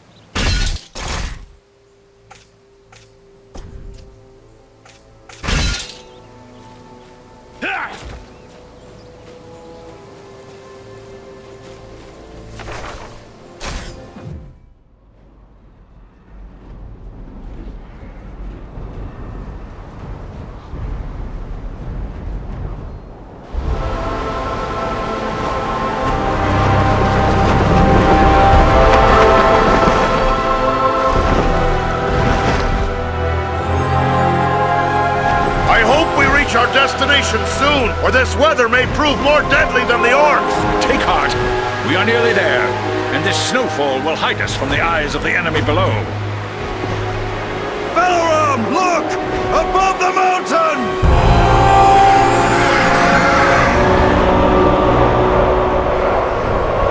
Set us down! We can attempt to find a way into the mountain under cover of this storm! There is little chance of that, with those creatures keeping watch from above. Once we land you, my comrades and I will draw off the beasts.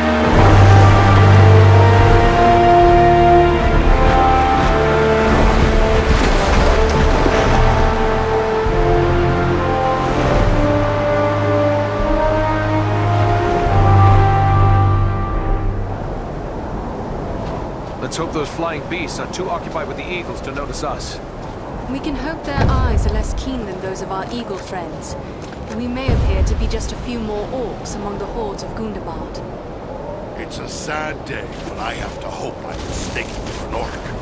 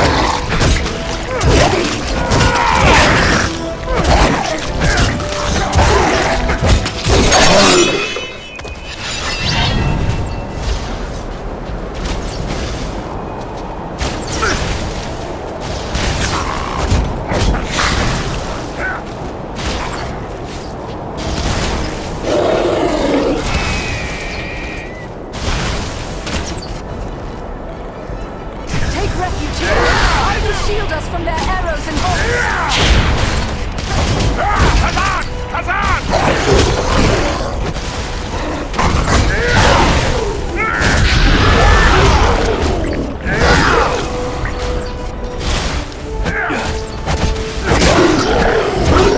Patrols ahead of us.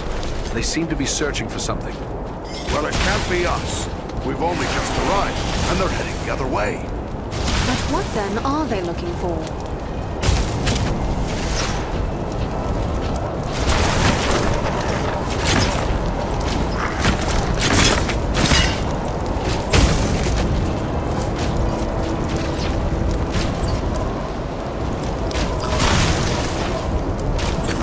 Let none escape us!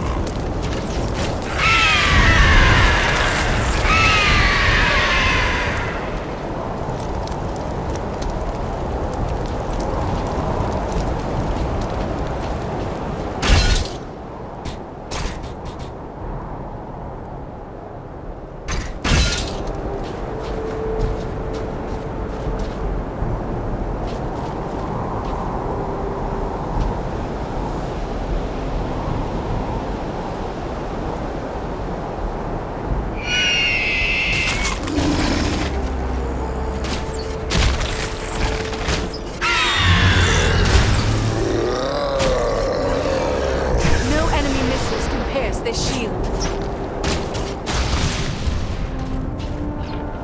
Fear not, I will aid you! I'll save you!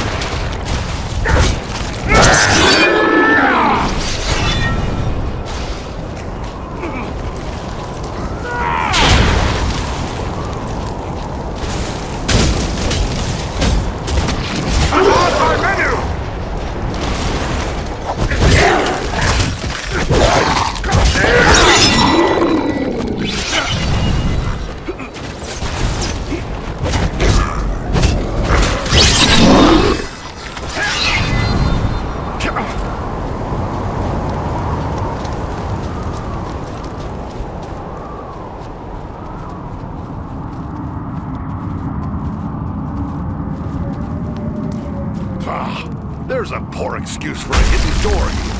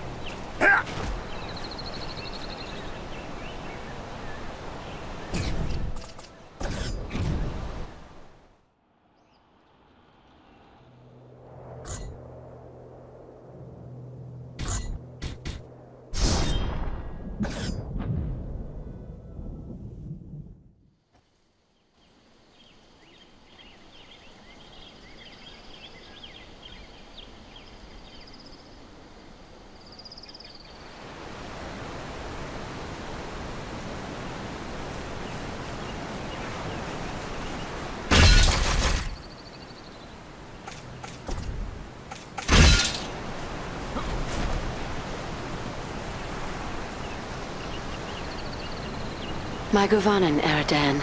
Have you news for me? I have news that should bring you great pleasure, Lady Arwen. It is enough simply to have your company. Come, what is this good news? I have been to Gundabad, and it is a terrible place. But from out of those dark halls, I have brought you this. Mithril. It is a joyous sight. It shines as though Elbereth herself had blessed this metal with the light of her stars. I cannot thank you enough for all that you have endured to bring this to me, the greatest of all gifts. But I will need only a fraction of this for the banner. The rest should be yours. Take it to the smith, Engmir. He has great skill in the working of true silver, so that it imparts special gifts of power and strength. I am certain he will be able to create something that will be of great benefit to you. And thank you again. Estelle's banner will be all I hoped because of you.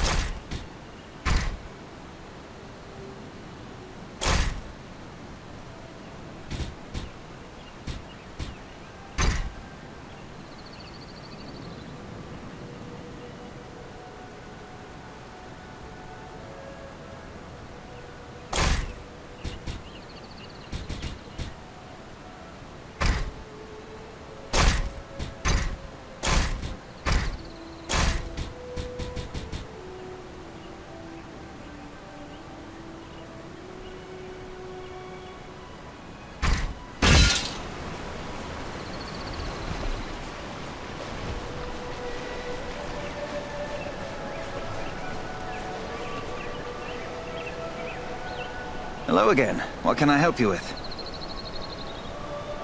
I've acquired a quantity of mithril for Lady Arwen's use. She suggested the excess might be used to improve my gear. Ah, marvelous. I'm no stranger to working this most precious of metals, but even here in Imladris, I seldom have the opportunity. And there is certainly more than enough now for Arwen's need. With the remainder, I can inlay runes that will add great strength to your armor. Or should you prefer, I can enhance the power of a weapon to the bane of your enemies. You have but to choose.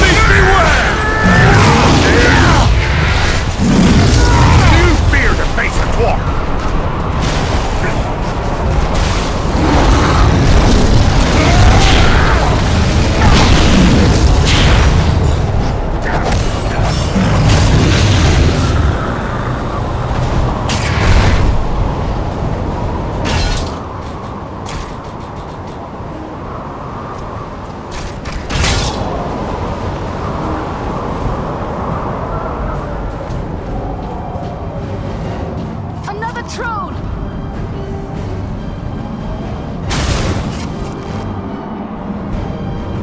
Need more time.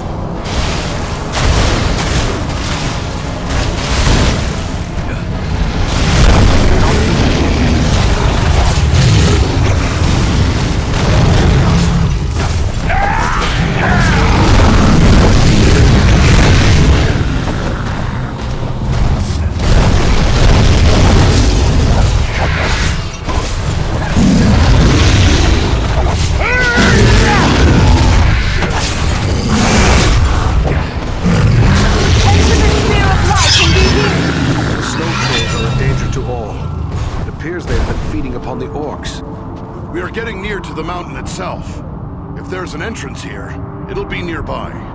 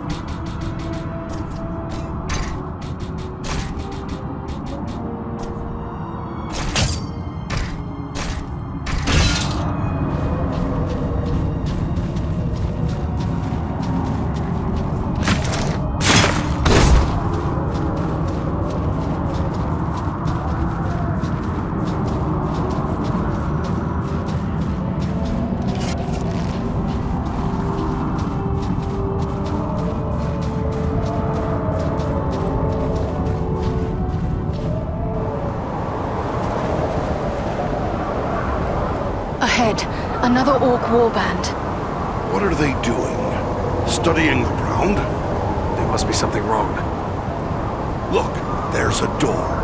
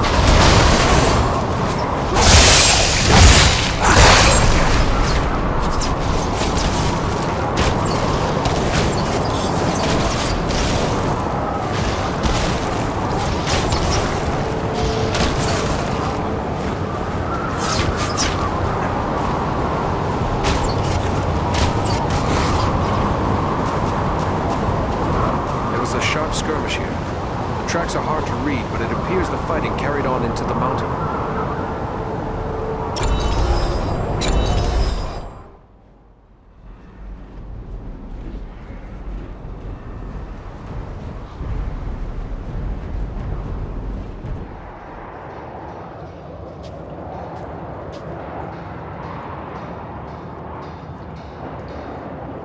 Someone was here before us. There was a fight here very recently. The bodies. They're dwarves. This one lives still. Well then, come on, you scum. Finish it. You're not orcs. Andril, help him. Use your arts. No. Save it. The arrows, poison. No hope. But you can help. Help my friends.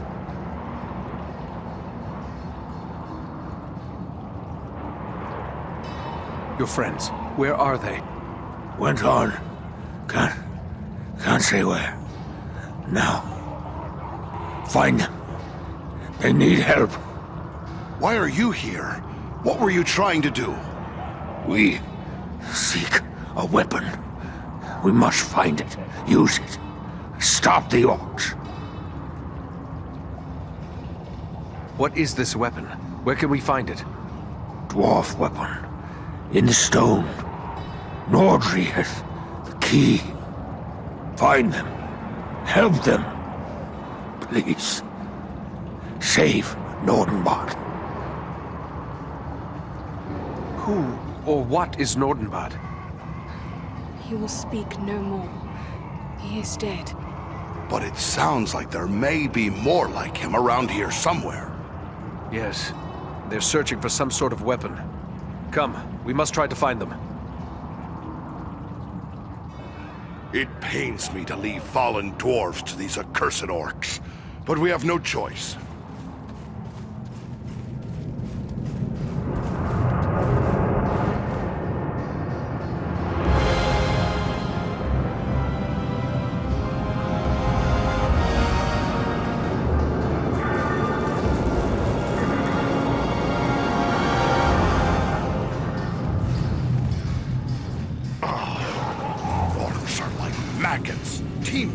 Corpse of once great Gundabad. They delight in marring the works of others and twisting them to their own foul purpose.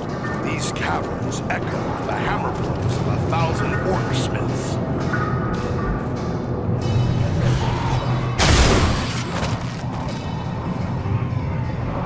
Not ready yet.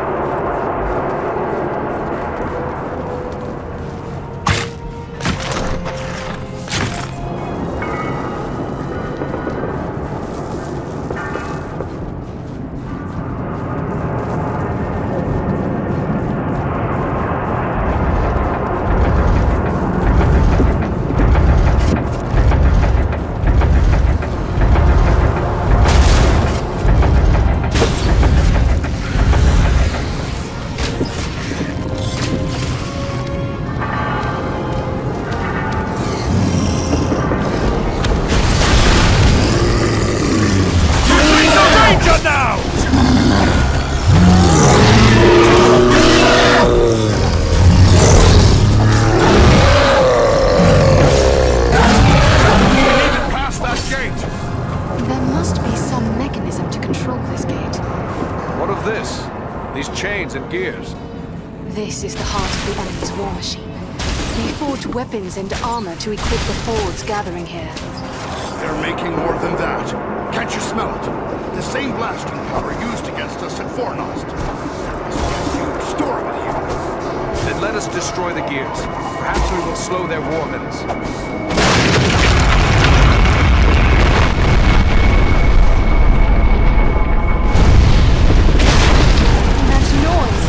What have we done?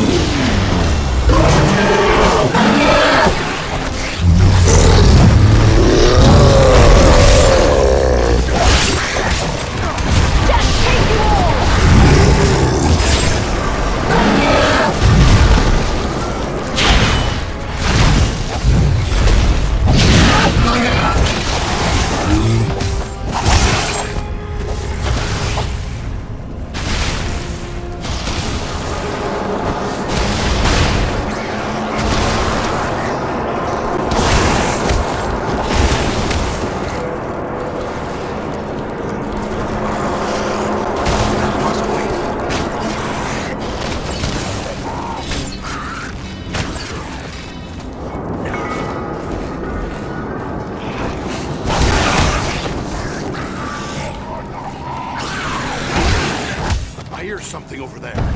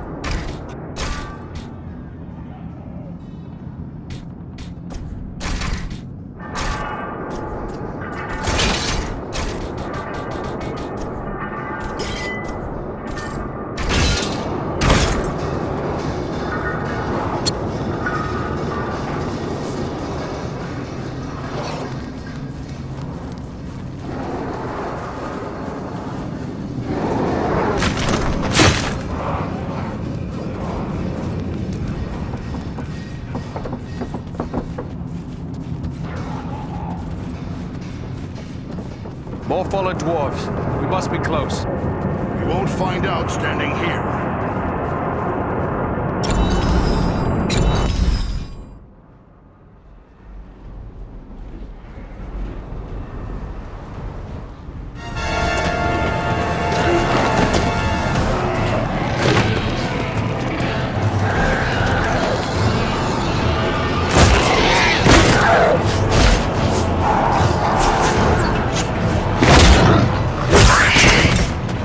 This is it! Quick, lad! Up you go!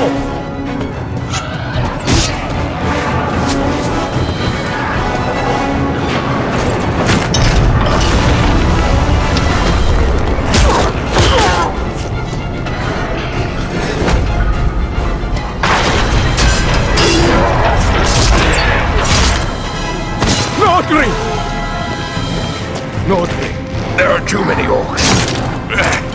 We'll never hold them long enough. Maybe not, but we can try. Well then, come on, you filth! Baruch Kazal! Kazana Menu! We're friends! We're here to help you! We must work together to overcome these odds. Ettenmoors, attack! Man the mounted crossbows! We'll hold them off! Huzzah! Huzzah!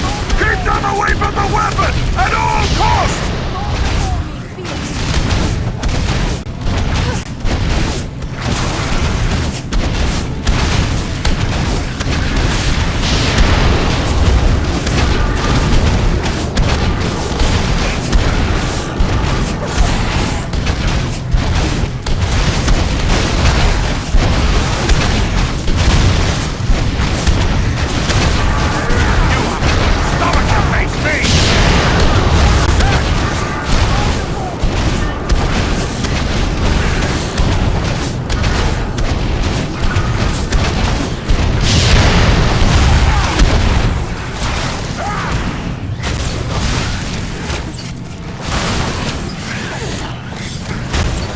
do that yet.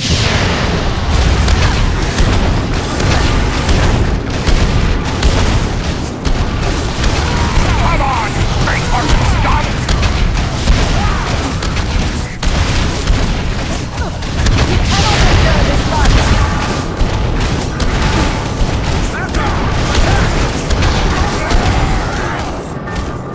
That must wait. Not ready yet. Look high!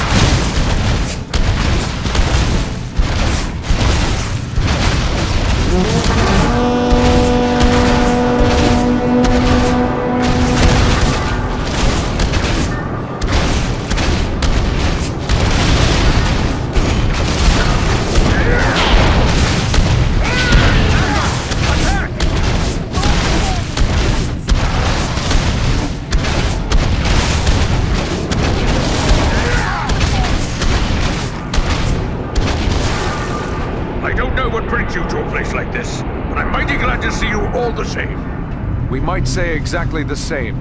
What are you doing here? We've come to activate an ancient weapon. With luck, it'll kill a lot of orcs.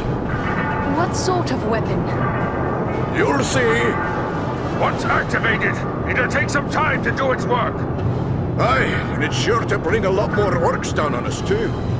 No time for dilly-dallying. Go ahead and use it. We'll hold off the orcs.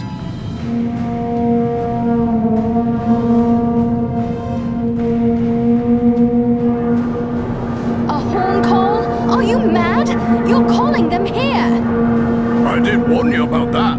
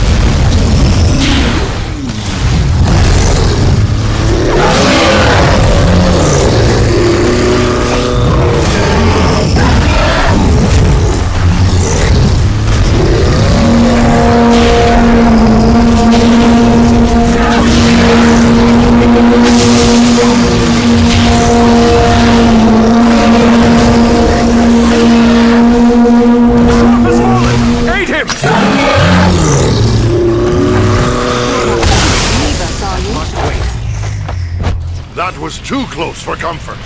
You have my thanks.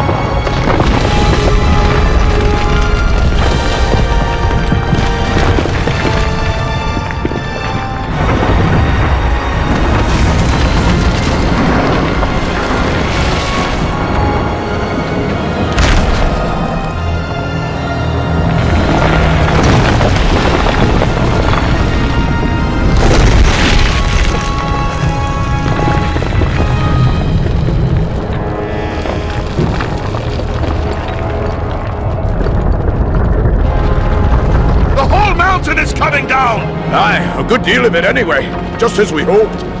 You knew this was going to happen? It's what we came here for.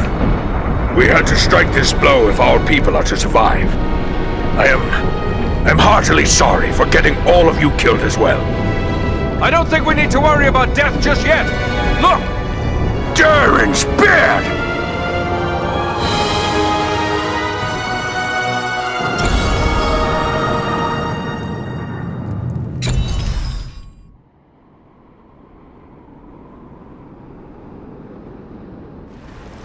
Well, this is a day I'll not soon forget.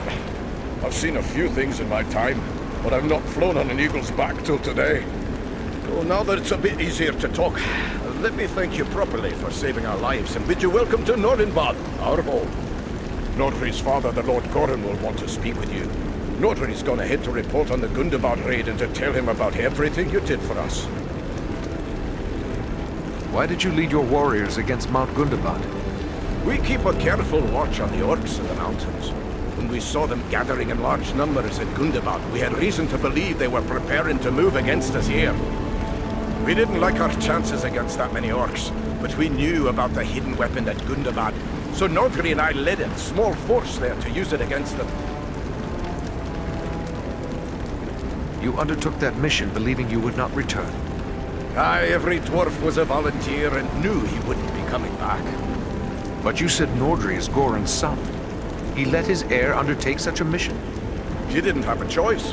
After a lifetime of lecturing the lad about his duty to his people, there was no way Gorin could say no when Nordri volunteered, much as he'd have liked to. What can you tell us of the device you used to collapse the ceiling at Gundabad? I've never heard of such weapons. It was an ancient defense made by the dwarves who delved Gundabad long ago. Nobody understood the qualities of stone better than the dwarves of old, and they knew that just the right sound can cause solid stone to split. They used that knowledge to build a defense against any enemy who might force their way past the gates of their home. But Mount Gundabad has been an orc hold for centuries. How did you know about this weapon? Aye, it's been in the hands of the orcs for many a year, but not straight through. I was only a lad when my people fought a great war against the orcs, but my father helped sack Gundabad. He was one of the stoneworkers who found the weapon. It made a big impression on him, and he told me the tale so many times I was sure I could find the thing and use it against the orcs. But how could you be certain it would still function after all those centuries? But we didn't. The whole thing was a gamble. Luckily it paid off. Am I correct in guessing that you might have a similar defense here? Some things are best left secret, I think.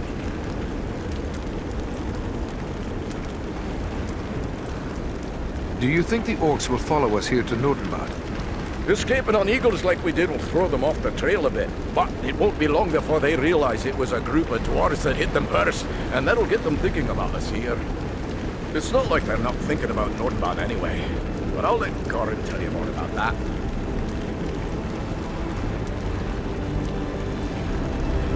At your instruction, the Eagles brought us east for many leagues, over many high mountain peaks. Where are we now, exactly? Aye, it's east you've got. Clean over the Misty Mountains and along the length of the Grey Mountains. You've left the lands of Eriador behind. You're on the northern edge of the land of Rovanion now.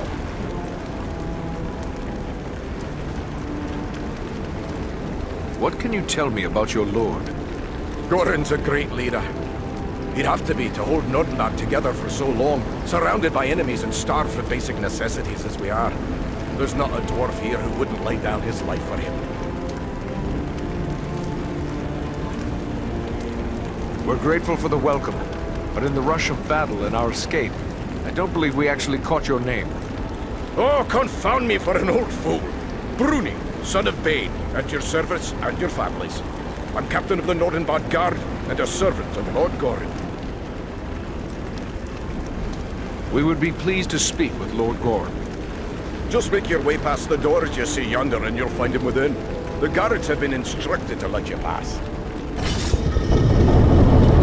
I suspect I'm the first man to see the inside of these halls. I am certain I am the first elf to do so.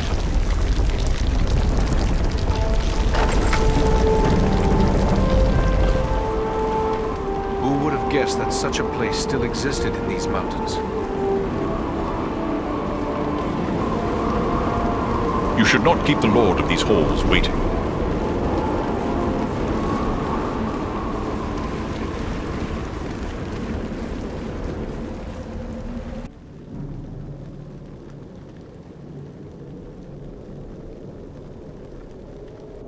Here, sire, are those I spoke of. Allow me to present a kinsman, Farin of Erebor, and also Andriel and Eradan, his companions. We succeeded in our task, and I live to tell of it, thanks only to their aid. You are most welcome here, kinsman, and no less so your companions, be they man, elf, or eagle. Welcome all to Nordinbad, last hall of the Longbeards in the Grey Mountains. You have returned to me, my son and my oldest friend, whom already I mourned as lost. For this, you will forever have my gratitude and the hospitality of these halls. Know that this is not something lightly given, for never before have we allowed any but our own folk to pass these gates, and no eyes have gazed upon the hidden lake of Azanzaram, save those of our close kindred.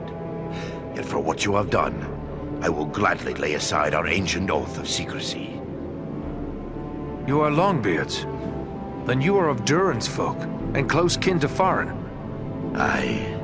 In centuries past, most of our kin called these mountains home. But then the dragons came from the far north. One by one, our halls were lost or abandoned. All but Nordinbad. We alone endured those dark times. And thanks to you, we may hope to endure our current troubles as well. What can you tell me of your home? My great-great-grandsire was the first to enter the caves of this mountain, where he discovered the hidden lake we call Azanzaram. He was awed by its beauty, and led some of his kin here. Slowly, over many long years, with loving hands and careful chisels, we created the halls you see before you. Nordinbad was never rich in gold or jewels, but its beauty would move even the most cold-hearted dwarf. That is why we have remained here for so long. There is not a dwarf among us who would not choose death over exile from our home. This lake, did your kin create it? Nay, my ancestors discovered Azanzaram even as you see it. We have worked with care to enhance what we found. A chip here, a tap there, fashioning bridges, halls, and tunnels. But always, we have taken care to preserve the great gift we were given.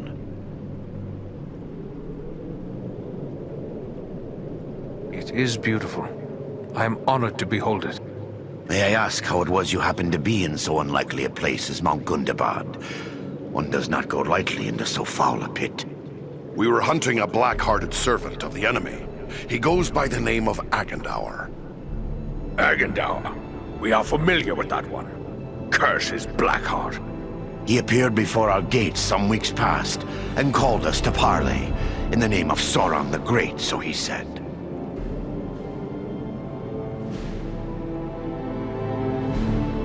Parley? What did he ask of you? He demanded that we yield ourselves up to the mercy of Sauron, as if there was any mercy in the Dark Lord.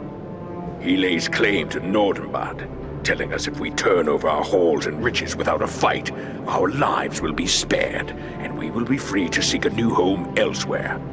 Of course, we would have nothing of that. When we defied him, he grew wrathful, threatening us with the fiery doom that overtook our ancestors. Fiery doom? What did he mean by that? I fear he may have allied himself with the dragon Úrgost, who dwells in these parts. With such a beast at his command, we would have little hope of resisting him. A dragon?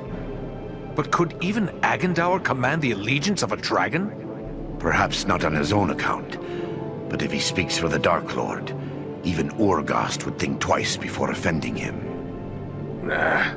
Dragons are wicked creatures, and their greed knows no bounds. Agendaur only has to name the right price.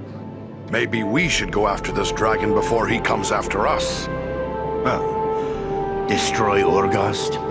If only it were that simple. The attack on Gundabad would be a peaceful stroll around the lake in comparison. Nay, if it were so easy to slay dragons, there would be many more dwarves still dwelling in these mountains. Úrgost has never taken notice of us before. We rather hoped it would stay that way. I have heard it said it does not pay to leave a live dragon out of your calculations if you live near one. We can't let Agendaur have such a beast under his command.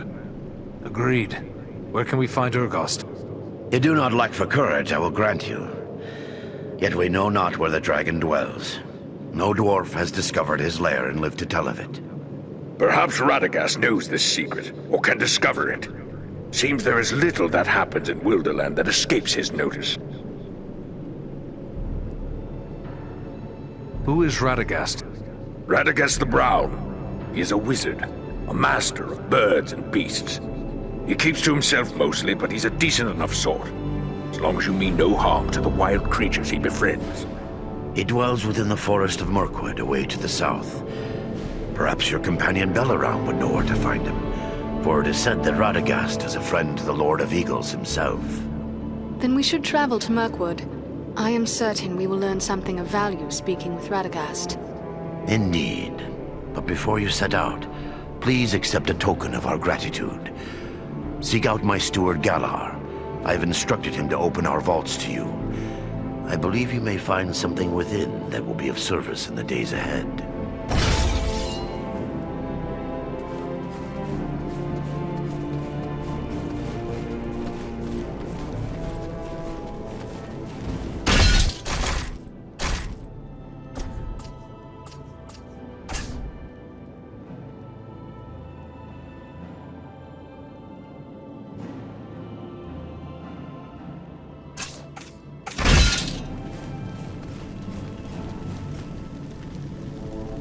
So you're the Dunedain Ranger, eh? I can't see what all the fuss is about. I suppose you're tougher than you look, though I heard you had a dwarf helping you. Are you here to buy something? I've an excellent stock of the best Nordinbad craftwork, so speak up. Time's a-wasting. Are you always this cheerful? Well, let's see. We've got an orc army growing, a dragon hungry for dwarf snacks, and one of Sauron's lieutenants making threats. Pardon me while I break out in a song and dance. Now see here, I need to do some business, so how's about you buy something before I get downright grumpy? Who trades with you in such an isolated place? We've had a rough time of it here, I won't deny it. Mostly we managed some trade with the Bjornings, the men who live down south of us in the Vales of the Anduin. They've good use for our metalwork, and they bring us foodstuffs in return. Otherwise, there'd be mushrooms for breakfast, mushrooms for lunch, and mushrooms for dinner. You wouldn't believe how many ways we've learned to cook mushrooms. That's enough jabbering. If you're not going to buy something, let me get back to my work. Goran sent me to you. He said I should speak to you to receive a token of his gratitude. Yes, yes.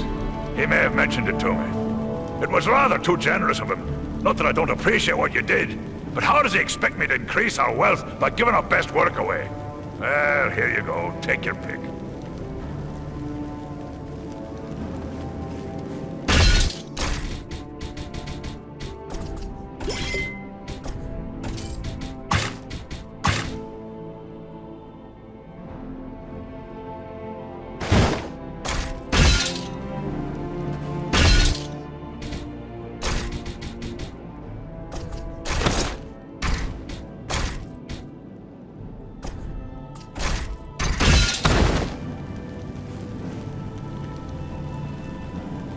Are you here to buy something?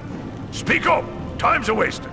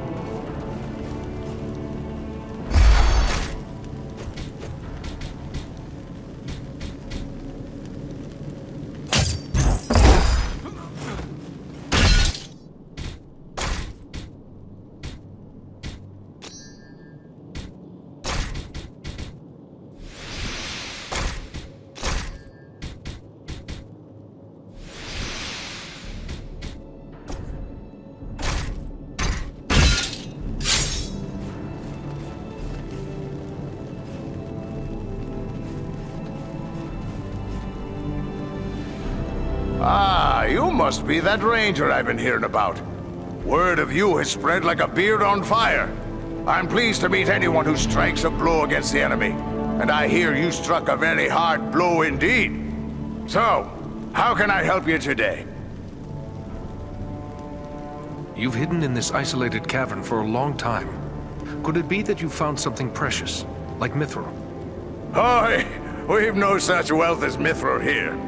Not that I haven't dreamt of finding a vein of true silver. I work iron and a bit of ordinary silver or gold. A few gems here and there.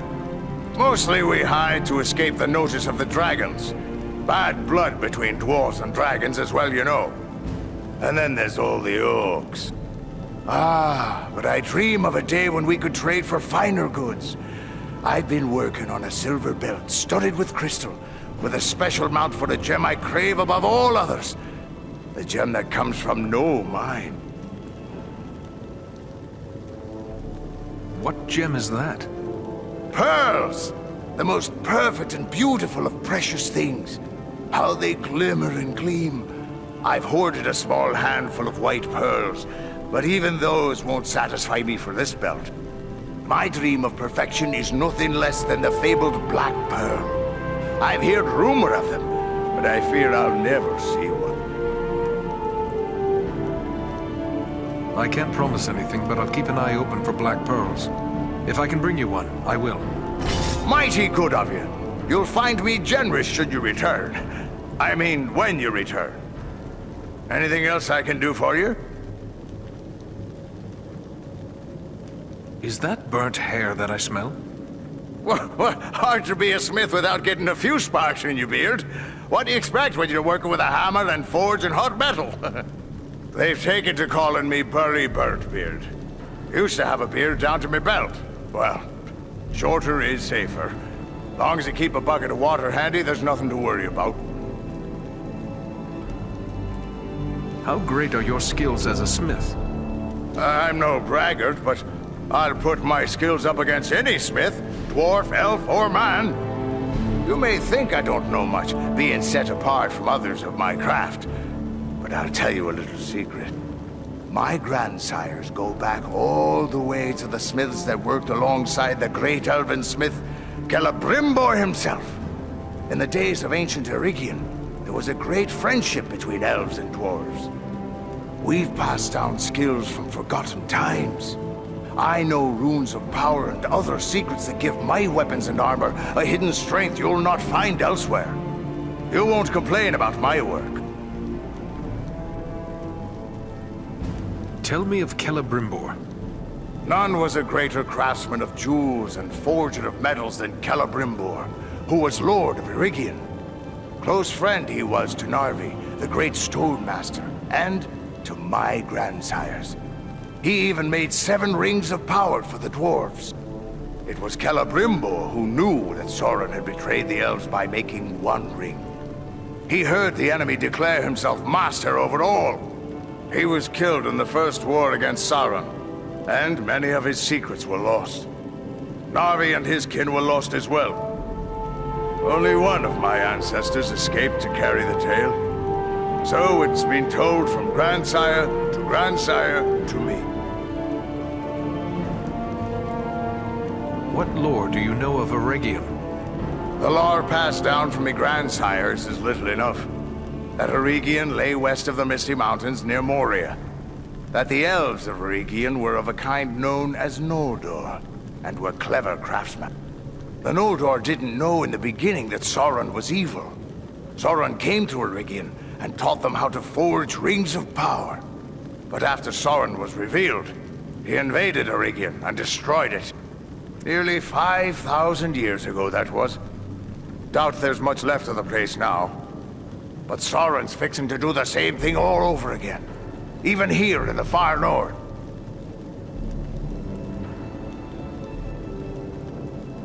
I've carried with me a few artifacts that I found on my travels. What do you make of them? Well now, I'm no lore master, but these look to be the work of men. Ancient, beyond a doubt. Superb work. Some of the finest I've seen.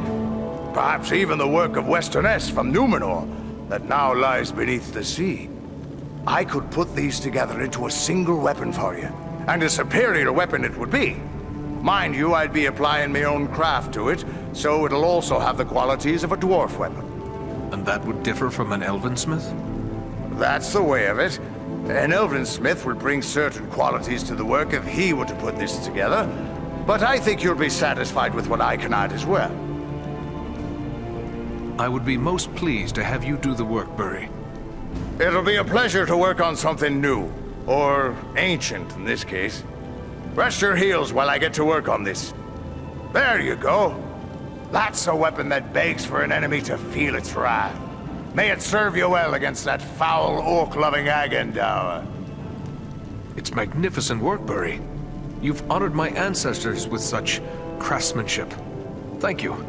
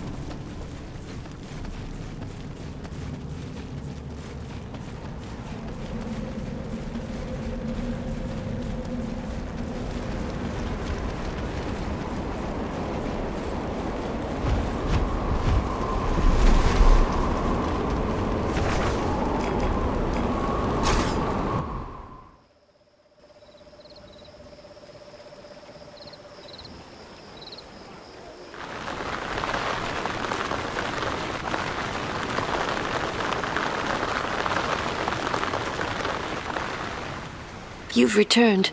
I'm happy to see you safe. You seem far from happy. What has happened? I thought maybe you had heard. The townsfolk talk of little else now. A gang of wicked men attacked Bree. We fought them off, but 5 of our people were killed. My Rowley was one of them. That is hard news to hear. He was a good man. When the attack came, Rowley fought them. I'm told he was very brave. I am certain he was. He had much to fight for. Thank you for saying so. It's comforting to hear. I hope greater comfort will come to you in time. Farewell.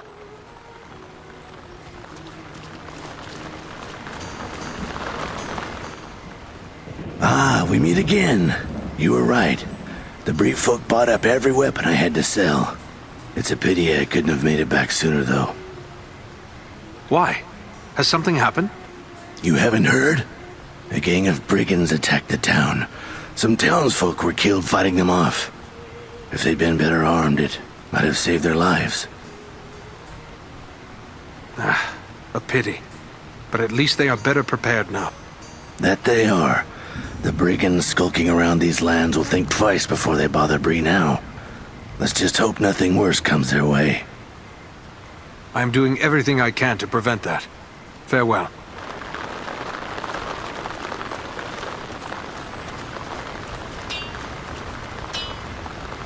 Oh, it's you. You were right about that stranger from the south. He was no good. Tell me what happened. A whole gang of ruffians attacked the town. That southerner was one of them. They killed some folk. Killed them dead. Good people.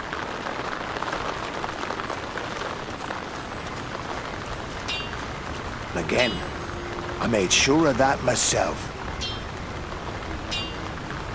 You were one of those that fought them then? I was. The whole town banded together to drive them out. I just wish I could have done more. It seems you have changed a good deal from the first time we met. I was a fool to listen to that kind of talk. I wanted to get back at some people in this town. Blame them for my problems, I guess. What will you do now? I'm part of the new town watch, and I'm doing a few things to help out the widows and orphans left behind by the fight. I feel like I owe them. It sounds like you've learned a lot. Keep with it, Harker, and good luck.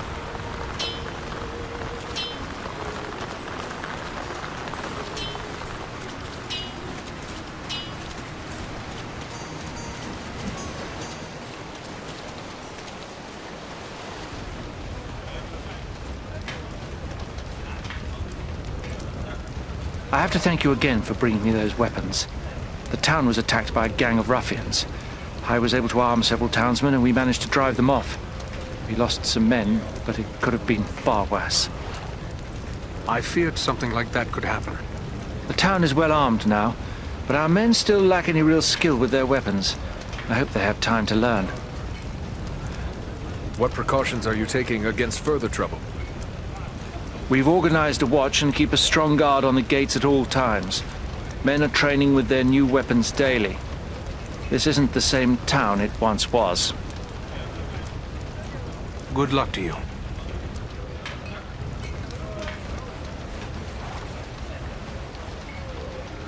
So, you're back. I hope you aren't intending to make trouble. You'll find that everyone's keeping a careful eye on strangers now. Why is that so? We've had trouble right here in Bree. Outsiders attacked the town. Some of our own folk joined in with them. There was a real set-to in the streets and we drove them out, but we lost some good men. What sort of dangers do you face?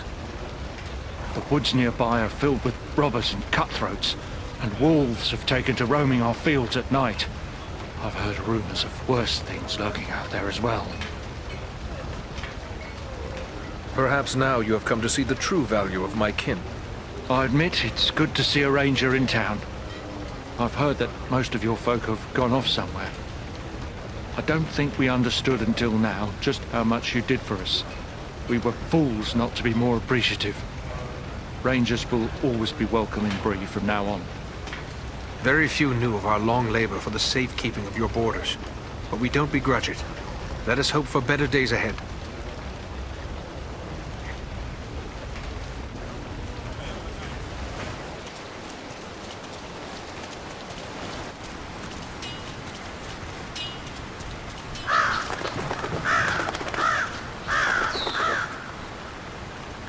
Hello. Pardon me if I seem glum, but troubled times have come to Bree. Suddenly selling old weapons has become a very grim business. Still, I may have something here that will be of use to you. You're welcome to take a look. I must be going.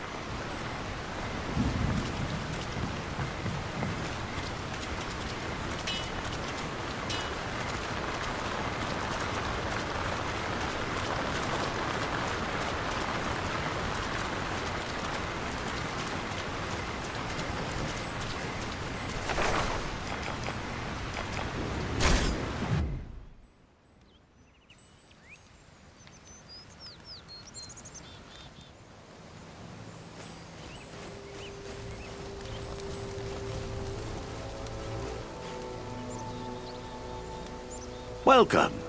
I did not think to see you here again. You've missed Halbarad. He's gone away to the south, and many of the Dunedain have gone with him. But if you are in need of supplies, I may still have a thing or two for you. Halbarad has gone? Where did he go? Word came to us through the elves of Rivendell that Aragorn was in need of his kinsmen. Seems bloody war has come to Gondor. The sons of Elrond accompanied them.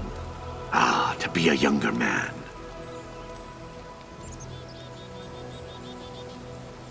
You may have missed war in Gondor, but there are still battles to be fought closer to home. For you, perhaps. But I have seen too many winters to ride to war now.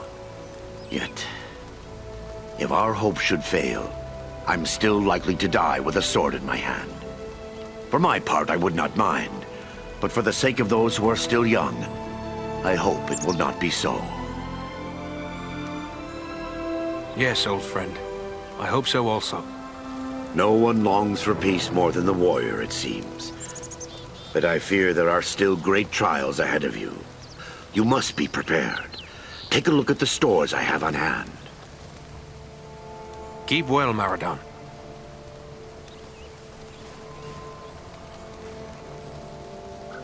Halbarad has gone off to the south with as many of our people as he could gather. War is brewing, and Aragorn has need of his kinsmen. Farewell, Haldur.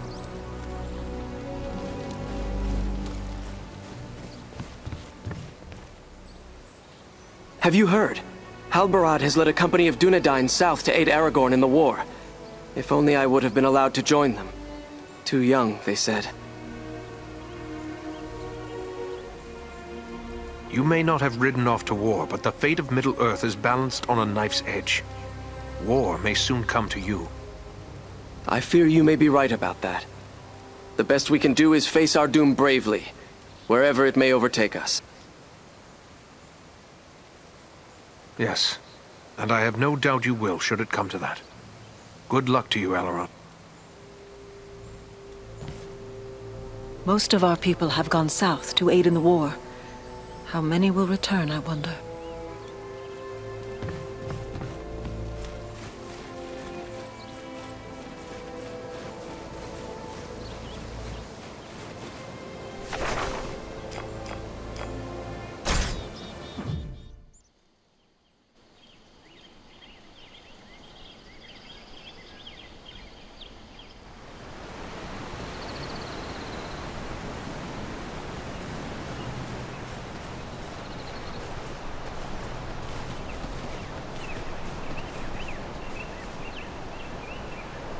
Welcome back, Eradan. I saw you arrive, and I must say, it made for a fine sight. We have something in common now, my friend. We are among the few who can claim to have ridden on the back of an eagle, although I'm sure you enjoyed your journey more than I. Truthfully, I found the whole experience rather terrifying. You must forgive me, Mr. Baggins, but I have little time for talk at the moment. I really must have a chat with those eagle friends of yours before you leave. I wonder if I've met any of them before. You know, someone should be setting down this story of yours. It's certainly worthy of being remembered. I do have my own book to finish, but perhaps when that's done. Maybe you should give me an account of your adventures. I'll take notes, and one day I can write your story. What do you say to that? It would be an honor to have our story recorded by so worthy a chronicler. Very well, then. Why don't you start at the beginning? It began some weeks past at the Sarn Ford. Our eagle companions seized us in their talons and lifted us to safety just as the mountainside came crashing down. Outstanding! What a riveting tale! There is enough there to fill a volume or two already. I just hope I managed to get it all straight. I tried to take good notes. You really must come back later to let me know how it's progressing. I shall, if time and fortune allow. Now, I should be on my way. Farewell.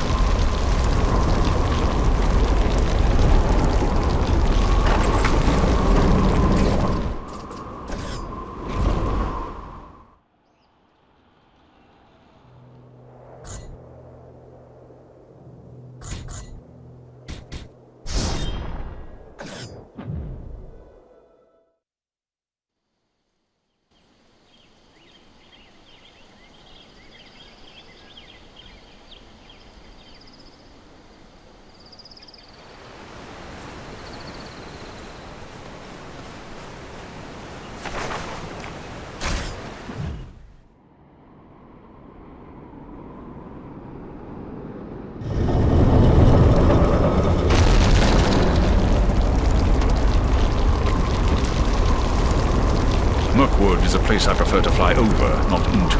But we are ready to go. We must hope Radagast can tell us where to find Úrgost. Have you ever faced a dragon before? No. That is a risk I have gladly avoided. One does not willingly seek out a dragon, unless there is no choice. You are afraid of dragons? Only a fool would not fear a dragon. If Úrgost has survived this long, he must be full of the guile and cunning of his kind, abominations that they are. And this will make him even more dangerous. But that changes nothing. If we must prevent his alliance with Agandar, then fear must be set aside and the dragon found. We should follow Gorin's advice and seek Úrgost's whereabouts from Radagast. I worry about my people. We Dunedain are so few now, and our families are scattered across the north. Perhaps I should go to their defense. And yet, what could you do for them? One man alone. Were there 100 Eradans, you could not withstand the power that is set against you.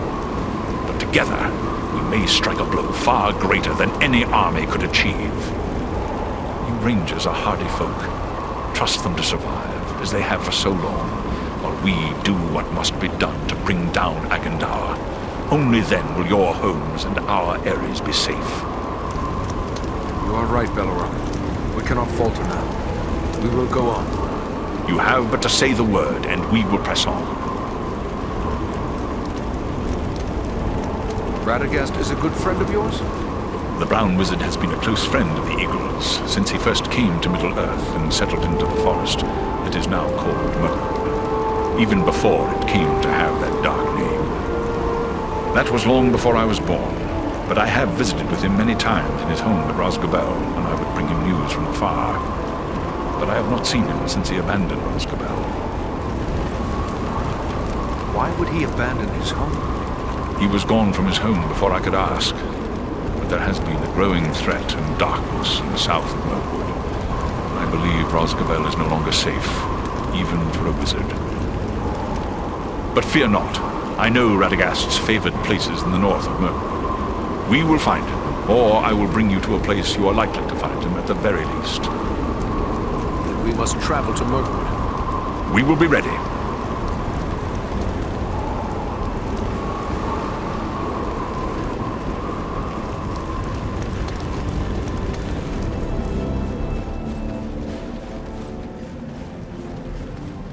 It is clear the folk of Nordinbad take pride in their work.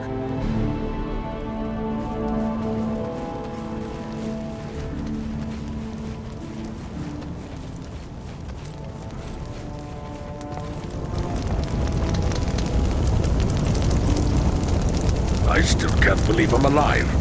I thought I would draw my last breath in the fetid air of Mount Gundabad.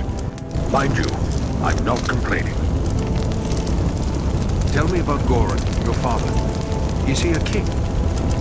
King? Oh, no. He is merely the Lord of Nordinbad.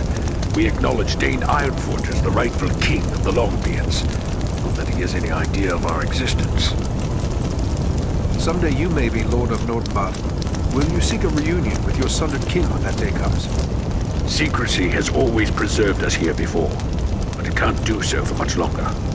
We are a dwindling folk, and this war has only made that worse. Nordinbad is precious, but I see little point in leaving it empty. If we survive the days ahead, we will seek out our kin. My father sees the need for this as well. Were it not so, I wouldn't have dared bring you and your friends to our hidden halls. Tell me about Bruni, the other dwarf who survived Mount Gundabad. Bruni is the captain of our guard, the terror to the orcs of these mountains. He's been my father's best friend since long before I was born, and he taught me how to wield an axe, and what it means to serve. It sounds as if you have been in Mirkwood before. I've been around it a lot more than in it, and that suits me just fine. I don't care for that wood. Don't know how anyone could. But I've often traveled to the eaves of the forest to trade with the Bjornings who live thereabout. It was on such a trading venture that I happened to meet Radagast. Who are these people, the Bjornings? A hardy folk, and brave, as any who dwell between Mirkwood and the Misty Mountains would need to be. Under their chieftain, Grimbeorn, They've kept the mountain passes and river crossings open, even in these troubled times. But I've heard rumors of war on their borders of late. The high passes may now be closed, at least to those without the benefit of eagle wings. Can you tell me more about Radagast? He's an unusual sort. Friend to all beasts and birds. To be honest, I don't think he cares much for dwarves. But maybe he just prefers the company of animals. One thing's certain, there are few people with more knowledge of this part of the world. He even spoke of Nordinbad as if it were common knowledge. Do you believe we will be a match for Úrgost? It's not that I doubt your courage and skill. And I'd be mighty glad to no longer have a dragon as a neighbor. But truthfully, I wonder if anyone can overcome such a beast. I just hope your luck proves equal to your daring. What comes next for you folk? I'm afraid we're all out of tricks to play. All we can do is prepare our defenses, hunker down and wait for whatever the winds of war might blow our way. I wish you luck with whatever fate may bring. Farewell, Nordri.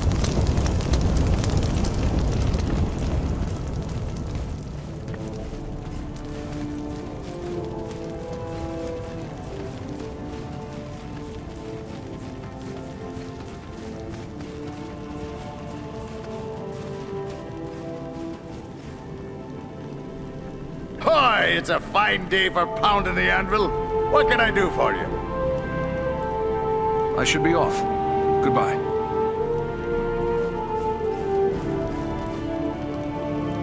Are you here to buy something? Speak up. Time's a waster. Goodbye.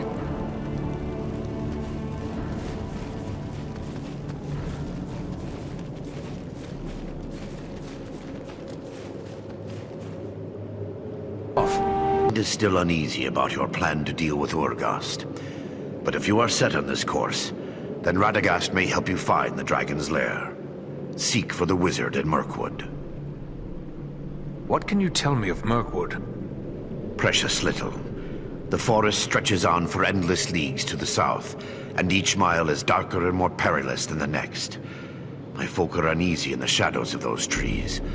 Although we go there sometimes for timber, we never pass far into the wood. How well do you know the wizard Radagast? Not well, but we've had some dealings with him in the past. He seems an honest enough wizard, though you would be wise not to harm any birds or beasts while anywhere near his home. He calls all wild creatures friends, save for those who serve the Dark Lord. Can you tell me anything more about dragons? Vile creatures, as wicked as they are terrible. They drove most of my people from these mountains with their deprivations. Curse them all. I'd best keep your wits about you if you intend to face Úrgost. Our road leads to Mirkwood and Radagast. Farewell.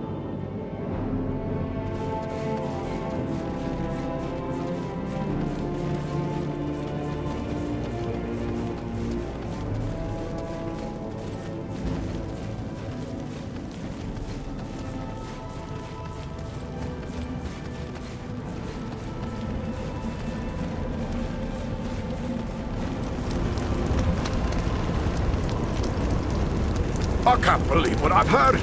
You're actually setting out to find the dragon? We've spent many long years trying not to be found by one. Ah, but then the three of you did walk into Mount Gundabad alone, and you lived to tell the tale. So if anyone has a chance against Úrgost, it might be you. Ordinarily, I'd be dead set against riling up a dragon. But it seems Agendaur has already done that. So I'll just wish you luck and let it go at that. What about you here? Do you believe Nordinbad will be safe after what we accomplished at Mount Gundabad? We killed hundreds of orcs when the roof came down at Gundabad.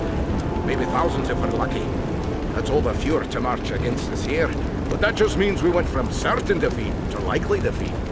If the dragon joins up with Agendaur, we're right back at certain again.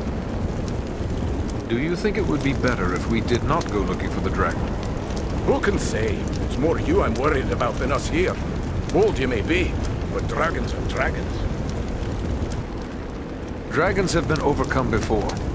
Better to face him on our terms than to wait for him to come to us. Farewell, Bruni.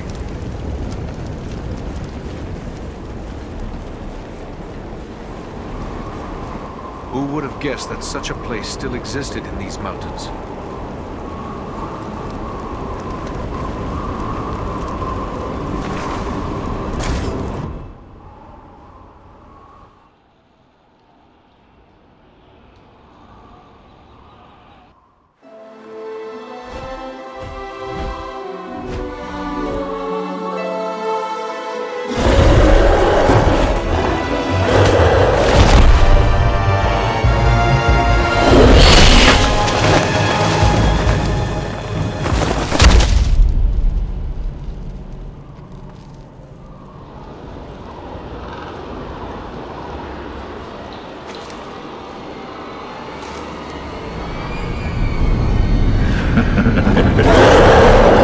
Seeking the wizard. No one can help him now. And no one can help you.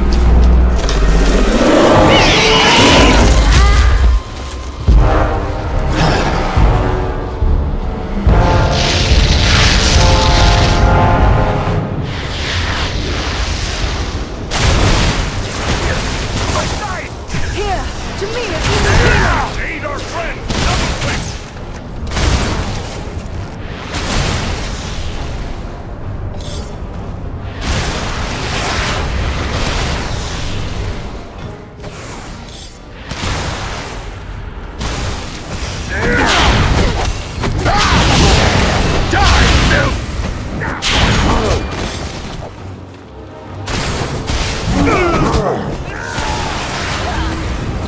I am sorely hurt.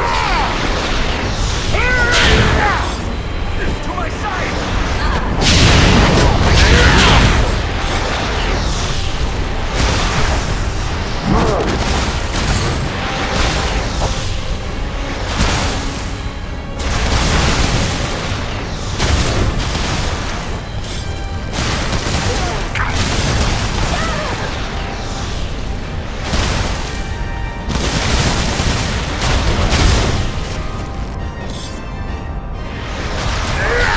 Fear the faceless one!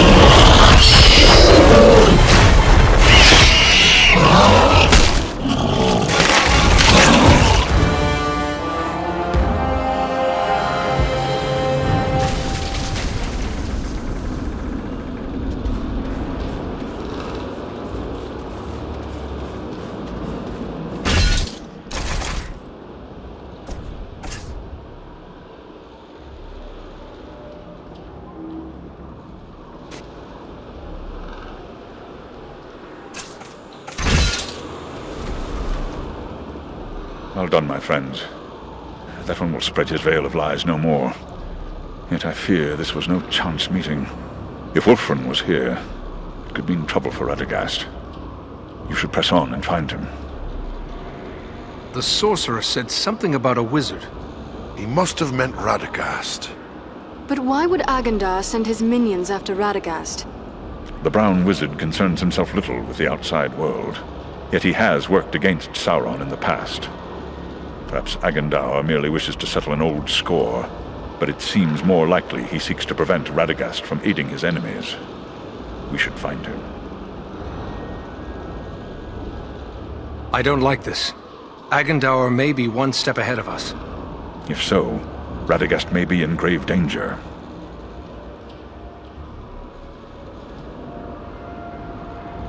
How far are we from the wizard's dwelling? It is difficult to say for certain. Even the eyes of an eagle cannot pierce the interwoven boughs of Mirkwood, and clearings are few in this wood. What is this creature you've bested? It smells foul. Who can say? Some beast from an older world, maybe. Bred and twisted by the Dark Lord to serve his most trusted servants. This forest seems near impenetrable. What can we expect to find here? I cannot say for certain. Mirkwood is no place for my kind. We can soar over the great wood, but its secrets remain hidden beneath the trees. The forest has an evil reputation, however. Be on your guard as you search for Radagast. I have been told elves dwell in Mirkwood. Perhaps they can assist us. It is true, King Thranduil's people dwell in the forest, but many dark miles lie between here and the Elven King's halls. One might wander for weeks in this part of Mirkwood without encountering an elf. What of my kind?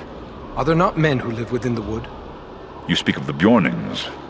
Yes, there are hearty men who dwell on the western edge of Mirkwood, but they are rarely found this far north, and they are wary of strangers, as any who dare to dwell in this wood should be. We will find him, but what about you? Are you hurt? The beast did its damage, but not enough to keep me from the air. I will be fully recovered soon enough. We will continue the search on foot. Should we look for you here once we have found him? No, I must find my companions. They are probably worried about me. Together, we will keep watch from above. Radagast has many friends among the birds of Mirkwood. If you find him, he can send a message to us easily enough. Very well. Good luck, Balaram. I don't like the look of this Mirkwood. I wish our path would have led us elsewhere. Why would Radagast choose to make his home in such a place? They say that Mirkwood was not always like this. It was fair enough before the shadow of the Dark Lord fell over it. That shadow lies here still. There are evil creatures in this wood.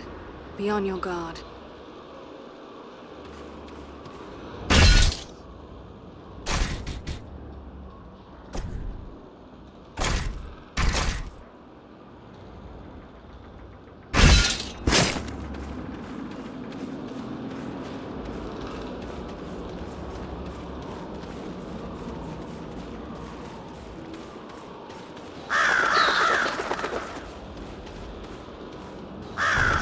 Look!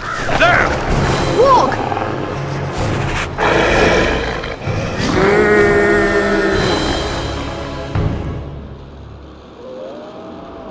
That's done it. Now the whole forest knows we're here. Let's go. The warg that one hears is worse than the orc that one fears. True, but where the warg howls, there also the orc prowls.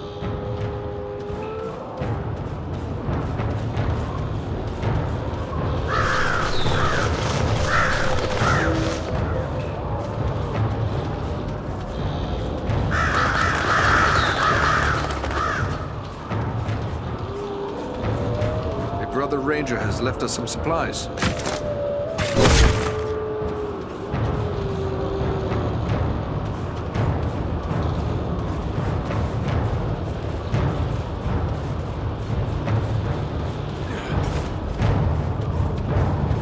An encampment of orcs! Be watchful. The wargs have given away our presence. I don't like this. Keep your eyes open. Up there! An archer! To my side! It's an ambush! You seek cover in the undergrowth. We need cover from their arrows!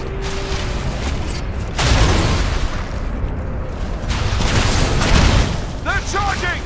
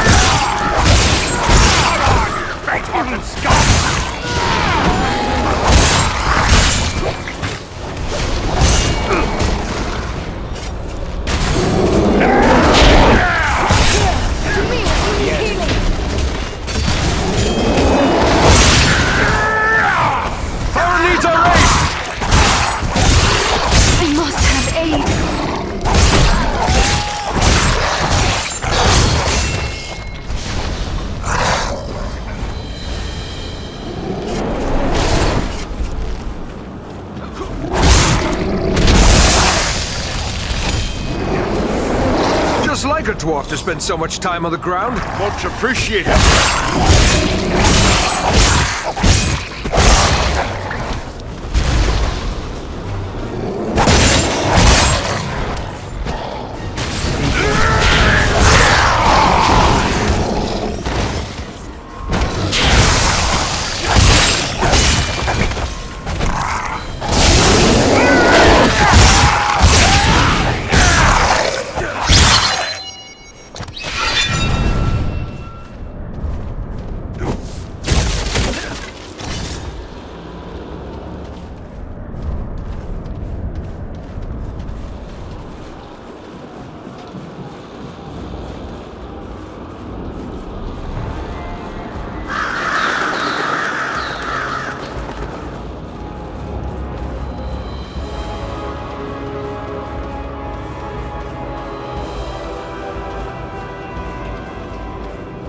What are these things?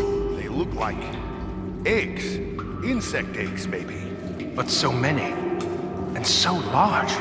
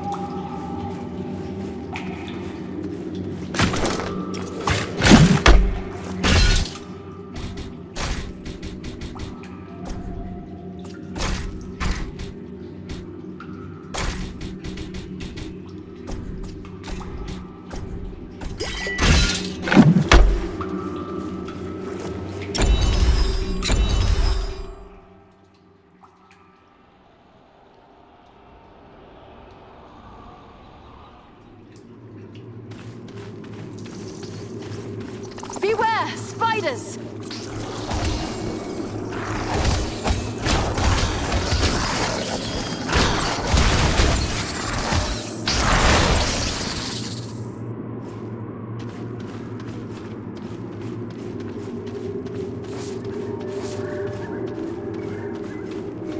Giant spiders!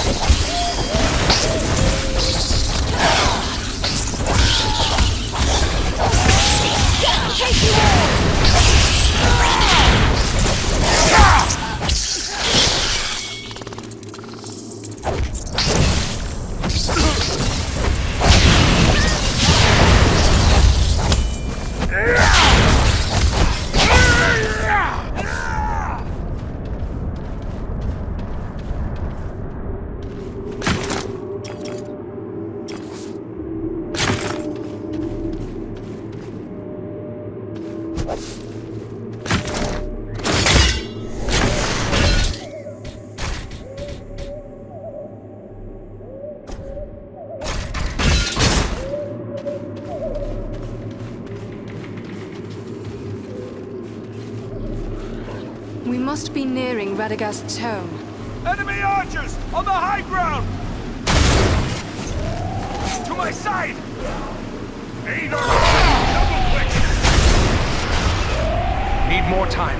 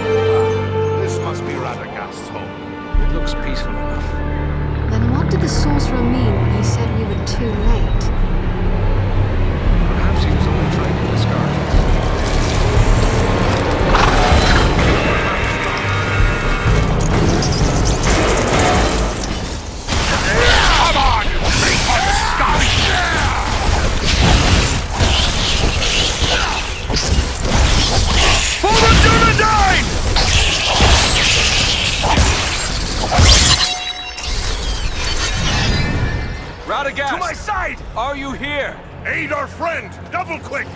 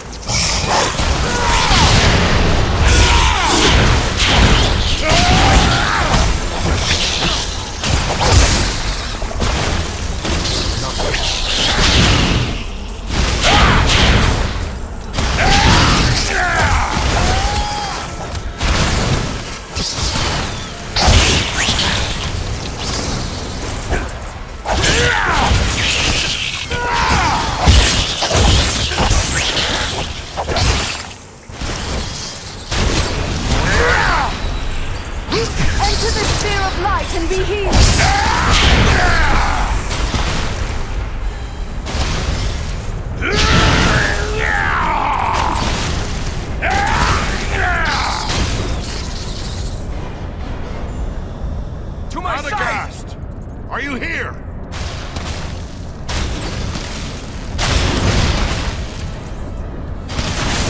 That must wait.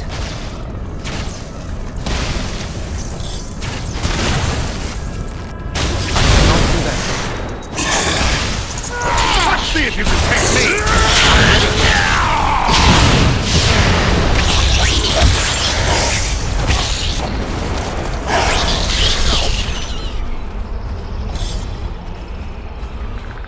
Over there. Is that a staff on the ground?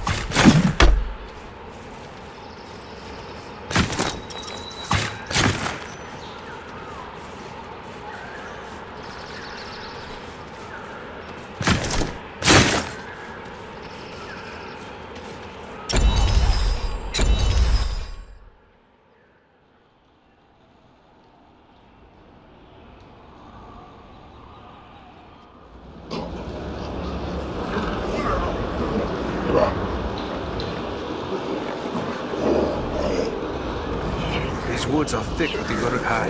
Listen, we're all around us. On the hunt for something. We must find it before the orcs do.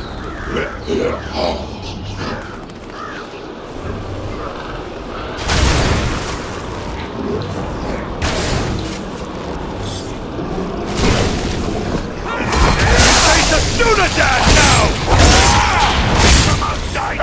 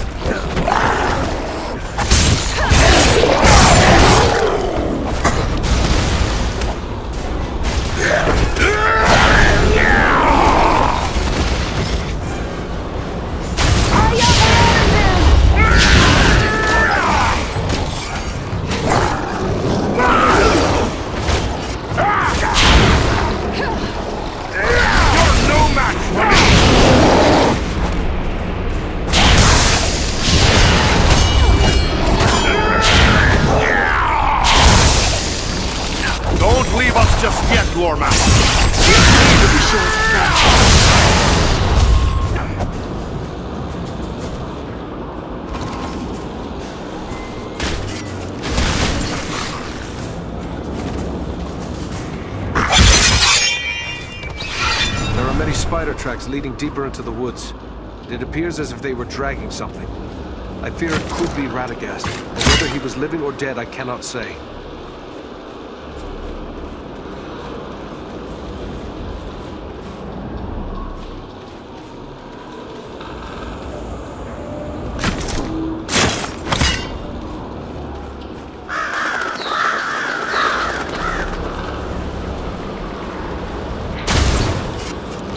Ready yet?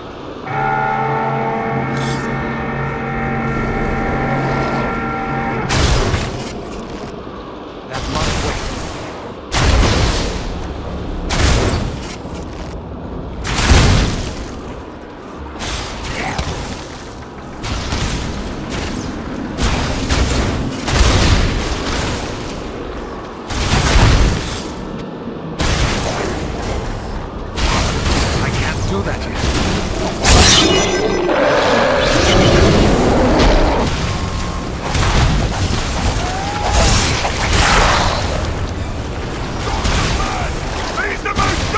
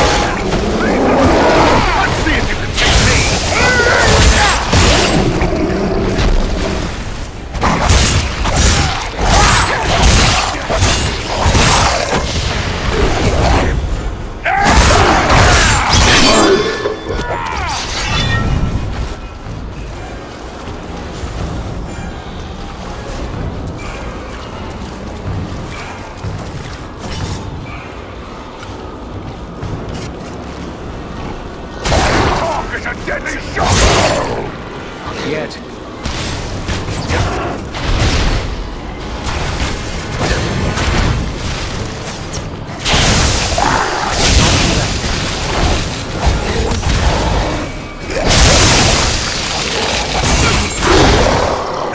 Take refuge here. I will shield us from their arrows and bolts. Over there! They have a prisoner, an elf!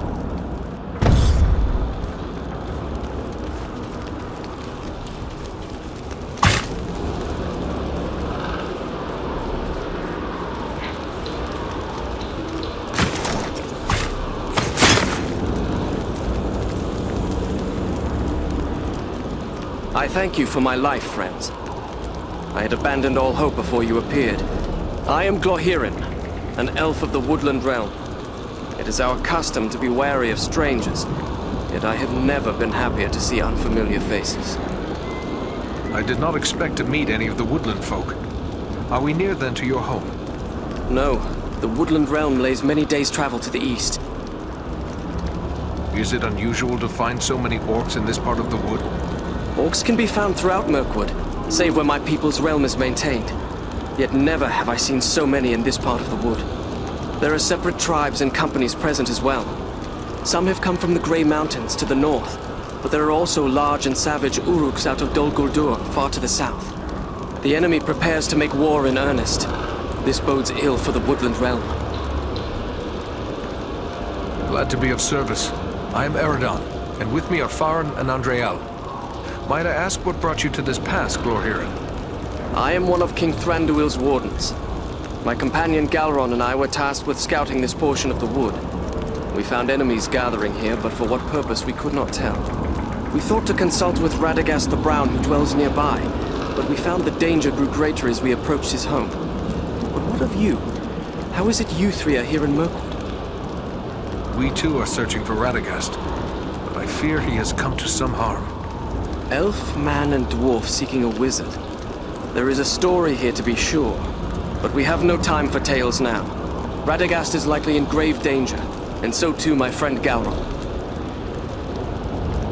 Can we call on your people to help in the search for Radagast? No, the Woodland realm lays many days' travel to the east. We can expect no help from there. Where is your companion? Alas, I cannot say. We came upon a band of orcs, and while we battled them, spiders began to cast down their lines from the trees above. I was entangled, and the orcs bore me away. I can only hope that Galron escaped a similar fate.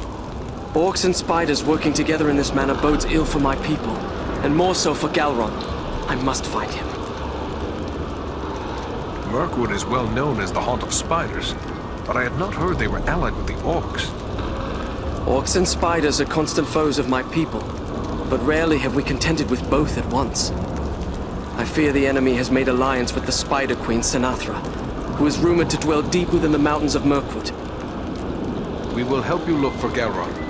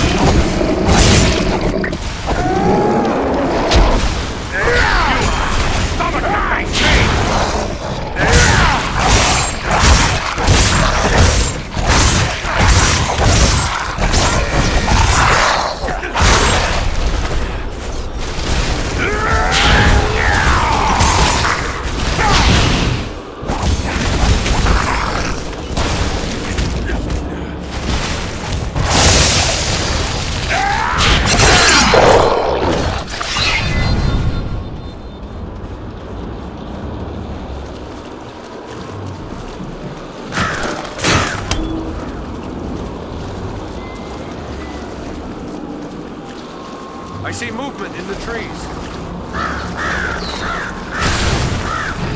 It's a ranger now!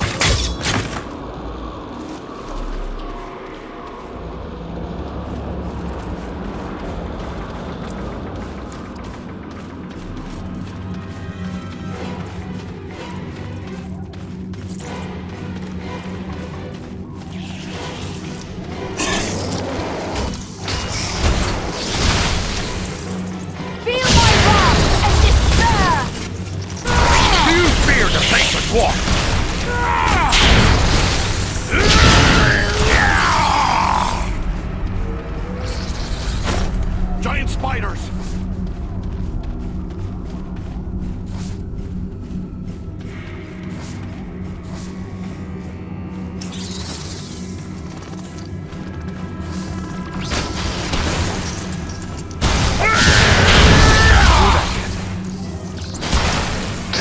Fight me if you dare!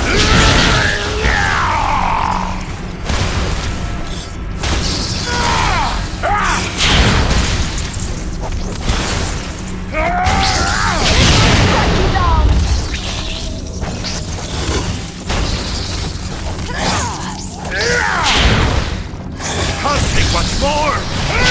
Let me help you. Not ready.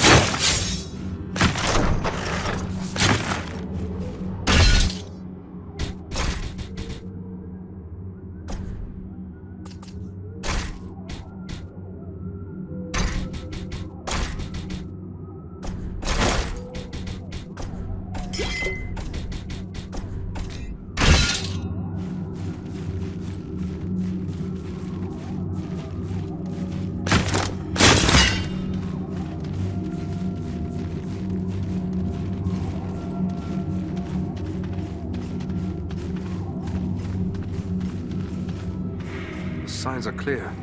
Rangers were once here, and they left some useful items.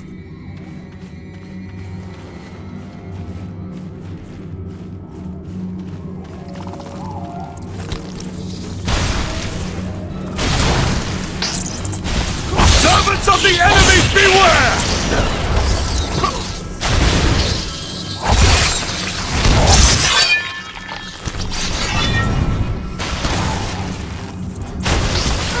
Let's see if you can take me!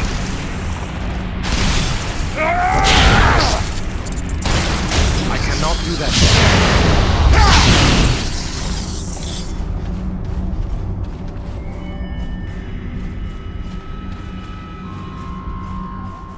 These webs are arranged for defense.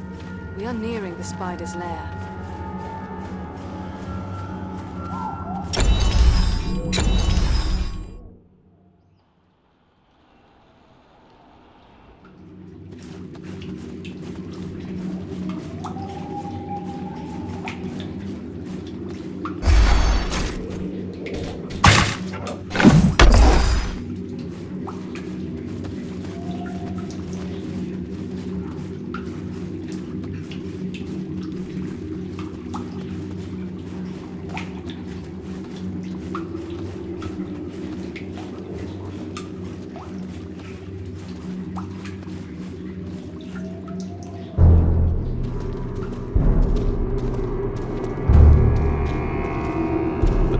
Down there. I'm sure of it.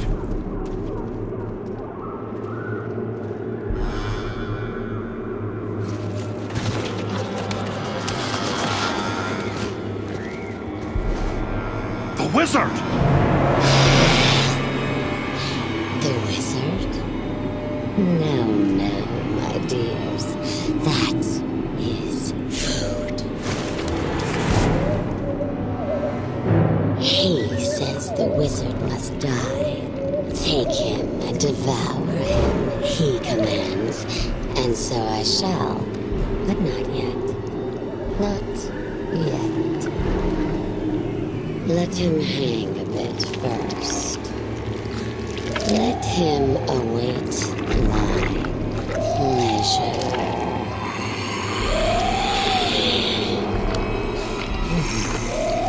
But the wizard alone is barely a meal for one such as myself. For his face.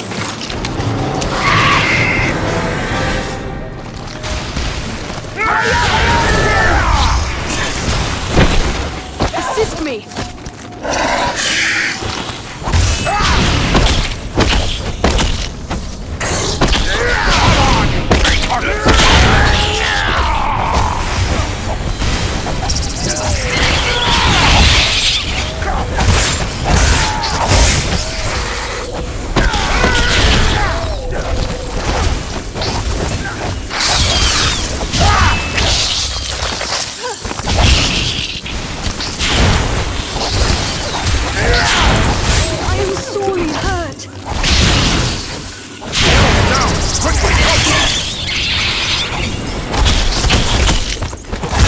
That was closer to death than I had seen.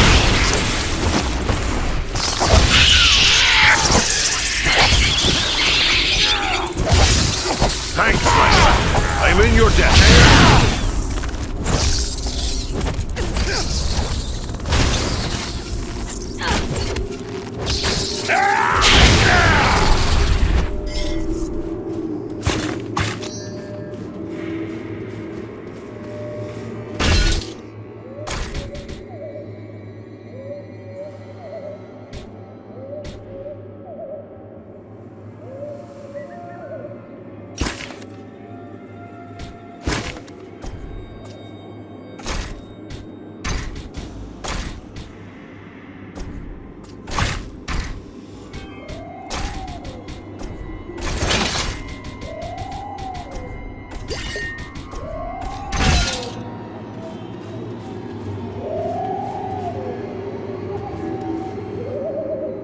Carefully. Let him down slowly now. He yet lives. Aye, and he's coming around. Radagast, are you well? Oh, what a thoroughly unpleasant experience. I shall have more pity for flies in the future. There was a powerful force here, and it is clear that you were their target. Why is the enemy after you? The enemy never needs a reason to kill and destroy.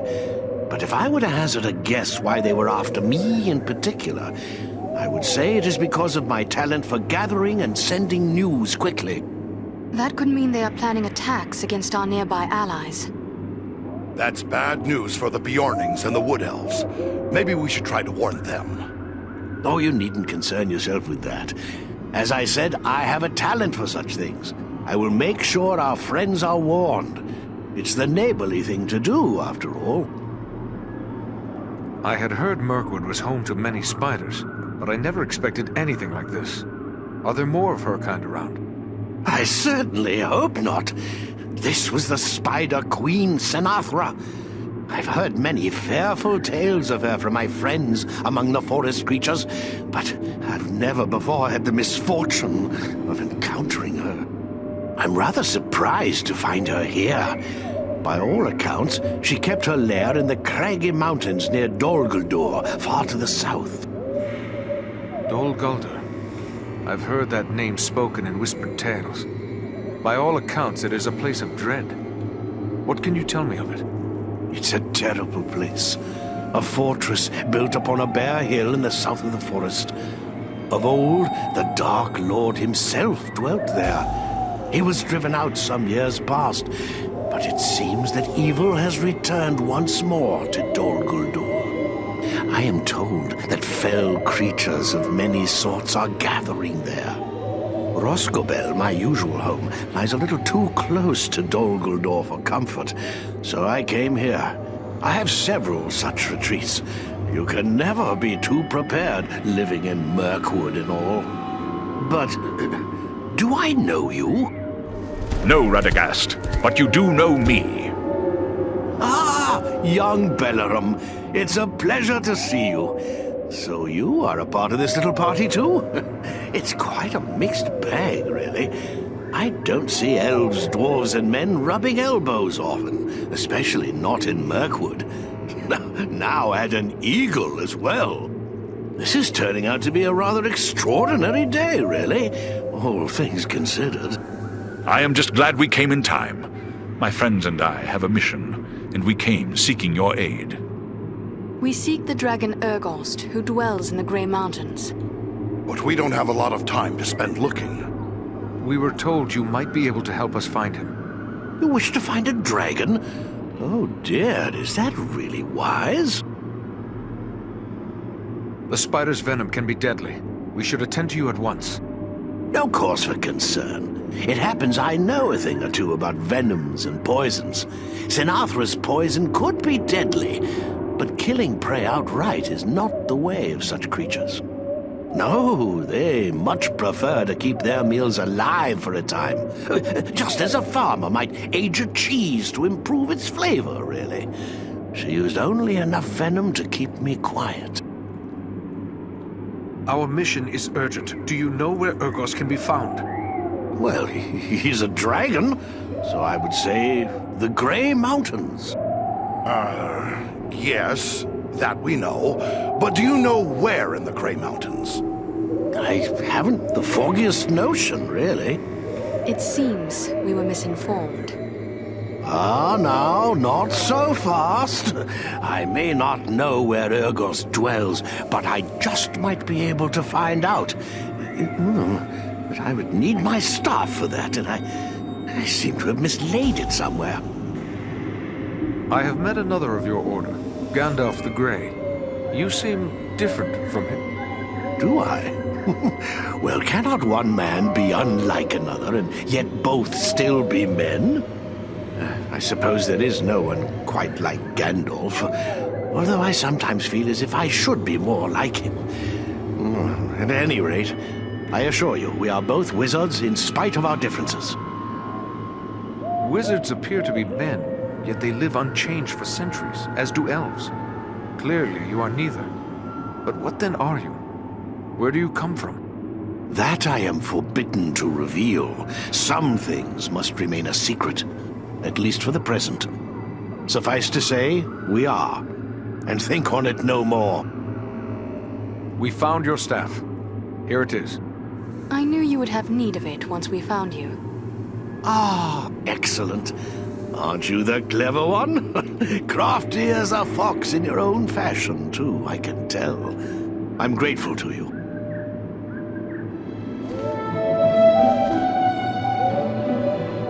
Well then, let's see what we can find out, shall we? My friends might know a thing or two.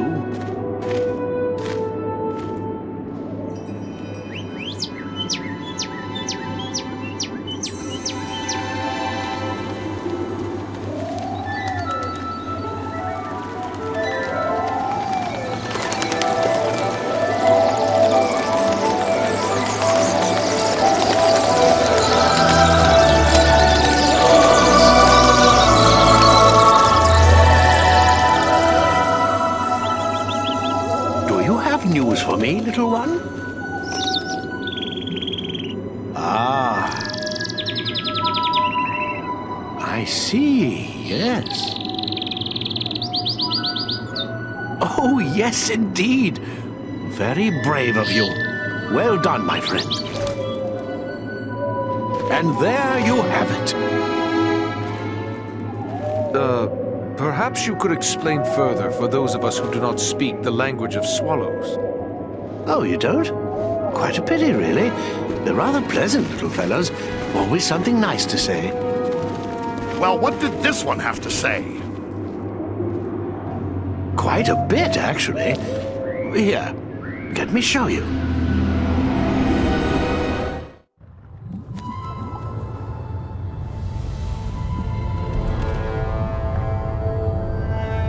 Have you considered my offer? You bargain with what you do not possess, man of the South. I will have your price soon enough. Think carefully before you spurn this offer, dragon. As mighty as you are, you would do well not to offend my master. I did not say I refused. Only that you must first achieve my reward before you can give it. Ah, formality. I go now to take your price, but I will leave men behind to await your answer. Consider well, but not too long. My time and my thoughts are my own to spend. For now.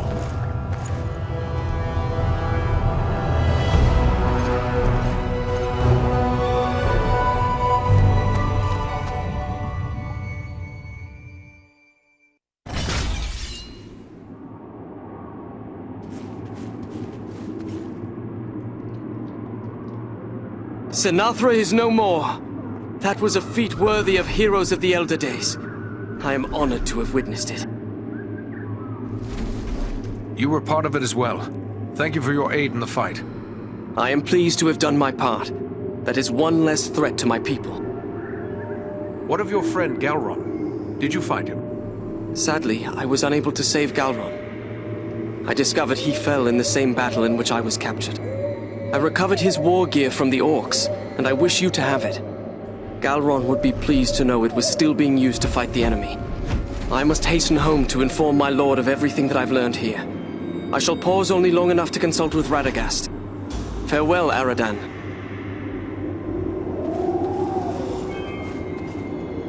The little cave swallow has told me where Úrgost's Lair can be found. I can guide us there when you are ready to depart. Oh, still here? I thought you were off to find a dragon. Can you tell me anything of the creature we seek? The dragon? I believe you'll find dragons have three things in abundance: strength, cunning, and greed. You'd be wise not to underestimate Úrgost when it comes to any of these. I really rather wish you weren't set on finding the dragon. You seem like such nice people. These woods are still thick with enemies. Are you certain you can find your way to safety? Don't concern yourself with that. I've lived in Mirkwood for a very long time. I won't be caught off guard again. Where will you go from here, Radagast? Perhaps I will visit my friends in the Wood Elf realm. Or I might drop in on a few folks I know among the Bjornings. There's even a very nice family of badgers that might take me in. I will have to give it some thought. Your pardon. You said badgers. Yes, indeed. Oh, I know what you're thinking. How can anyone get along with a group of grumpy old badgers? It's true, they're not as amiable as foxes, but they're really quite agreeable once you get to know them. I'll take your word for that. Good luck to you, wherever you choose to go.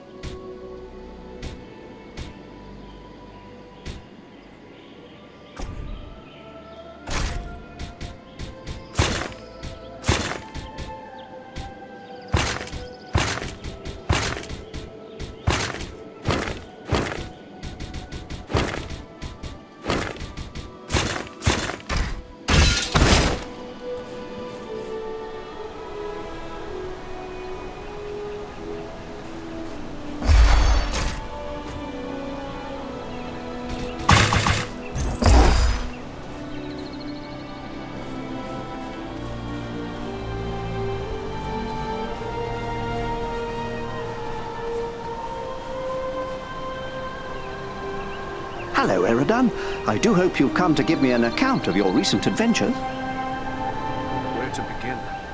I certainly don't need to tell you that Mirkwood is a perilous place. We could not have been prepared for what we found there. And so, with Sinatra dead, Radagast safe, we returned here to Rivendell to inform Elrond of all we had learned. Heavens, what a tale! If I didn't know you for an honest man, I'd think you were making the whole thing up. I hope I can keep all the facts straight. I'll have to jot down some notes. Oh, but perhaps I'll take a short nap first. Frequent naps help keep the mind sharp, you know. So you're on your way to find a dragon. I set out to do that once myself, to my everlasting amazement. Why, of course. I'd nearly forgotten. But you have dealt with the dragon before. Why, yes, I suppose there are not too many people who've come face to face with a dragon and lived to tell of it. Do you have any advice to offer on dealing with them? Advice? First I'd say stealing from them is generally a bad idea. I'd avoid that if you can. Secondly, should you find yourself in a pinch, try flattery. Pardon me, but you said flattery? Yes, strange as it may seem, I was rather complimentary when I spoke with old Smaug and found he took to flattery as readily as my niece Angelica. Yes, vain creatures, the both of them. I really hope you'll come back later and fill me in on how your adventures are progressing. I shall, if time and fortune allow. Now, I should be on my way. Farewell.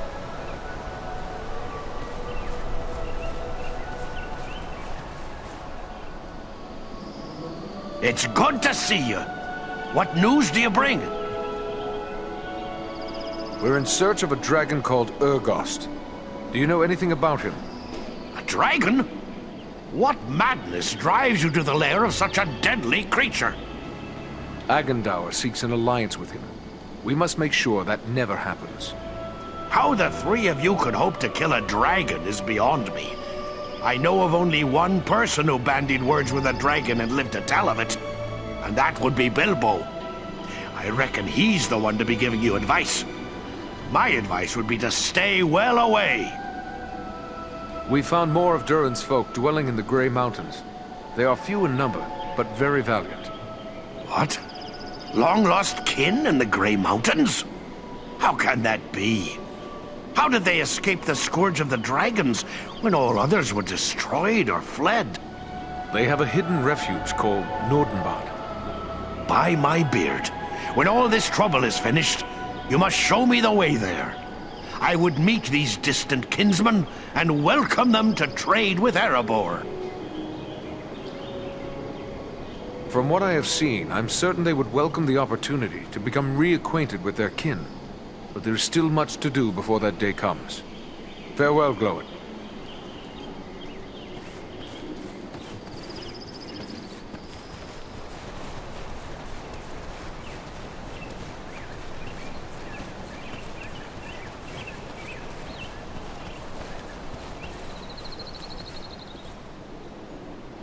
Radagast has confirmed our fears. Agandaur is indeed forging an alliance with Úrgost. If you cannot prevent this, Dragonfire will soon engulf the fields and settlements of the north. No land is beyond the reach of the dragon. No fortification can withstand him. May the Valar grant you strength of arm and spirit as you undertake this task.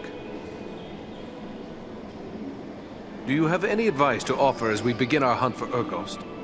I fear, in spite of all my long years of study, there is little I can offer you in the way of advice, for never have I faced a dragon. Indeed, to my knowledge, the only person now living who has done so is the hobbit Bilbo Baggins. Perhaps he would have a thought or two on the matter. What will you do here? We will continue to plan for the defense of Imladris. The enemy will not find us unprepared. I will send warnings to such allies as we have. There is strength to be found in Imladris still, but in truth, you three may be our best hope. Now I begin to regret allowing my sons to ride south. It seems we may well have need of them here after all. Your sons have left Rivendell? Where did they go? Word came to me that Aragorn was in need of his kin. Halbarad gathered as many of your people as he could in haste and set out for the south to join him. My sons greatly desired to accompany them for the sake of their long friendship with Aragorn.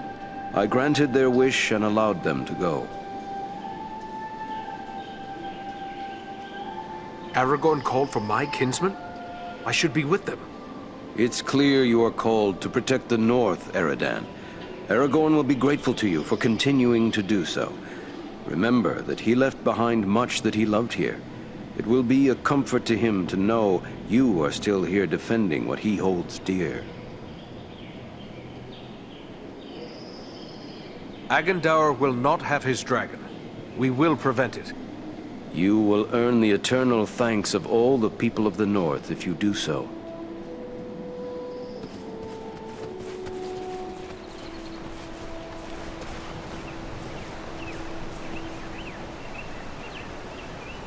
Hello again. What can I help you with?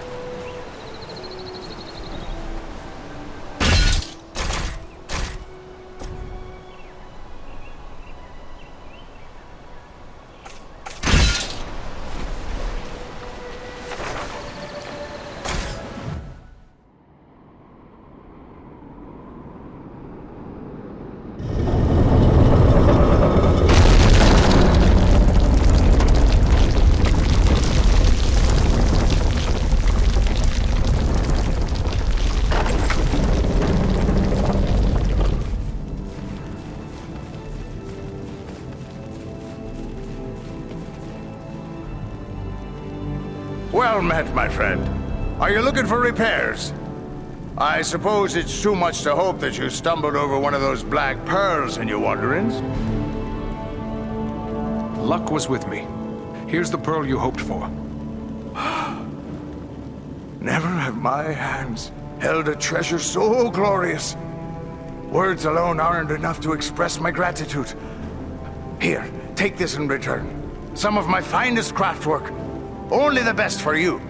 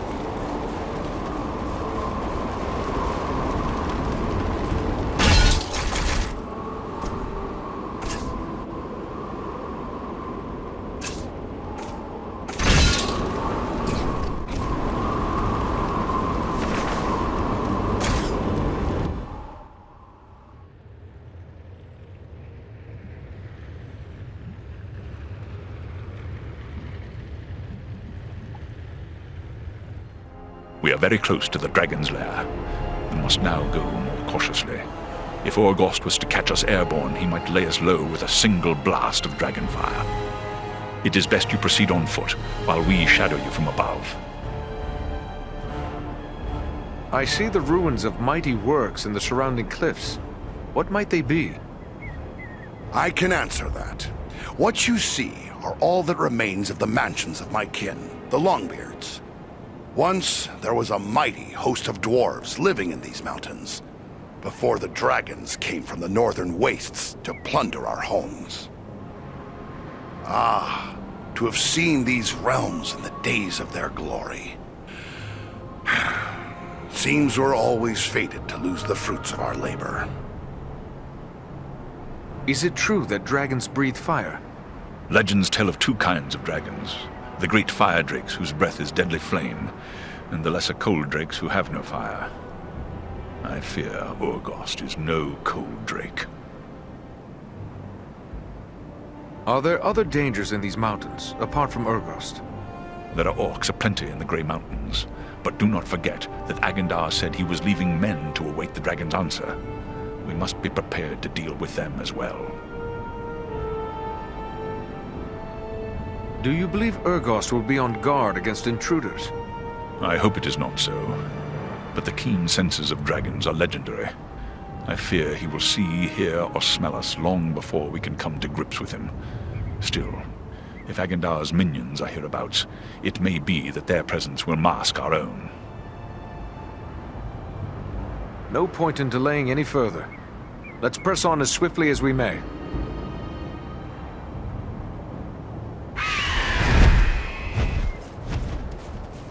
Let us hope dragons are less formidable than legend makes them.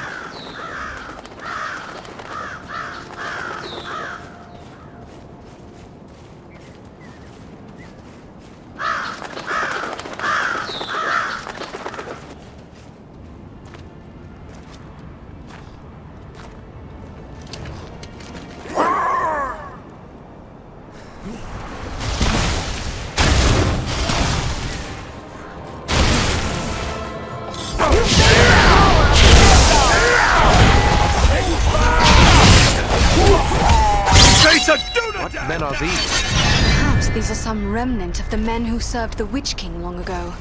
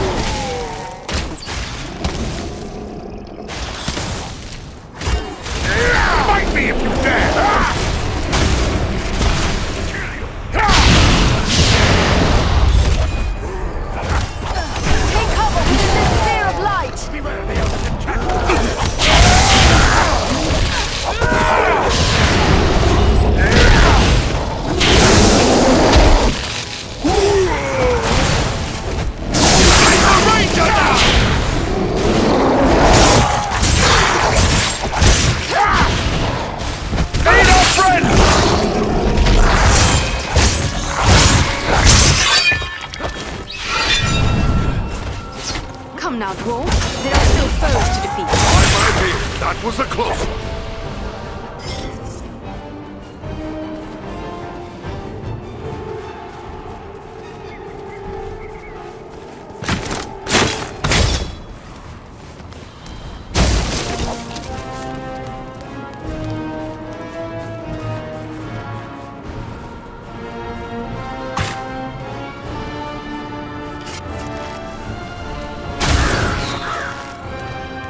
That must wait. These must be the men Agandar left to await the dragon's answer.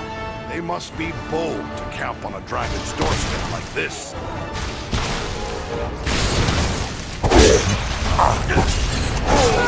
Come on, you faint-hearted scum!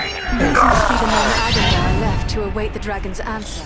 They must be bold to camp on a dragon's doorstep like this.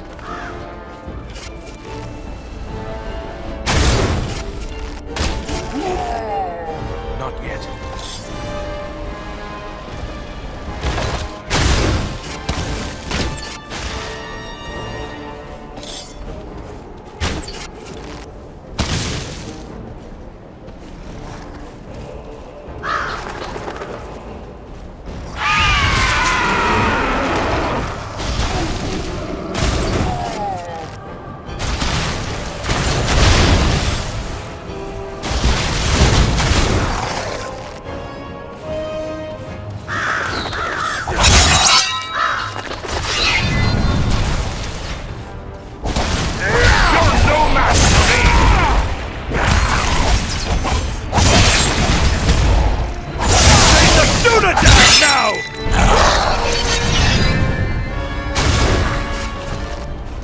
That must wait.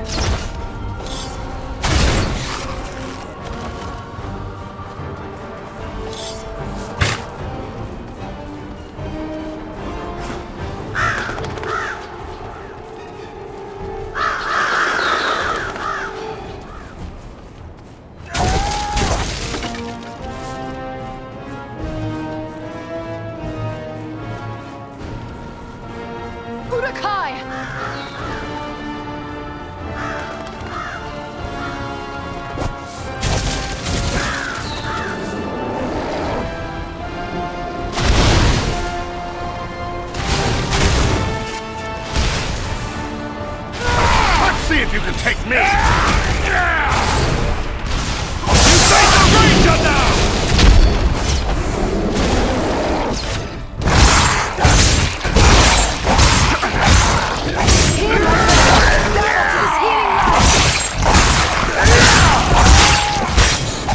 The dwarf is down! Quickly, help him! Much appreciated, friend.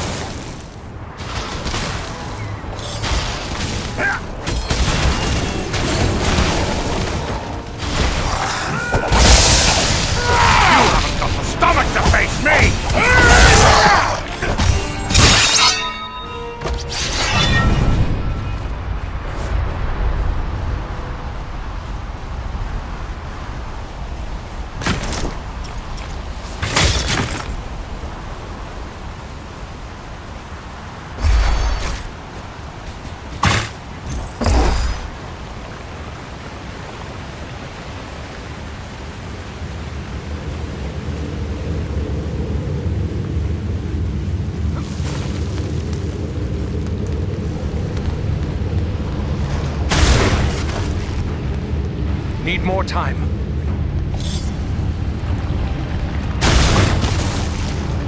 Not yet.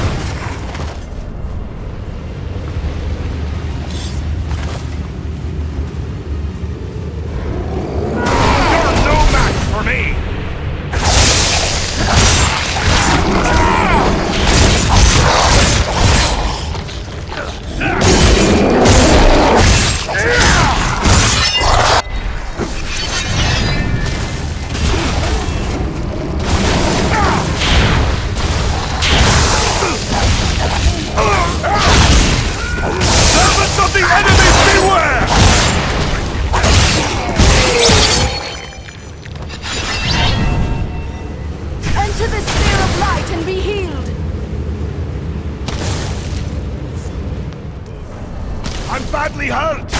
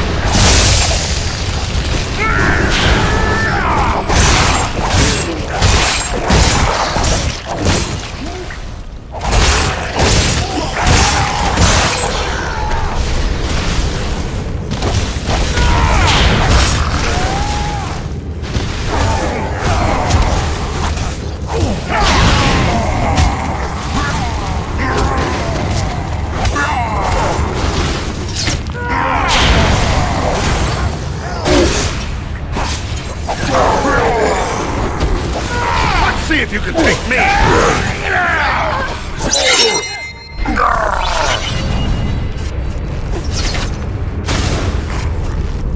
Thank you, my friend. I am in your debt.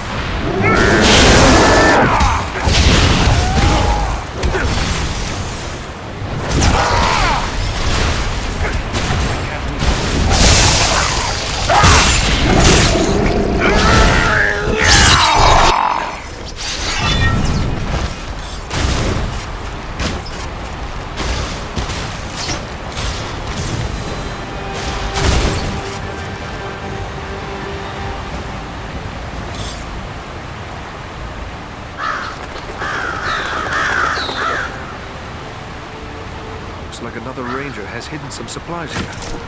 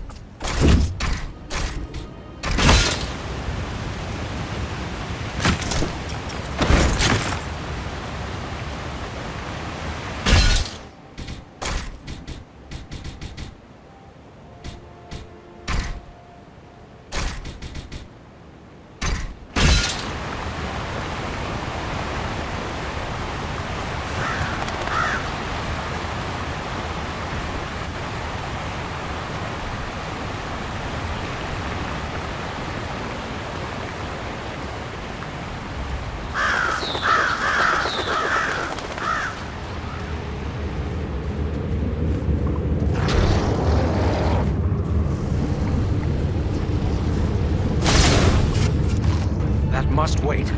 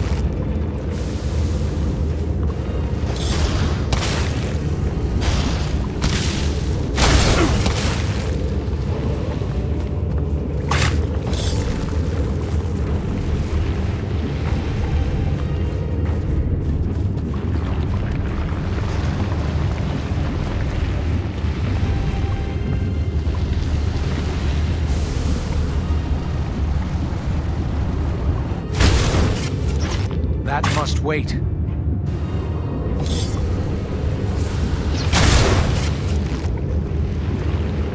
I can't do that yet.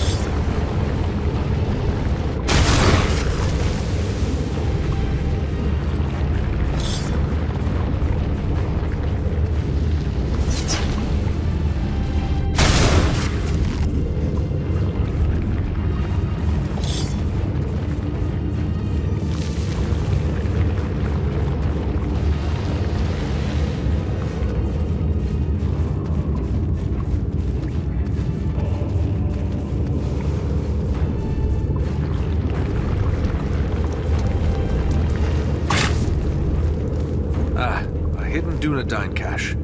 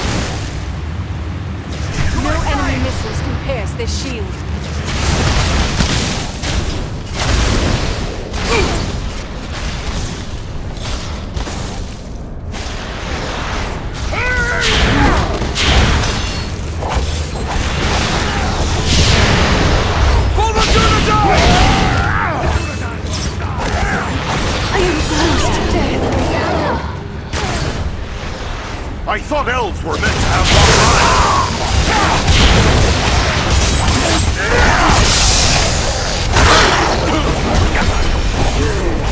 Lauren needs our aid!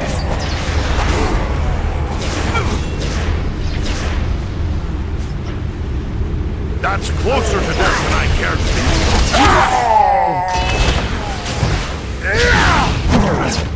Not ready.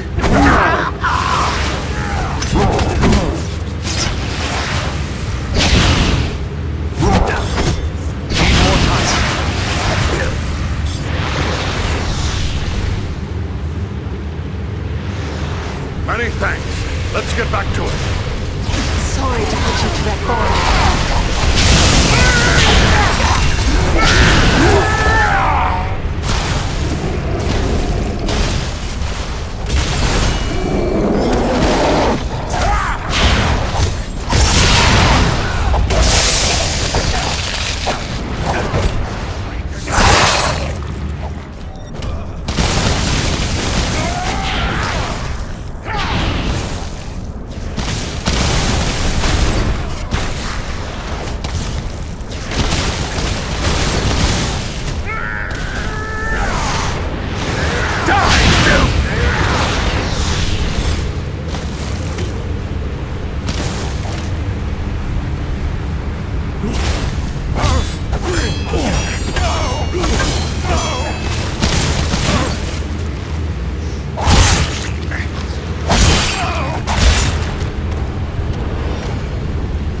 Back on your feet, lass. We have an enemy to defeat.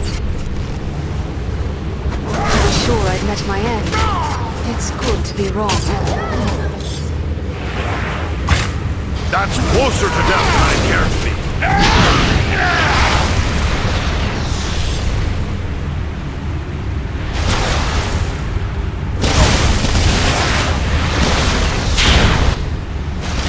A ranger knows how to remain unseen.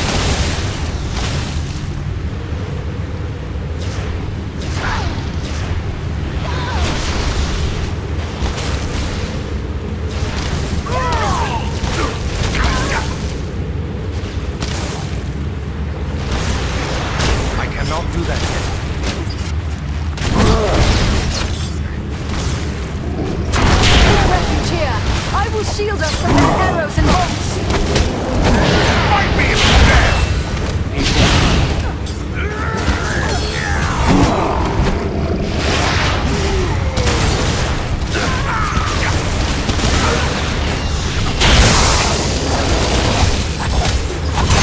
I cannot take much more!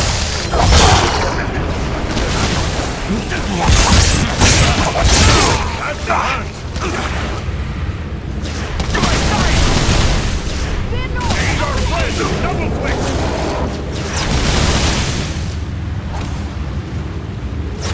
Don't leave us just yet, Lord Master. We have need of you. That was a close call. Thanks, my friend. I'm in your debt.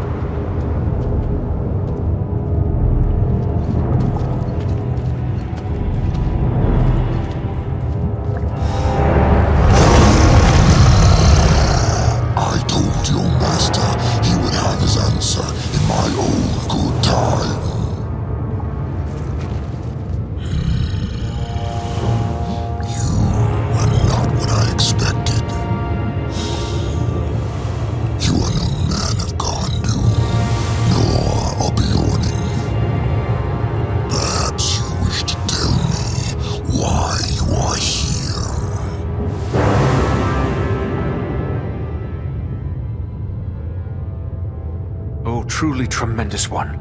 We came only to gaze upon your magnificence. Many times have we heard of the unmatched splendor of dragons, and we wished to see if the tales were true. Did you now? Well then, what do you think of those tales, now that you see me? They fail to do justice to your true glory. Such pleasant speech. For one who invaded my home with murder in mind. Perhaps you care to tell me what you are really doing here? I see there is no point in trying to deceive one as wise as you. Certainly there is not. And so I ask you once again, why are you here? We are hunting a servant of the Dark Lord, a man called Agendaur. Are you indeed? Maybe we can make a deal. A deal? What sort of deal? Agendaur wishes me to join him in his conquest of the North. As a reward, he offers the realm of Nordinbad and all the wealth found there. Nordinbad hardly seems like a fitting reward for one of your power and majesty. I agree. If I wanted Nordinbad, I would have taken it long ago. No, I have my eyes set on a far greater prize. I want the ancient fortress of the Witch King himself, Carn Dûm. Where is this place, Carn Dûm? It sits atop the northernmost peaks of the Misty Mountains. Of old, it was the capital of the realm of Angmar, the mighty fortress of the Witch King himself. What do you want with such a place? The Grey Mountains are no longer a suitable home for one of my might and majesty. The oft-plundered homes of the dwarves who once dwelt here hold neither the wealth nor the grandeur I desire. Not even that watery hole, Nordinbad. No, I would be lord of loftier halls and master of the hidden vaults of the Witch King as well. The elves and the men of Gondor drove the Witch King from Carn Dûm long ago.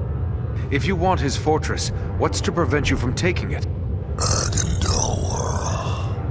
He has taken control of Carn Dûm. From there, he plans his conquest of the North. If you desire Carn Dûm, why not take it from Agendaur? In doing so, you would earn the thanks of all free folk. Be assured, I care nothing for your thanks. Yes, I want Carn Dûm for my own, but I would be a fool to attack a servant of Sauron. As mighty as I am, I have no wish to make an enemy of the Dark Lord. You, on the other hand, have already done so. If you would see me remain neutral in this war, destroy Agendaur and turn over Carn Dûm to me. It would be an honor to serve the great Úrgost. Carn Dûm shall be yours.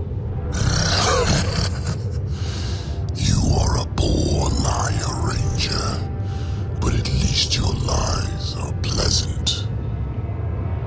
Such flattery should be rewarded. I have gathered a thing or two from these ruins that you may find useful as you undertake my task. I'll not refuse anything that may help us against Agendaur. Of course not. Now take it and go. Oh, and if, as I strongly suspect, you care about the fate of Nordinbad, you might wish to return there. Agendaur is moving against it as we speak. They will need our aid. We must hurry. Oh yes, by all means, hurry.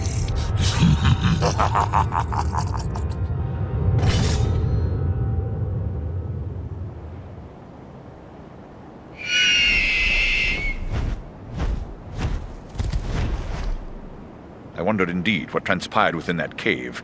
But if our friends are in danger, then questions must wait. I will call Armon and Baranthor, and we will depart at once.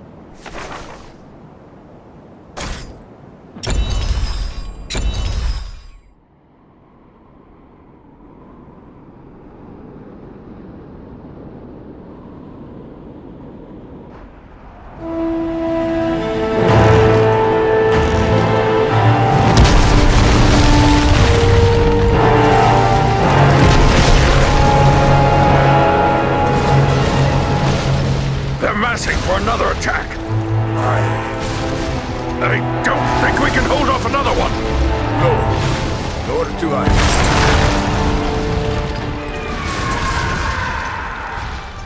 Did you hear that, Bree? Have I gone mad or... No, look! It's them, my thunder! Our eagle-riding friends! They've come back! Do you see, Bree? They...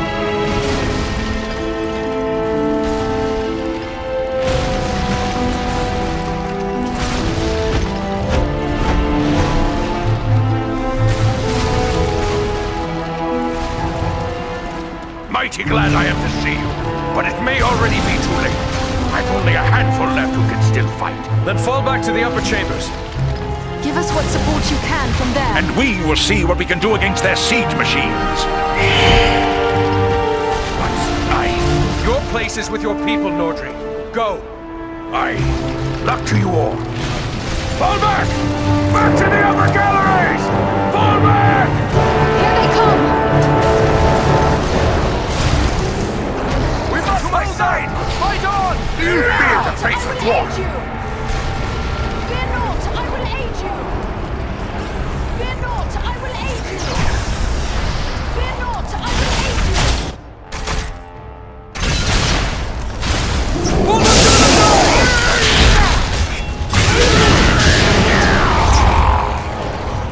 Need more time.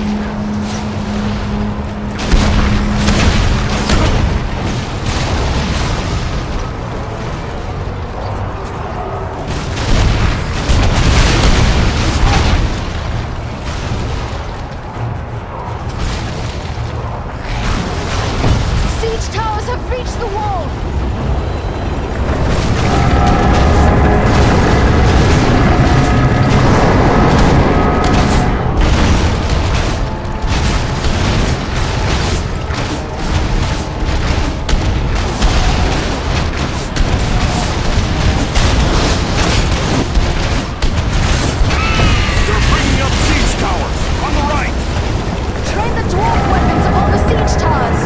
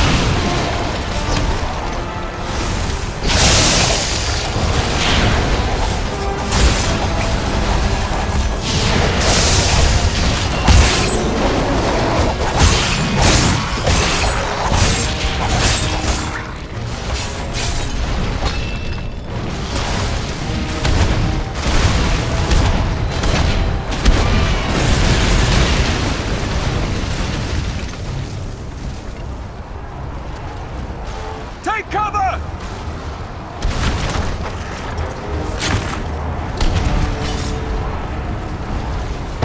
Sappers on the left side! Goblin sappers are trying to breach the main gate! Aye, we must stop the sappers before they can blast down the inner doors.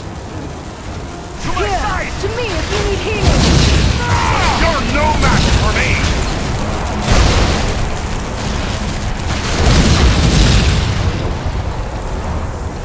To my side! I will aid you! Fear not, I will aid you! For the Longbeard!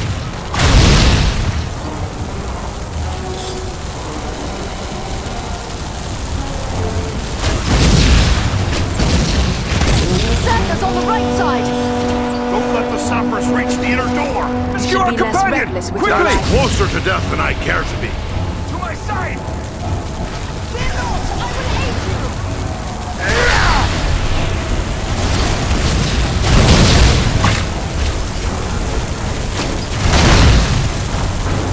To my side!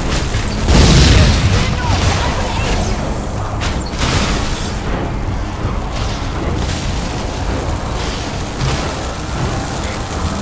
not,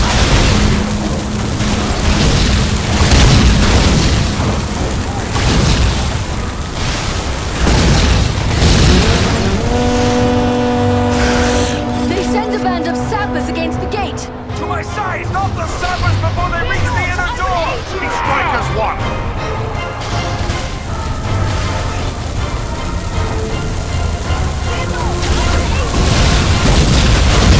I cannot do that yet. What time? More sappers coming! I thought elves were meant to have long lives! That was closer to death than I ever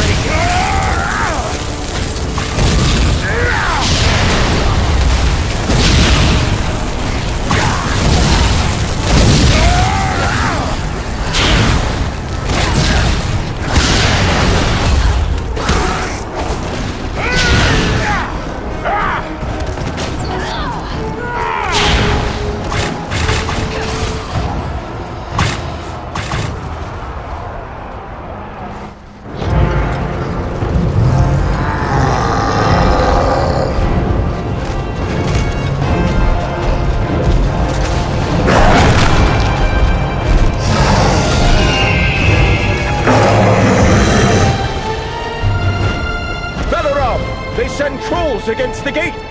Come! We will drive them back! Barenthor, to the gate!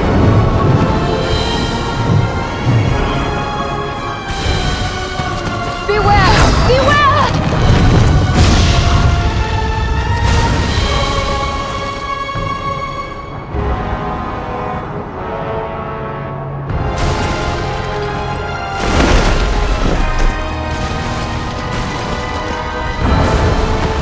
Adriel, Farron, the gate!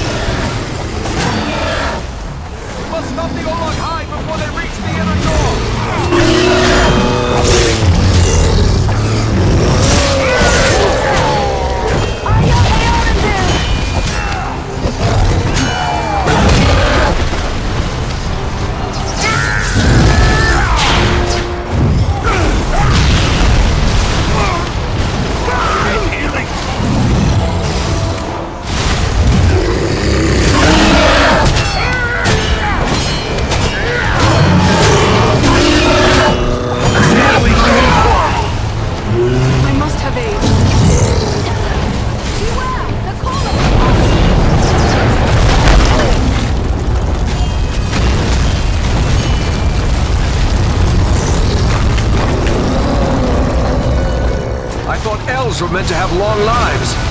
Many thanks. Onward now.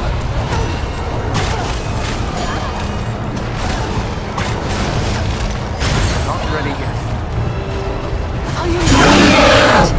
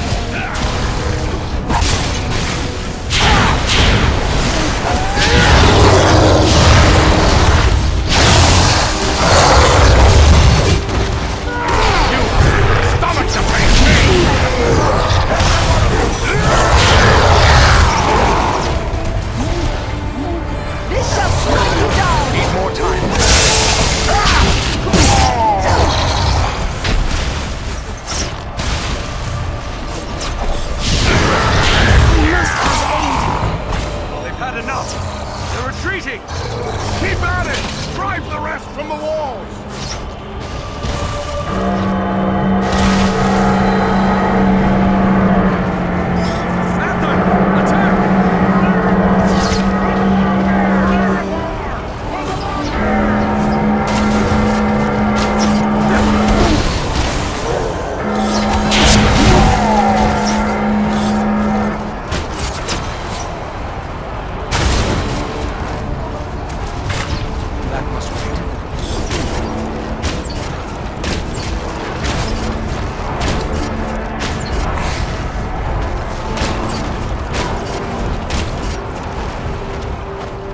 Won this battle. Nordinbad is saved, but at what cost?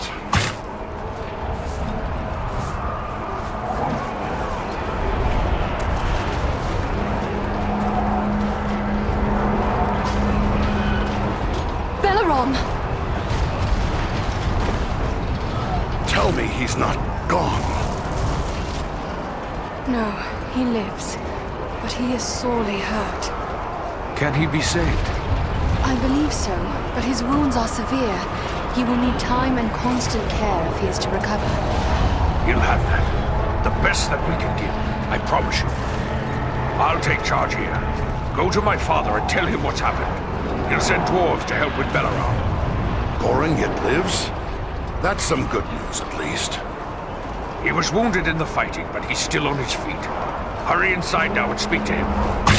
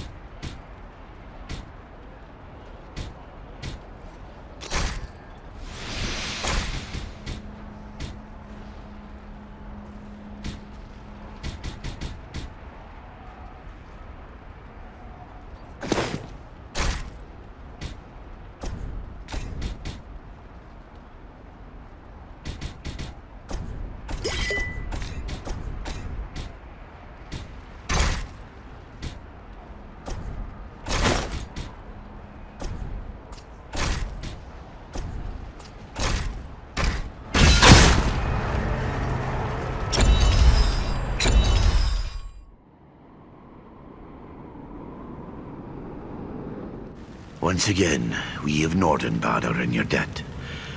Without your aid, we would not have held them.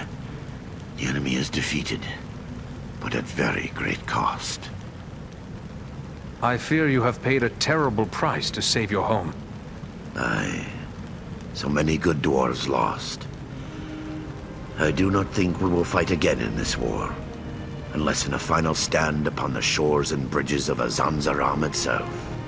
We can only hope that Agendaur now believes the price of taking Nordinbad is too high. Our friend Bellerom lies gravely injured. We must help him. I have already ordered my people to bear him into the hall. He will have the best care we can give, for it is certain we owe him our lives. But what of Úrgost? You set out to deal with the dragon. Did you find him? We dealt with the dragon all right, but not the way I'd have liked. We found out Agendaur had promised him Nordinbad. But we offered him Agendaur's stronghold, the fortress of Carn Dûm. Carn Dûm? The ancient fortress of the Witch King of Angmar? Yes. We should have known Agendaur would reoccupy that accursed place. If Úrgost desires that black pit, he is welcome to it. But Agendaur will need to be dealt with first. Yes, and so our path leads now to Carn Dûm. Such a trek will be long and difficult, and the loss of the eagles means you will need to go on foot. So be it then. For the sake of all free folk, Agendaur must die. I can spare no warriors to send with you. The strength of Nordinbad is all but spent. Yet it would please me if you would take these. They are heirlooms of my house, the greatest works of my people passed down through long generations. Parting with them would be hard, but your fight is our fight, and so I give them freely. Choose what you will, and may it help avenge the fallen.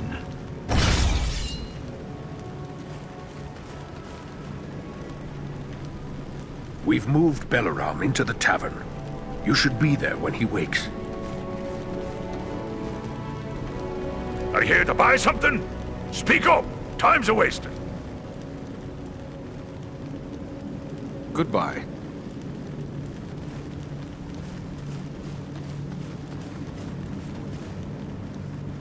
We owe you and your friends our lives, and I won't forget it. By my beard, Agendaur must pay for this. Whatever help you need from me, you have but to ask. Can Nordinbad hold out against another attack?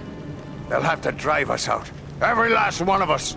And we'll fill the lake with their blood before we fall. But there never were many of us. These losses are nearly a mortal blow. I can provide the armor and weapons, but we need the living to bear them. If Agendaur isn't brought down, it's only a matter of time before he regroups and returns to finish his work. Though we lived, 2 of the Great Eagles died in the battle, and Balaram is badly injured. These are grievous losses. It's a grim day, to be sure.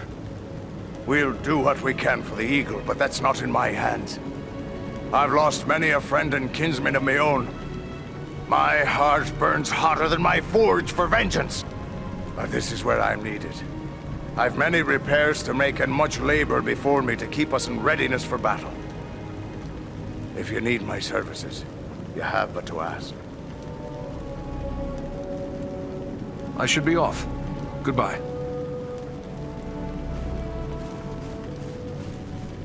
I'll be back on my feet soon enough.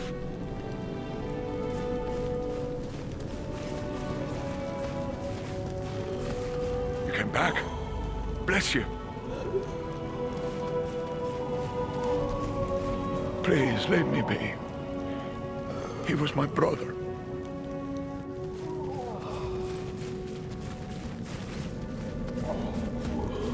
You saved Nordinbad, no doubt of that. Had you not shown up, Nordinbad would be in the hands of those filthy orcs by now.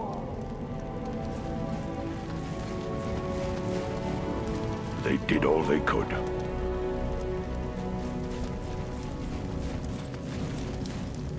Balaram, can you hear me, my friend? Eradan, I am within walls of stone, and hear no sounds of battle.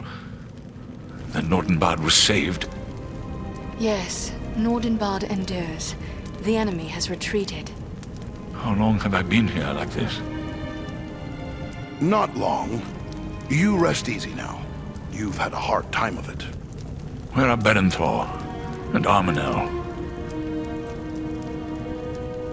Our friends were among those who fell in battle. They died valiantly, and their sacrifice will not be forgotten by the folk of Nordinbad, nor by any of us.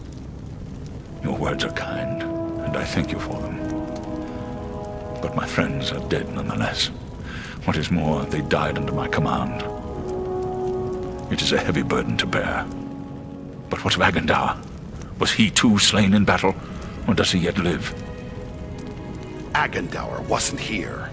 I'll wager he's still skulking at Carn Dûm. Then we must seek for him there. Armon and Berenthor must be avenged. That is what we intend. We are already preparing for the long journey to Carn Dûm. Then I must prepare as well. I cannot carry you all, but You must leave that to us now, Balaram. We need to press on before Agendaur escapes us yet again. Yes. It is clear I cannot accompany you now, and if you delay, others may die. I will not be responsible for that. Go, with my blessing upon you, friends. Farewell, Greatheart. We look to see you soaring over the mountaintops upon our return.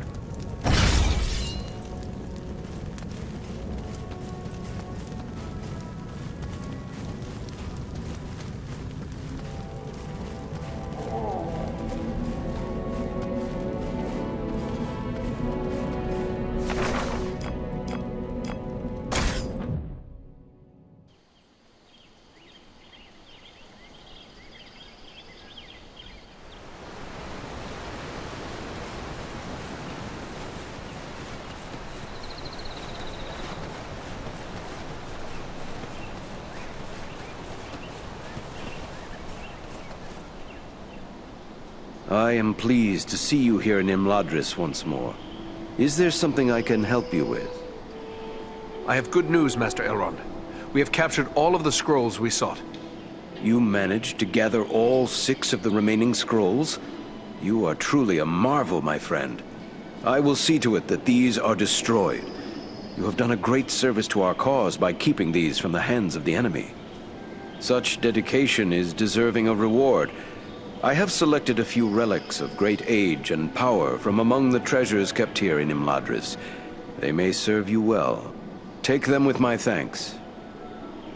Does the capture of these scrolls mean we will face no more dark sorcerers? Those who have learned dark arts from these writings will not forget what they know simply because the scrolls are destroyed. However, it will prevent, or at the very least, slow the spread of this evil. But let us not forget that given time, Agandaur is capable of creating more such works. As long as he lives, there will always be the possibility that more dark sorcerers will emerge to oppose us. All the more reason why we must rid ourselves of Agandaur, as soon as may be. Goodbye, Master Elrond.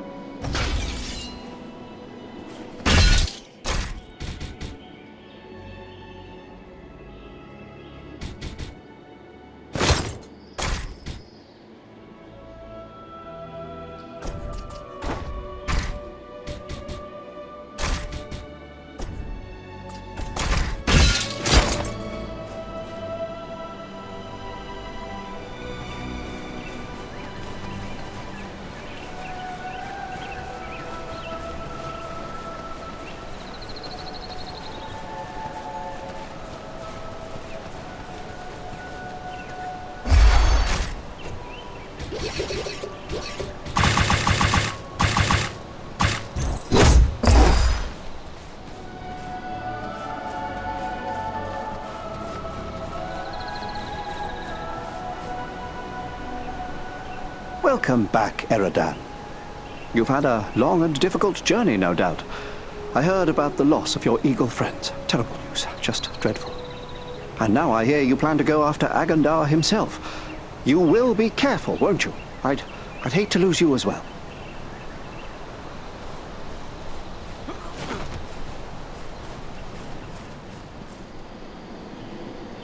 It's good to see you. What news do you bring? You may not welcome this news, but after great difficulty, we found and made a bargain with the dragon Úrgost. What's this?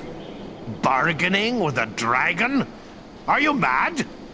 The only good dragon is a dead dragon. You'd best explain yourself. It was the only way. We had to keep him from joining with Agandaur. Well then, you'd best take advantage of it. Don't give the dragon time to regret the bargain and betray you. Time is running out for all of us. Our hunt must continue. Goodbye, Glóin.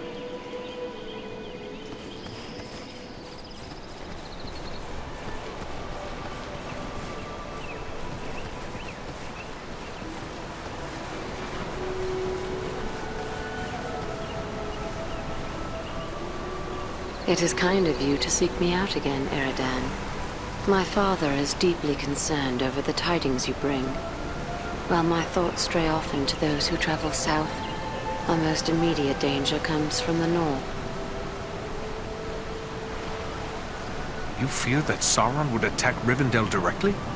He will not leave his fortress of Barrow-downs, but he will send his servants against us. The Ringwraiths are the greatest of these, but his will moves also through living men. Is it Agandaur who is in your mind when you speak of Sauron's allies? Agandaur is such a one. If you and your companions cannot find a way to stop him, the time will come that he will assail Imladris itself, and all that you see here may fall into shadow and ruin. Imladris will not fall. I give you my oath to protect it and you at all cost. Your courage gives me comfort. May the light of Elbereth fall upon you.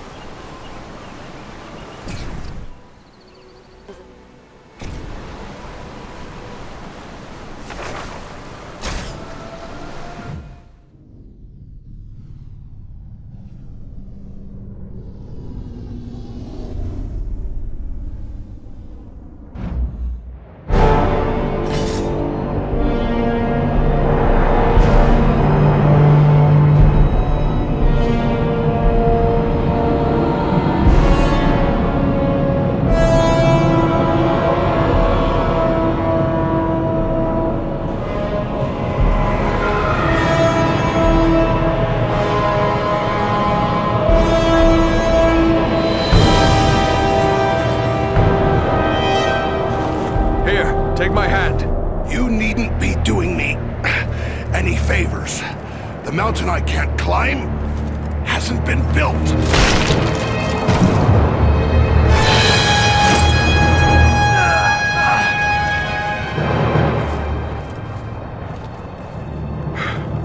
Well, we won't be going back that way, I'm thinking. But you were correct, Eradan.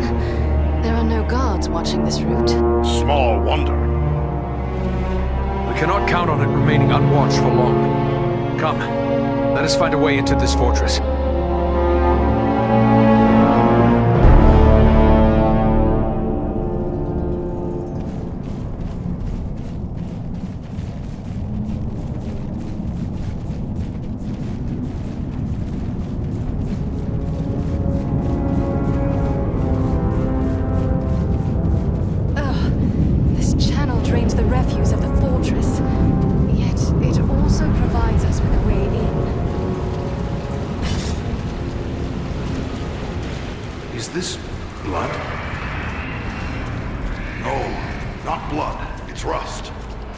Fortress is clad in iron.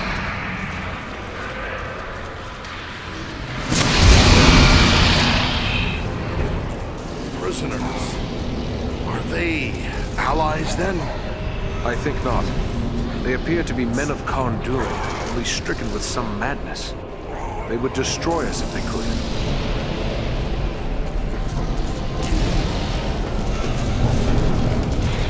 The foulness may work in our favor.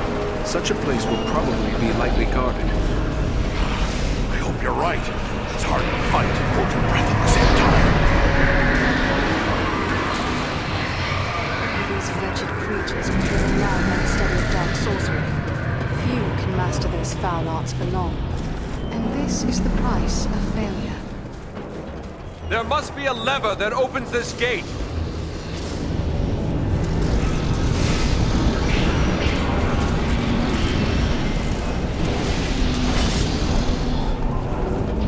There's a lever here.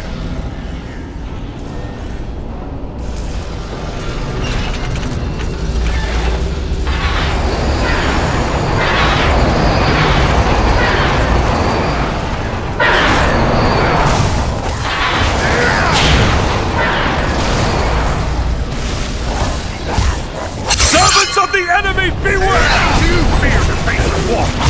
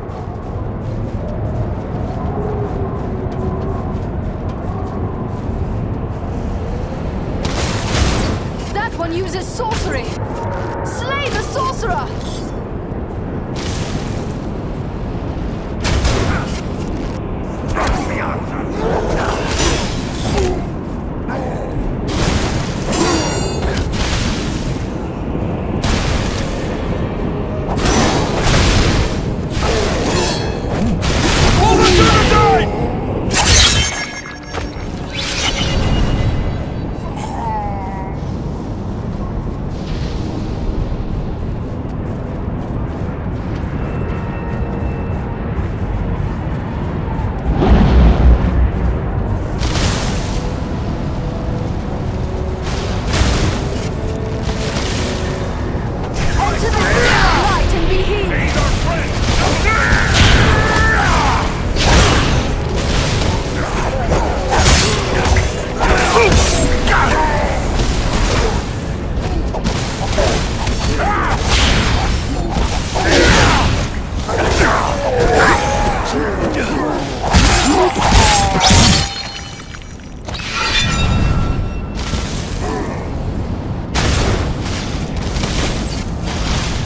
That must wait.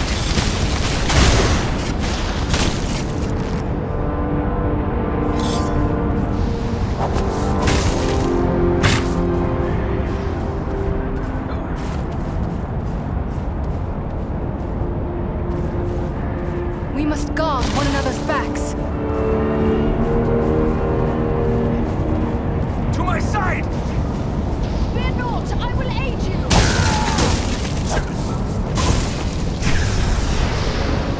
You're no match for me! Forward to the line!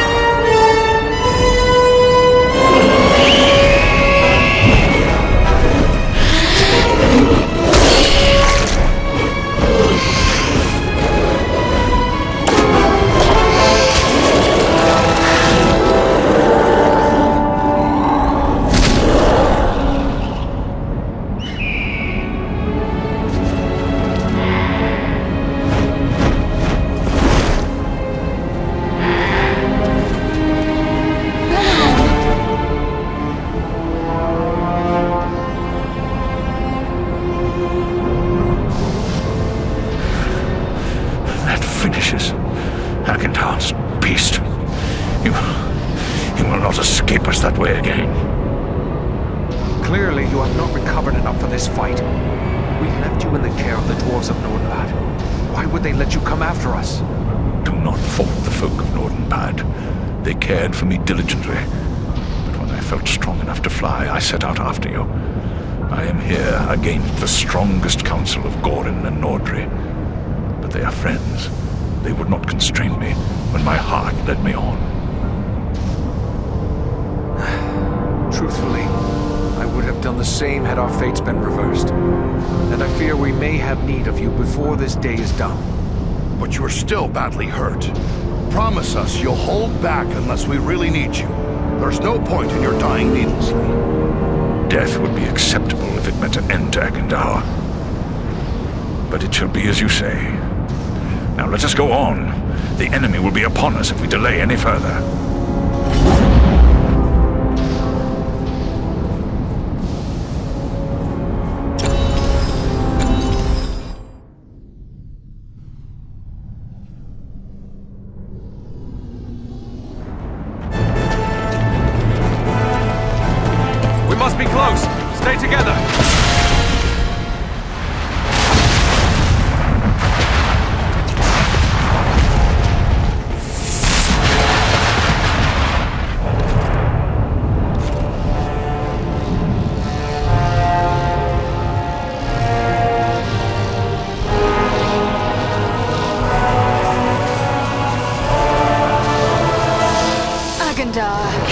be the same 3 lackeys who hid behind the elves at Fornost.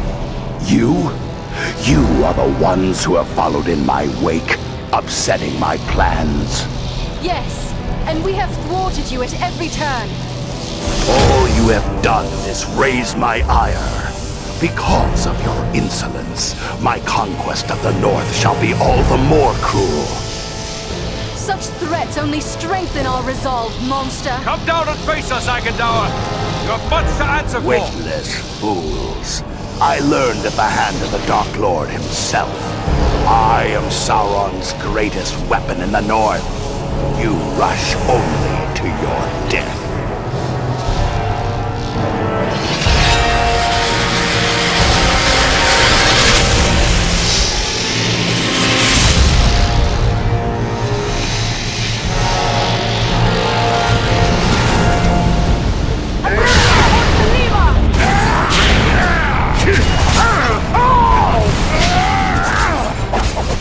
He's even more elusive than Wolfrun.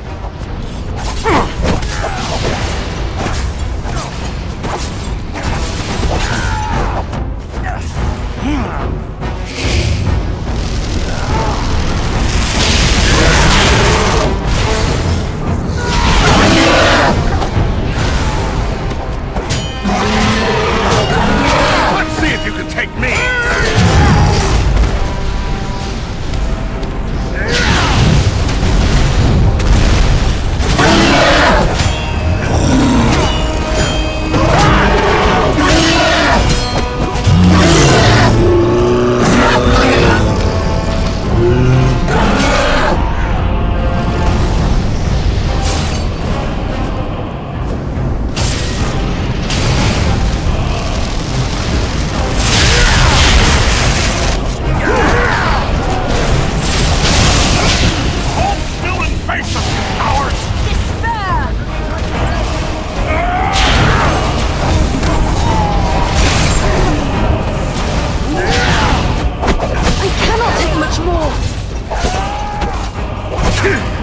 Back on your feet, lads.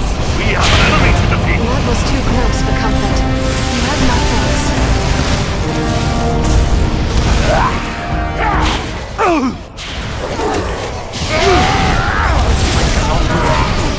After him. We've come too far to let him escape now. There, on the bridge!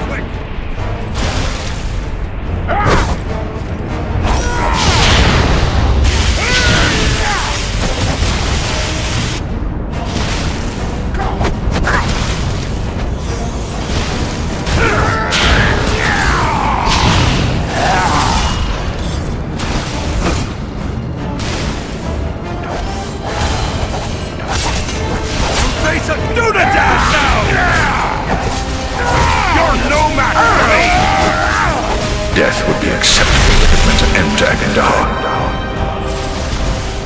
He's flying now?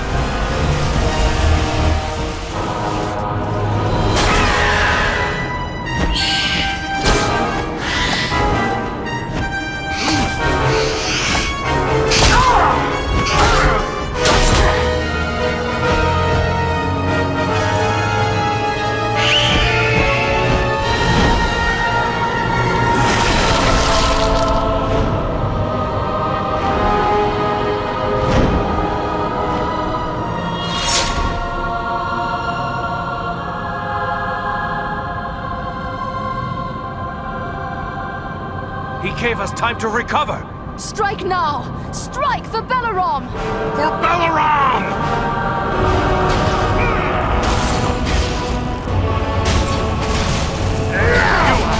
Stomach to hate me! Elenian on Kalima! Not ready.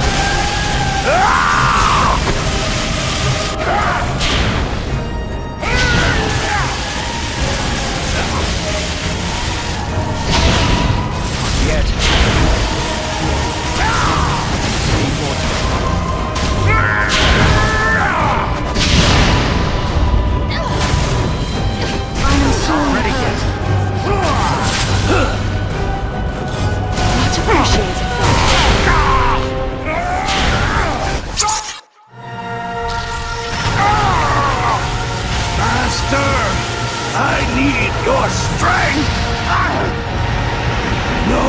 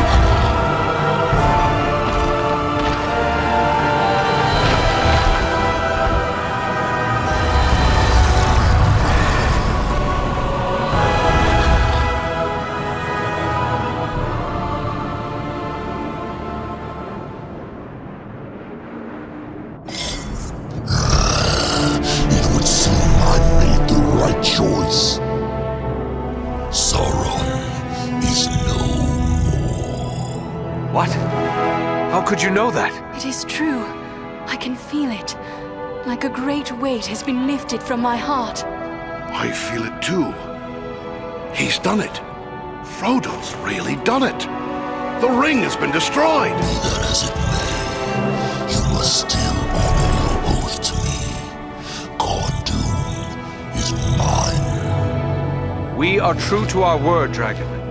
You are welcome to it. Just see you mind your manners, old worm, and we'll have no quarrel.